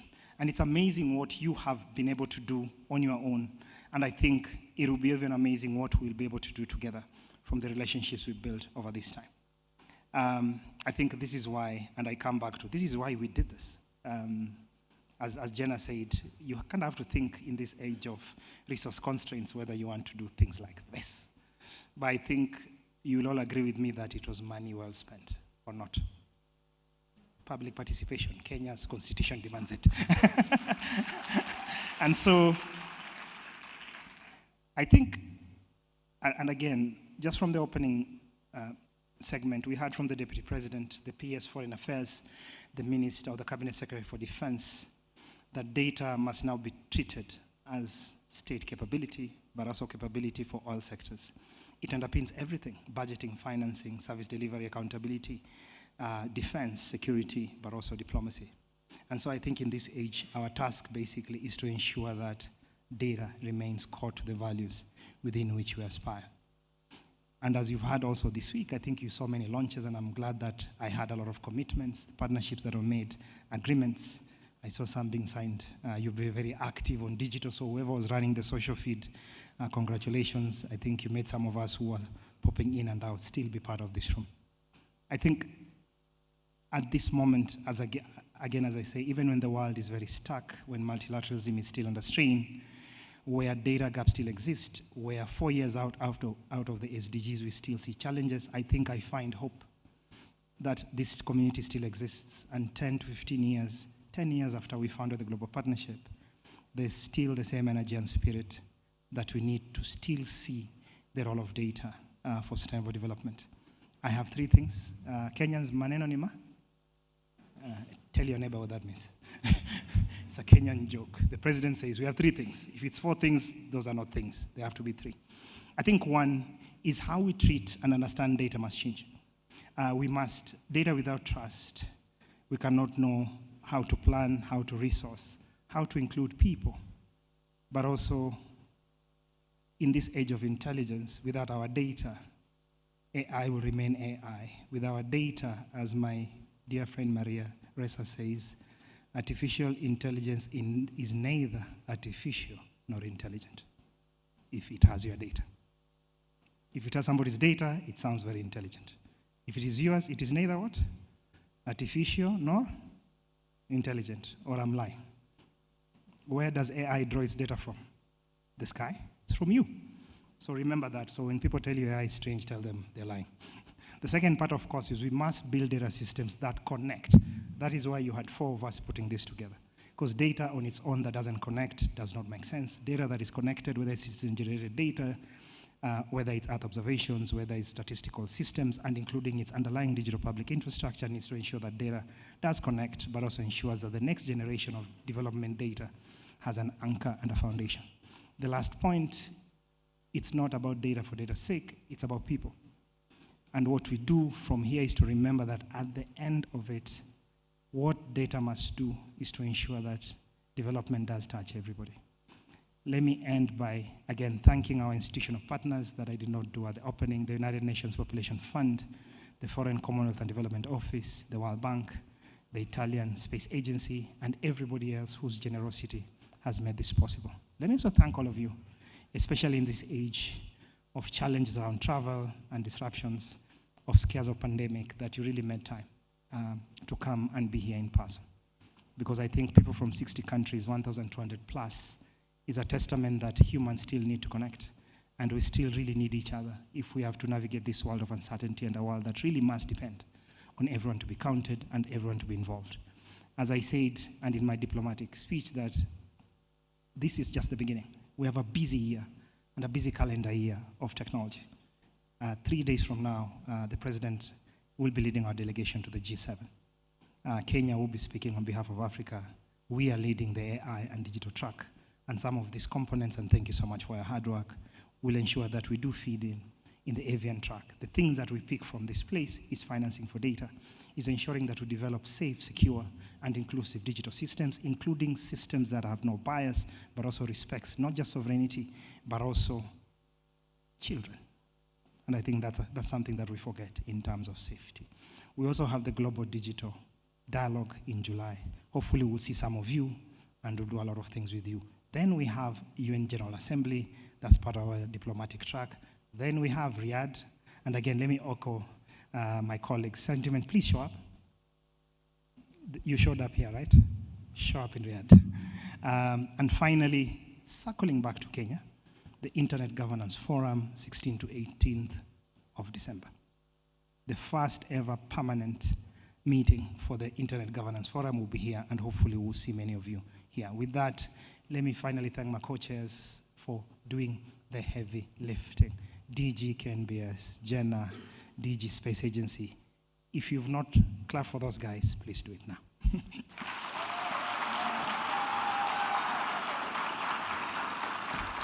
With that, and without using any AI, please travel safe. And if you're in Kenya, thank you.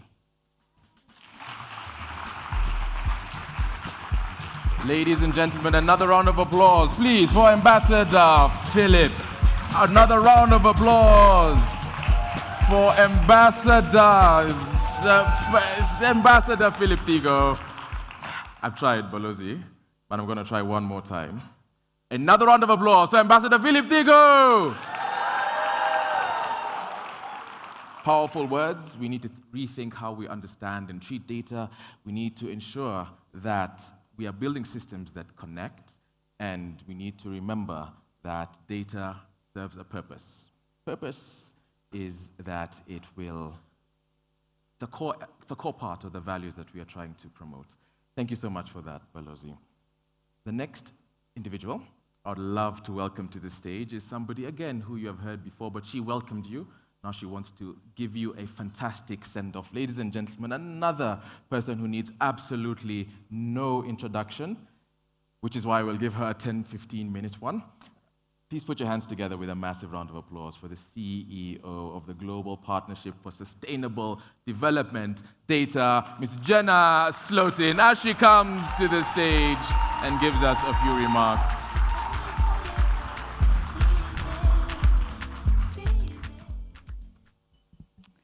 Thank you, Karaganya.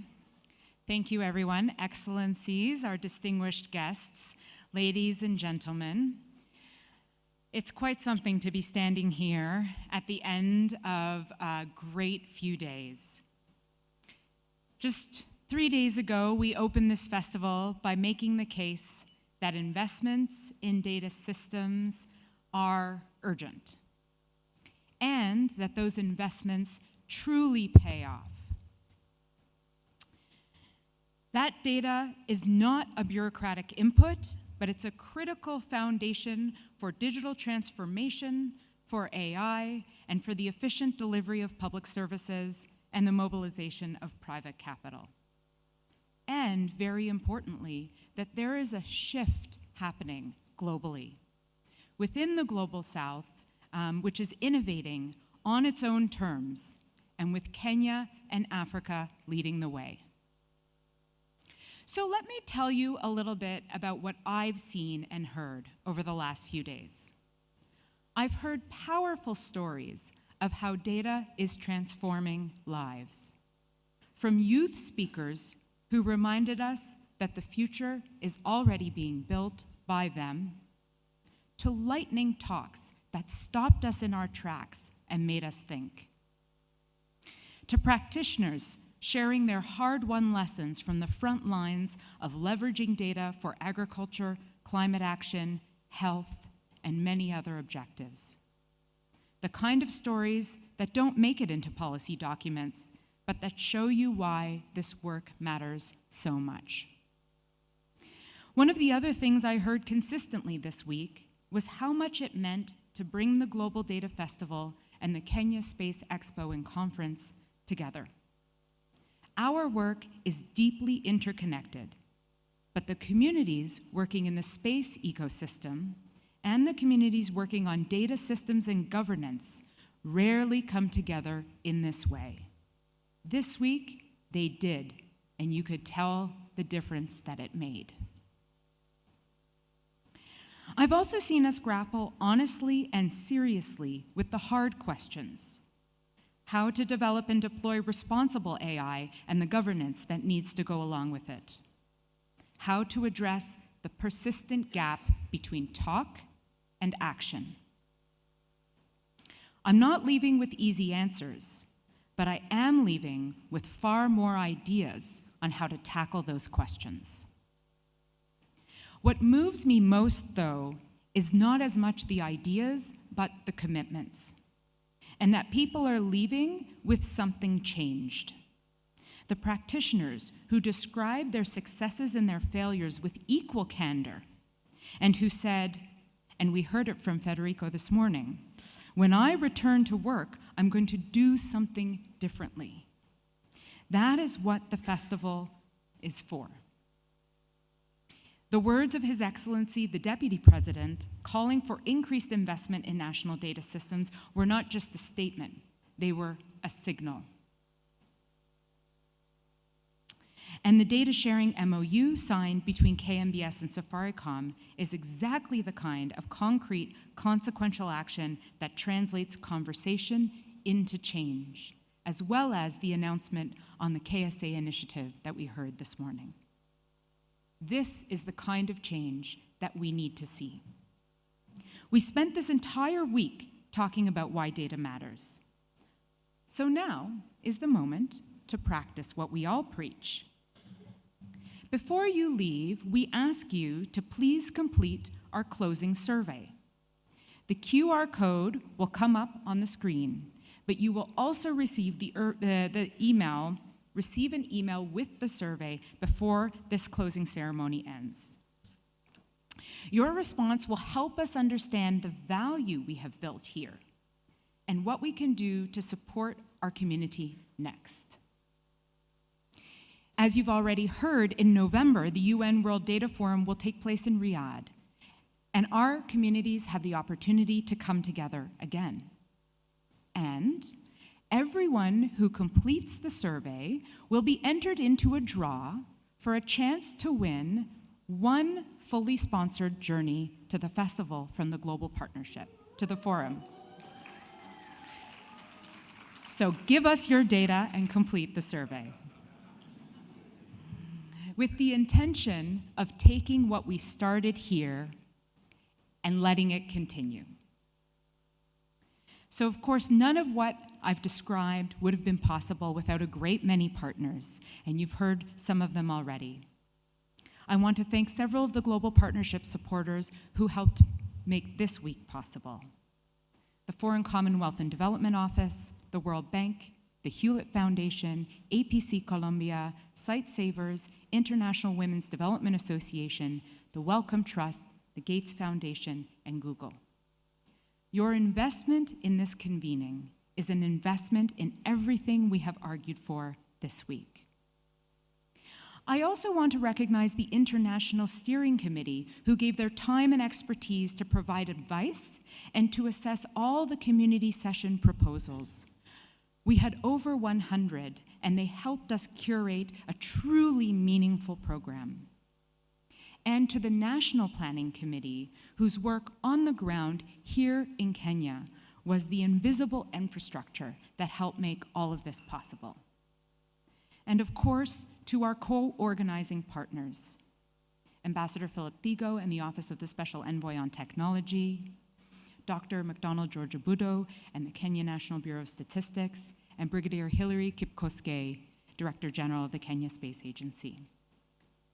We are grateful to have been on this journey with you. And finally, to the government of Kenya, our host. Kenya is clearly on the move. Your leadership has been on display throughout this week.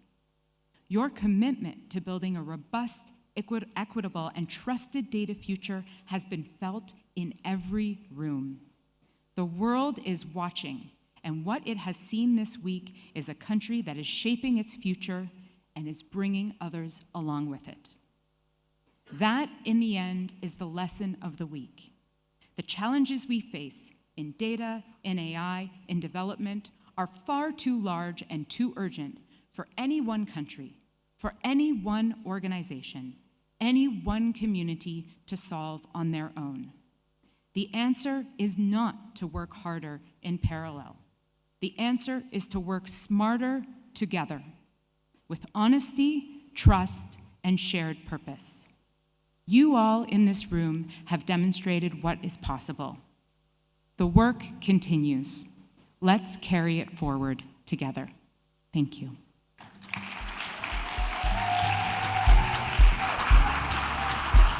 What powerful words. Can we give Jenna Slotin another round of applause, ladies and gentlemen?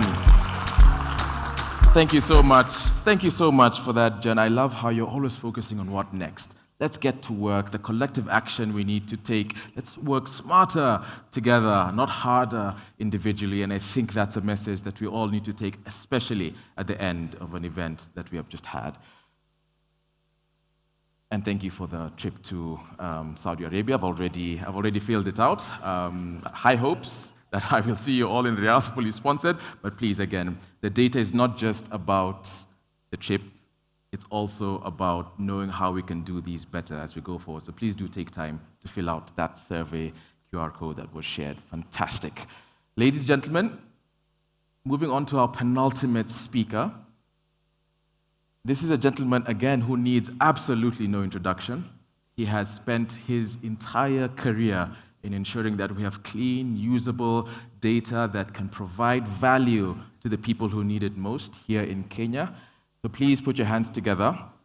And he told me this before, that if we are very loud, he will show us how he trained the KNBS staff choir with a quick rendition of a quick song. So if we're really loud, he's going to give us a 30-second little solo on his own. So ladies and gentlemen, with a massive round of applause, please put your hands together for the Director General of the Kenya National Bureau of Statistics, Dr. George McDonald Obudo.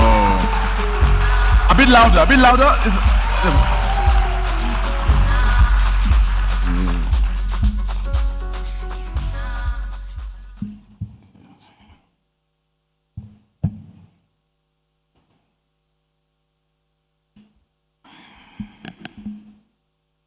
Good afternoon.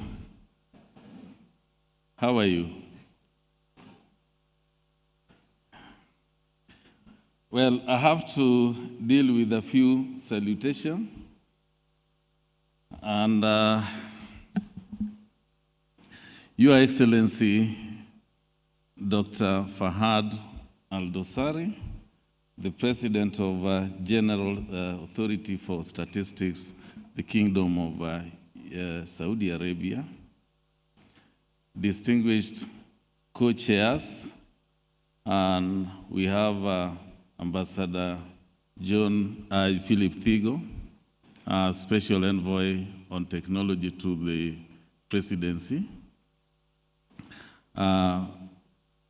Brigadier Hilary Kosgei, Kip Kosgei, the DG Kenya Space Agency, and here he had to be called back to the office for some quick issues to manage, and so he's represented by Dr. Philip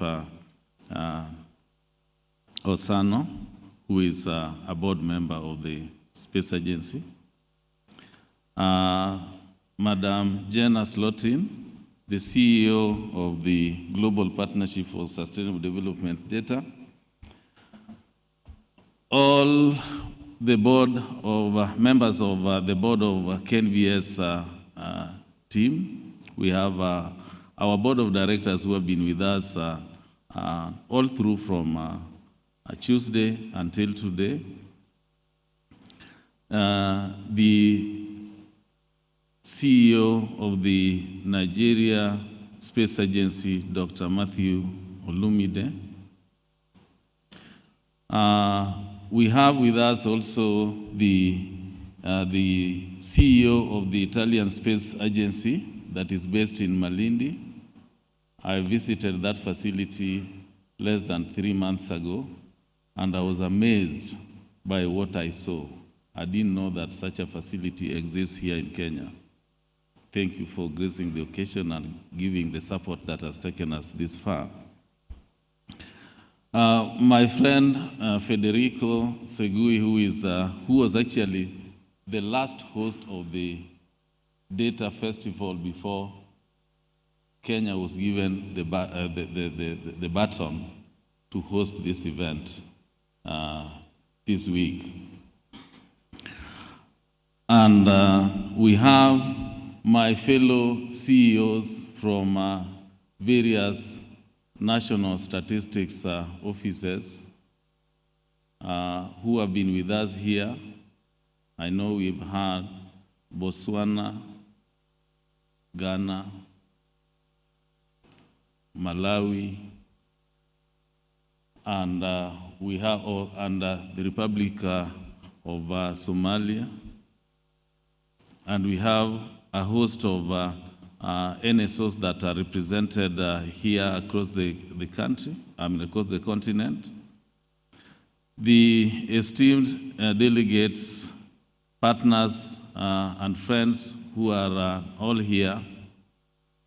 And of course, I cannot forget to mention the representation of Statistics Sweden that has also offered quite a lot. We have our young statisticians who have also participated in this event by showcasing the work that they have been doing over a period of time, and that is courtesy of the support from the Statistics Sweden. I appreciate you.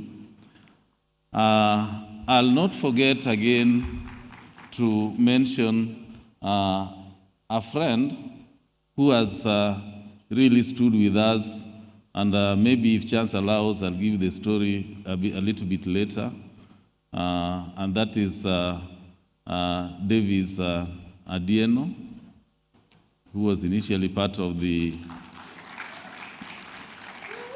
he was part of the GPSDD when we started the whole process.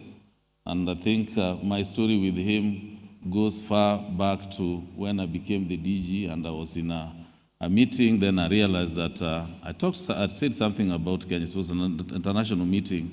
Then I was realizing that there was a Kenyan there, and he reached out to me, and we started the connection, and that's how the doors for the GPSDD got opened for us.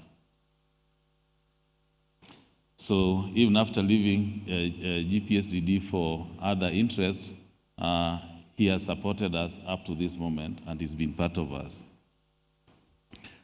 I would also like to mention that with us is Dr. Fatima El Sheikh, who is the Vice President of the Arab Bank for the Economic Development in Africa, Badia. And actually the president is Dr. Fahad Al-Dosari himself, who is here with us. He has many hats. I don't know how many hats we are seeing on his head, but actually he's wearing very many hats. So, and of course, I cannot miss to mention my KNBS choir.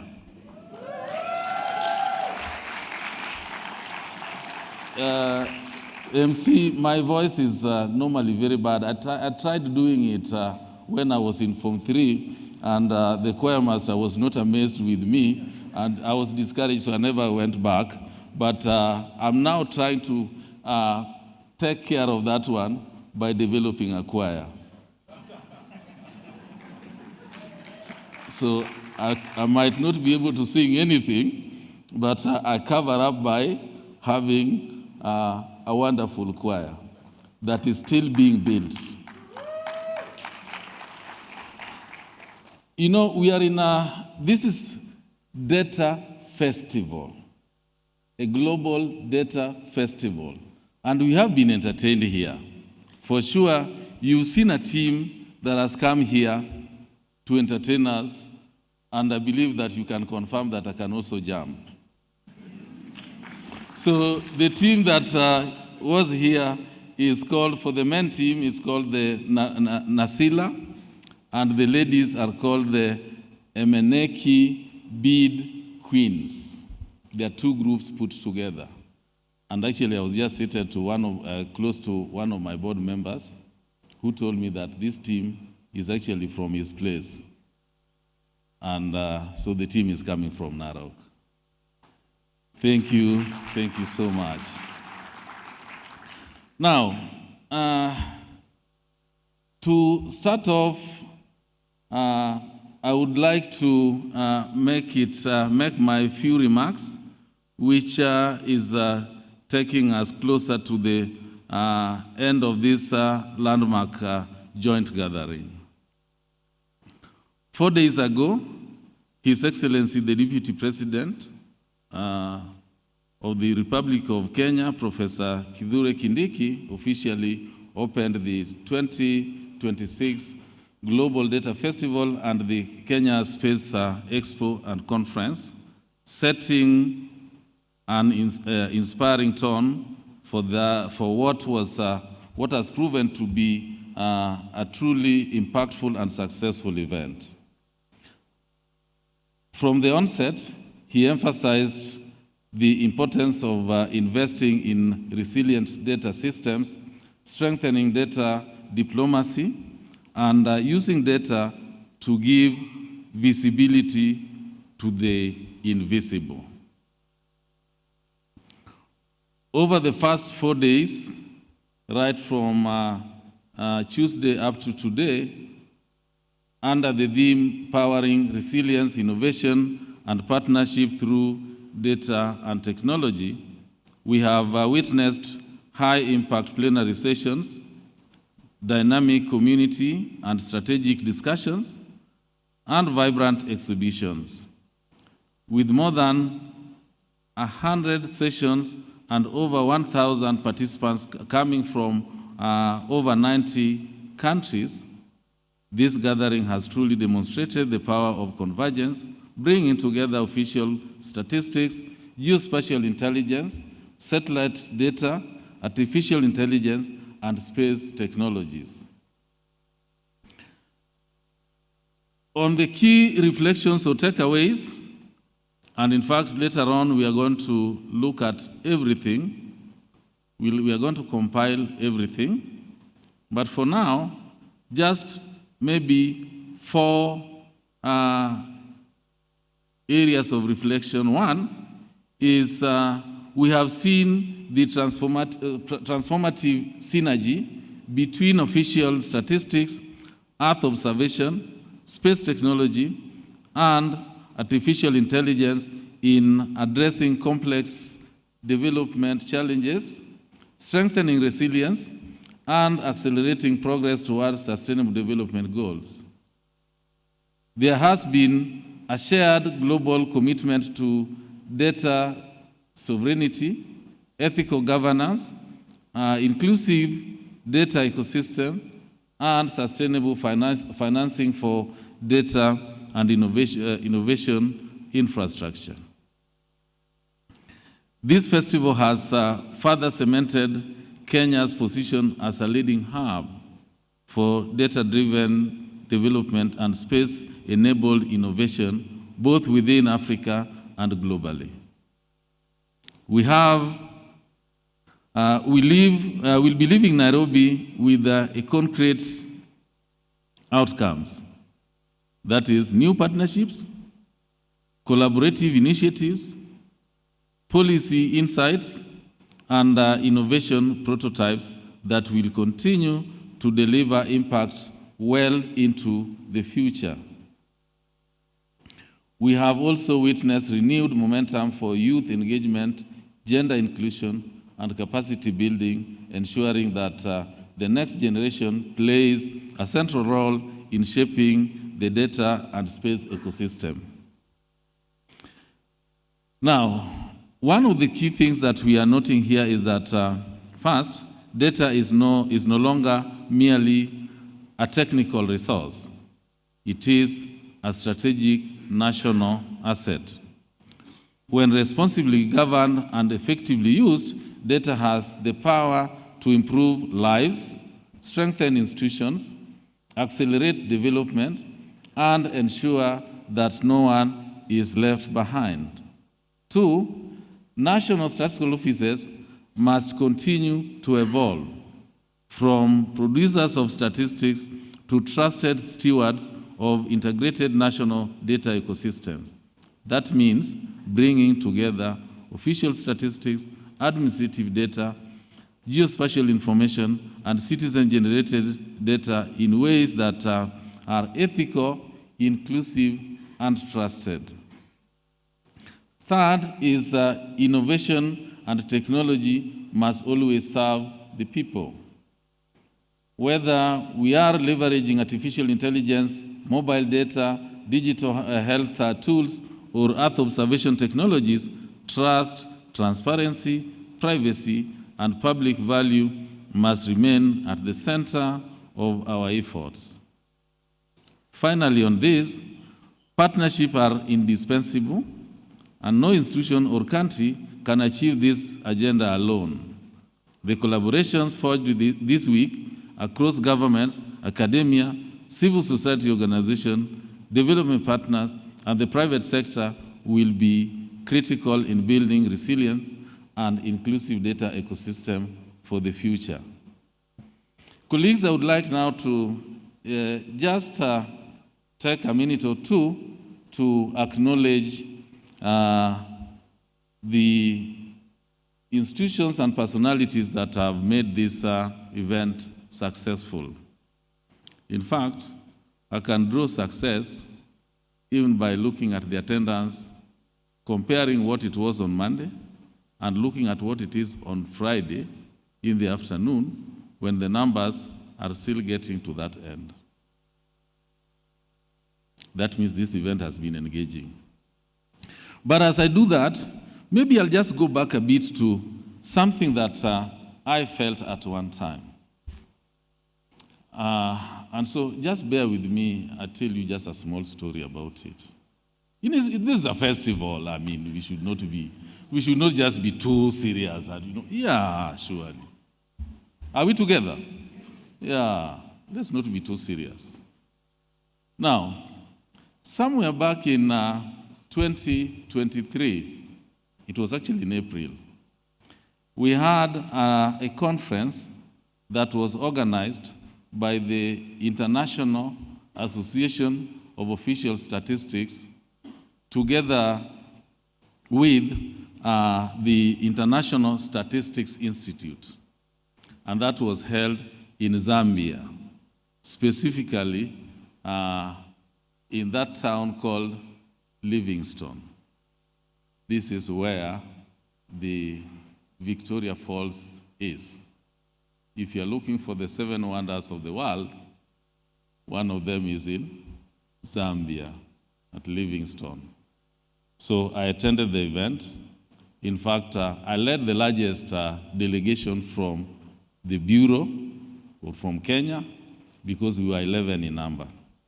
When we got there, we went through the whole conference. We had a lot of engagements, yeah, panel speakers, moderators, and giving key speeches and remarks.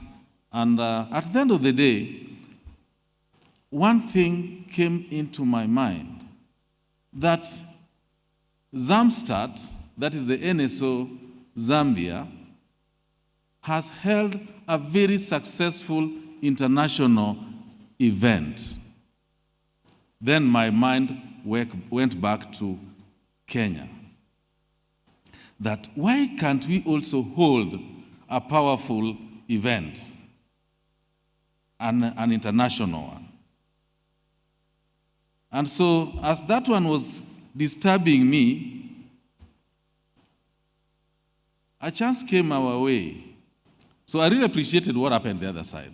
And I felt that we should also try something. So a chance came our way. And what I noted was that there were 5 countries that were selected to bid to host this event. And so we were visited as the second last one.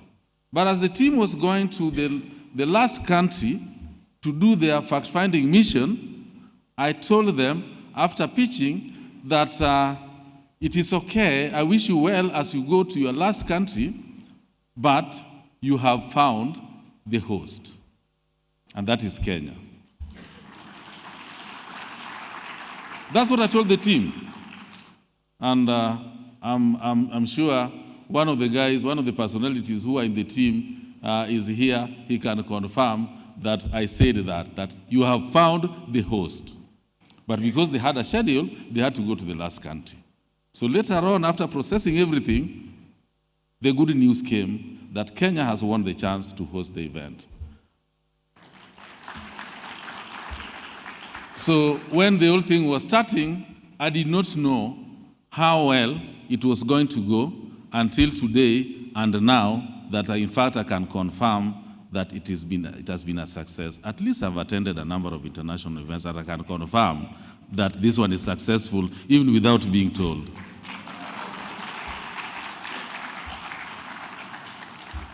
So some of the, what we have learned, we are actually taking to Riyadh. And Riyadh, you have seen the host who has spoken to us. I happen to be a co-chair of the UN committee called the High-Level Group on Partnership, Coordination and Capacity Building for Statistics for the 2030 SDGs. So late last year, we visited Riyadh to check on the level of preparation. I can confirm to you that Dr. Al-Dosari is prepared, and the event will be great. So that is where we are, and so on behalf of KNBS, I would really like to thank my co-chairs who have really made it possible. We have mentioned Ambassador Vigo many times in this because of the work that he has been doing with us through the State Department for Foreign Affairs. We have, of course, the Kenya Space Agency that has been part of this. You know, us coming together was by design because in statistics, you require the space information too. And it has been really easy to work together. The GPSDD, of course, without mentioning it, that's what has all put us together. And Jenna has taken the lead role to make sure that that happens. I also extend my gratitude to the steering committee that we have had. We have had a number of members being part of this. The sponsors, and they have been mentioned by names. The exhibitors, they have also been mentioned by names. All the speakers, the moderators, volunteers, and members of the media, and of course, the delegates whose active participation has made this event successful. I wish to extend my special appreciation to our data and space technology partners, development partners, fellow leaders in national statistical systems, and all the collaborators whose contributions have made invaluable, have been invaluable here. And of course, to Your Excellency, Dr. Al-Dosari, who has really honored us to be part of us to grace this occasion and help us close it. Thank you so much. And of course, we are working hard to ensure that we are in Riyadh. I had told a group, I don't know whether it was here or another place, within, of course, here during this time that we've been together, that please try to work on it. Try, if you don't have resources, try to start looking for sponsors. Thank you, Jenna. Jenna is going to offer one already to somebody who was fast enough to do to fill the form. See, that's something. That out of this number, one has already been identified to do that. So we are already geared to get to the other side. I think you are going to get a wonderful experience. My 2-3 days that I had in Riyadh was actually wonderful and an eye-opener. To conclude, let us carry forward the spirit of collaboration, innovation, and shared purpose that has defined this gathering. Let the insights gained and the relationships built here translate into tangible actions, strengthening national statistical system and advancing space innovation and delivering data-powered development for all. Kenya National Bureau of Statistics remain fully committed to this shared vision. And I thank everybody and wish you well. Thank you. Ladies and gentlemen, can we give Dr. Obudo another round of applause? Another round of applause. We're almost done. You will not see me tomorrow. I will not, well, I'll still be in your nightmares of screaming and shouting for a few more days, but at least one more time today. Another round of applause for Dr. Obudo. Thank you. I heard a whistle from somewhere, and I appreciate that. Thank you so much, Dr. for showing us, or reiterating the commitment KNBS has and showing us what a life dedicated to statistical leadership looks like, and long may it continue. Ladies and gentlemen, our final speaker, just about, for the day is a gentleman who you have not heard, so he definitely does need a very short introduction. He is going to speak on behalf of the Kenya Space Agency, as you can see, the final pillar in making sure this joint event happened as successfully as it has happened. And Dr. Philip Osana is a climate change and science diplomacy expert, the immediate former chair of the United Nations University Institute for Sustainability, a champion for all things here in Kenya around climate and science diplomacy, and also a member of the board of the Kenya Space Agency. Ladies and gentlemen, he has not yet received the round of applauses that we know we can give, so let's give him one and impress him. Welcome to the stage, Daktari. Give him a round of applause, ladies and gentlemen. Until he gets here.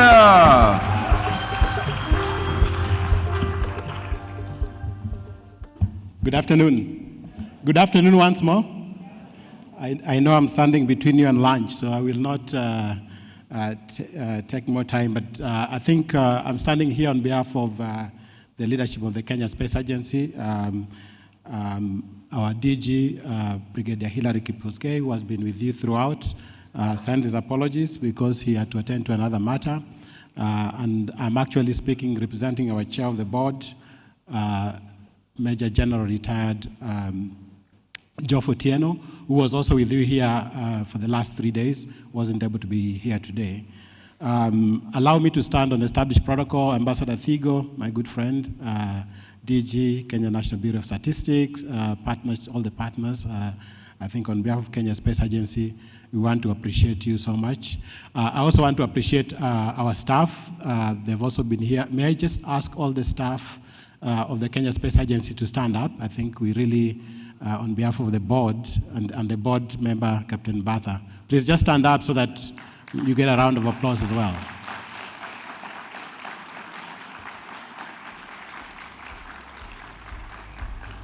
Thank you, sit down. We receive daily briefs of what's happening, so I can testify that at least we've been really excited at just how much has been going on. Before I just share some of the takeaways from the Kenya Space Agency, I wanted to highlight, as somebody who works in the space on climate change and environment, that actually today is a very special day. I don't know how many of you might know that today is 5th of June, and every year on the 5th of June, the world celebrates World Environment Day. So whereas I know the moderator said it's a sad day, I think we would like to turn that around and say it's actually an exciting day because thank you so much. The theme for this year is actually a call towards global action on climate. And so let's turn the sadness into now as we move into action. As a matter of fact, in our own different spaces, to be able to, catalyze change, not on our own, but through the partnership that we've really emphasized.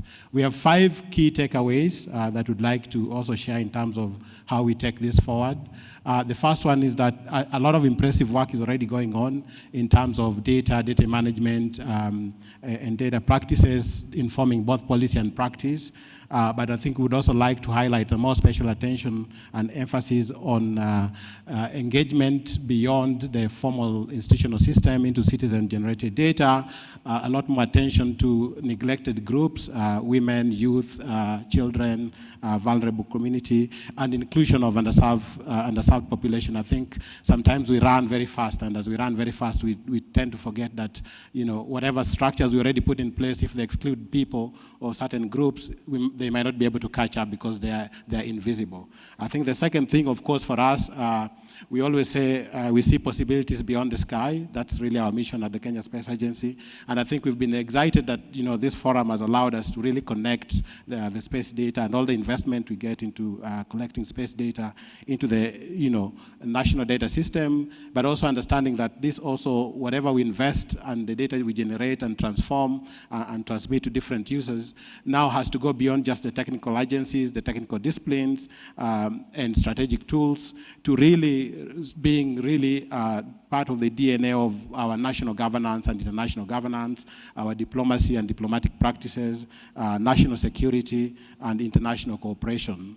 The third thing I think has been something that's been emphasized by my fellow colleagues who have spoken before, the role of private sector.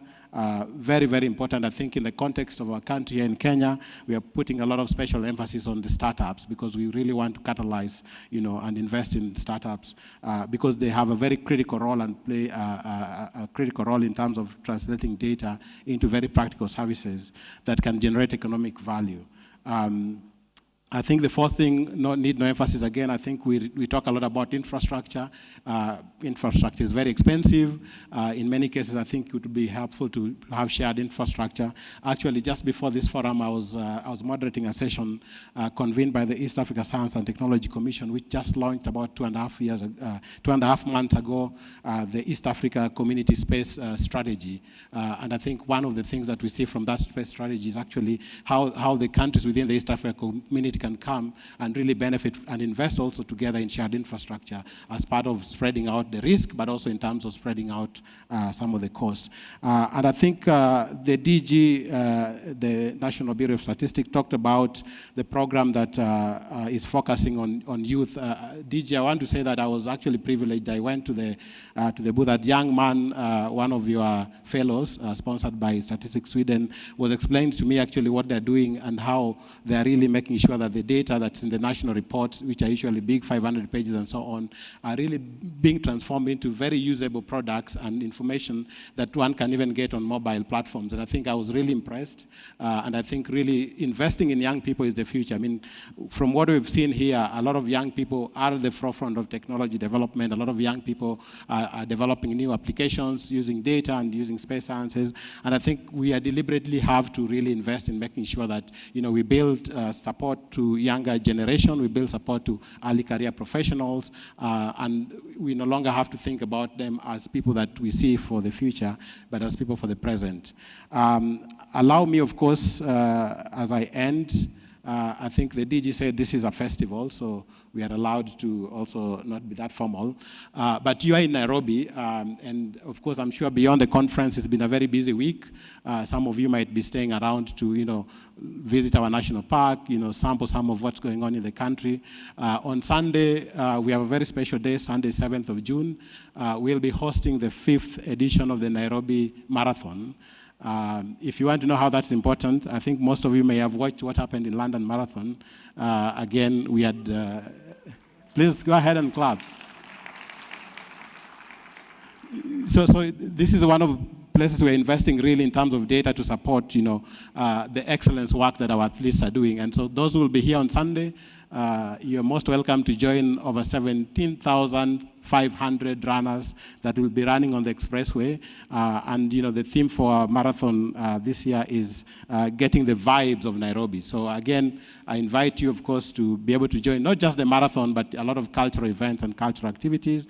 And on behalf of the leadership, staff, and board members of the Kenya Space Agency, I would just like to take this opportunity also to wish you a safe journey, safe travels back home, and of course to see you in Riyadh, and also to take this agenda forward, building up on what we've done so far. So thank you so much, and may God bless Kenya, may God bless Africa, may we all continue the partnership that we have. Thank you.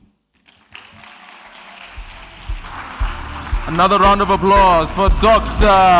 Osano. Thank you so much for those incredible words. Data inclusivity, data interoperability, the role of private sector in how innovation and how they drive innovation, practical innovation, the need to continue to build shared infrastructure, and of course, we need to be sustainable and future forward and thinking as we continue to grow. Thank you so much for that, Daktari. How many people are called Philip in the room?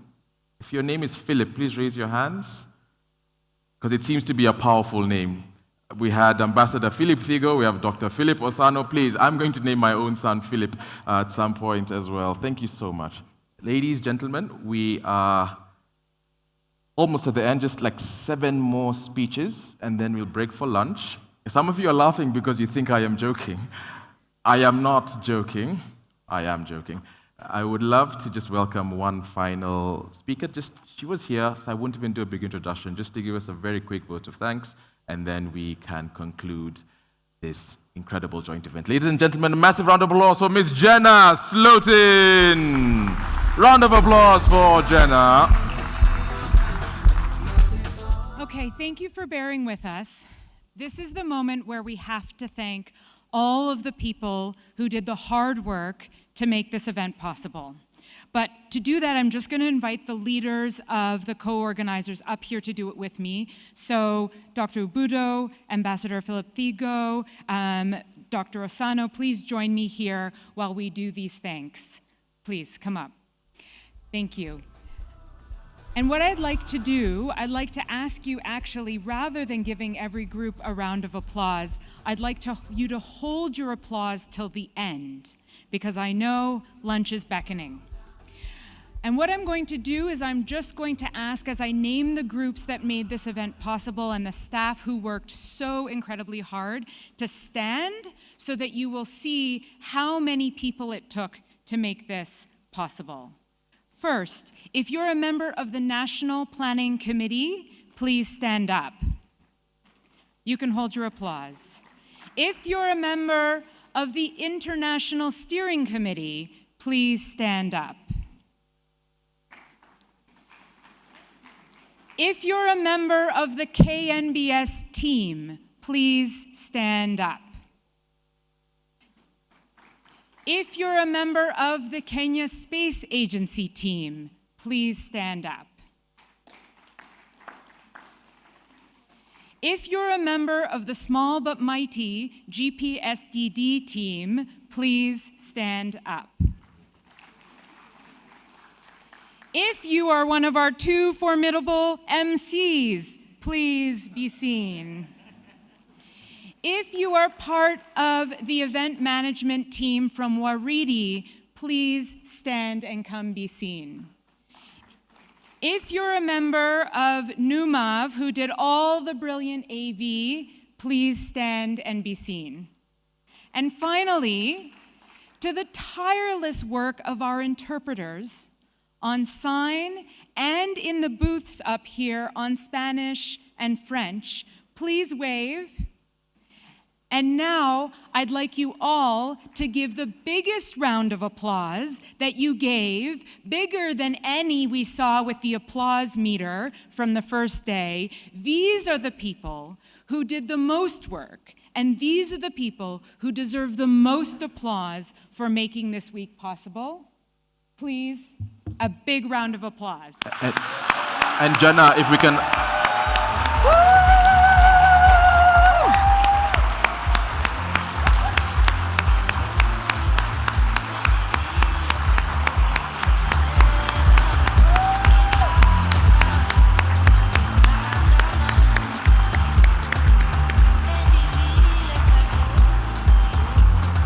And I'm going to ask if they can, please stay there, because we did not clap for gender inclusive. So everybody who was called, please stand up again.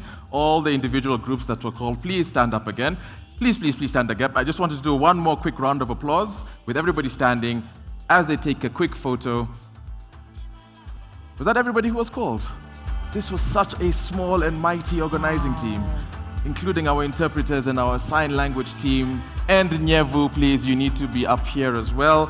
Ladies and gentlemen, one more time, a round of applause for the team behind the Global Data Festival and Kenya Space Expo and Conference 2026.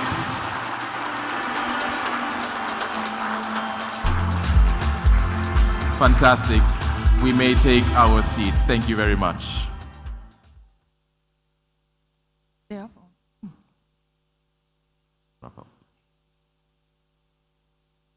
Ladies and gentlemen, we have nothing more to add. You have heard incredible remarks, you have shared insights, you have collaborated, and we hope that this is another milestone in the incredible work that you have been doing your entire lives. This is the official end of the program. Before we give our very, very final quick remarks, one quick announcement, or two quick announcements. Number one, if you do have any interpretation devices, please leave them behind in the room. Don't go home with them, they will not work if you do travel with them. That's number one. Number two, again, a reminder that we have the KWS team and Killian on the 8th floor. Safari from Afari is still open. On top of that, if you do want to register for a trip and a tour of the Nairobi National Park tomorrow morning at 6 a.m. if you are awake that early, please go ahead and register with them. Remember, there was the QR code that we shared a bit earlier for feedback. Please go ahead and fill that as well. We will be heading to lunch immediately after this. The lunch is still hot, still waiting for you. Please don't leave before you've had a final bit of Nairobi and Kenyan hospitality. That said, friends, we started as a gathering of strangers. Many of us did not know each other, and I hope that those who did not know each other are leaving as a community of people driven to make the world a better place, a more inclusive place, using data and this space, technology and science to drive it. The conference might be coming to an end, but the work and the friendships are just beginning. Thank you, asante sana, and have a wonderful, safe journey home. Asante sana. My name is Give yourselves a round of applause. And my name is Karaganya Momlole. And feel free to leave, but I shall let you know that we have the Maasai troupe coming back in, and they're going to dance with all of you. So you can choose lunch, or you can choose to dance with the group that's coming in. The choice is yours, no pressure. Thank you so much, ladies. Safe journeys. Thank you so much.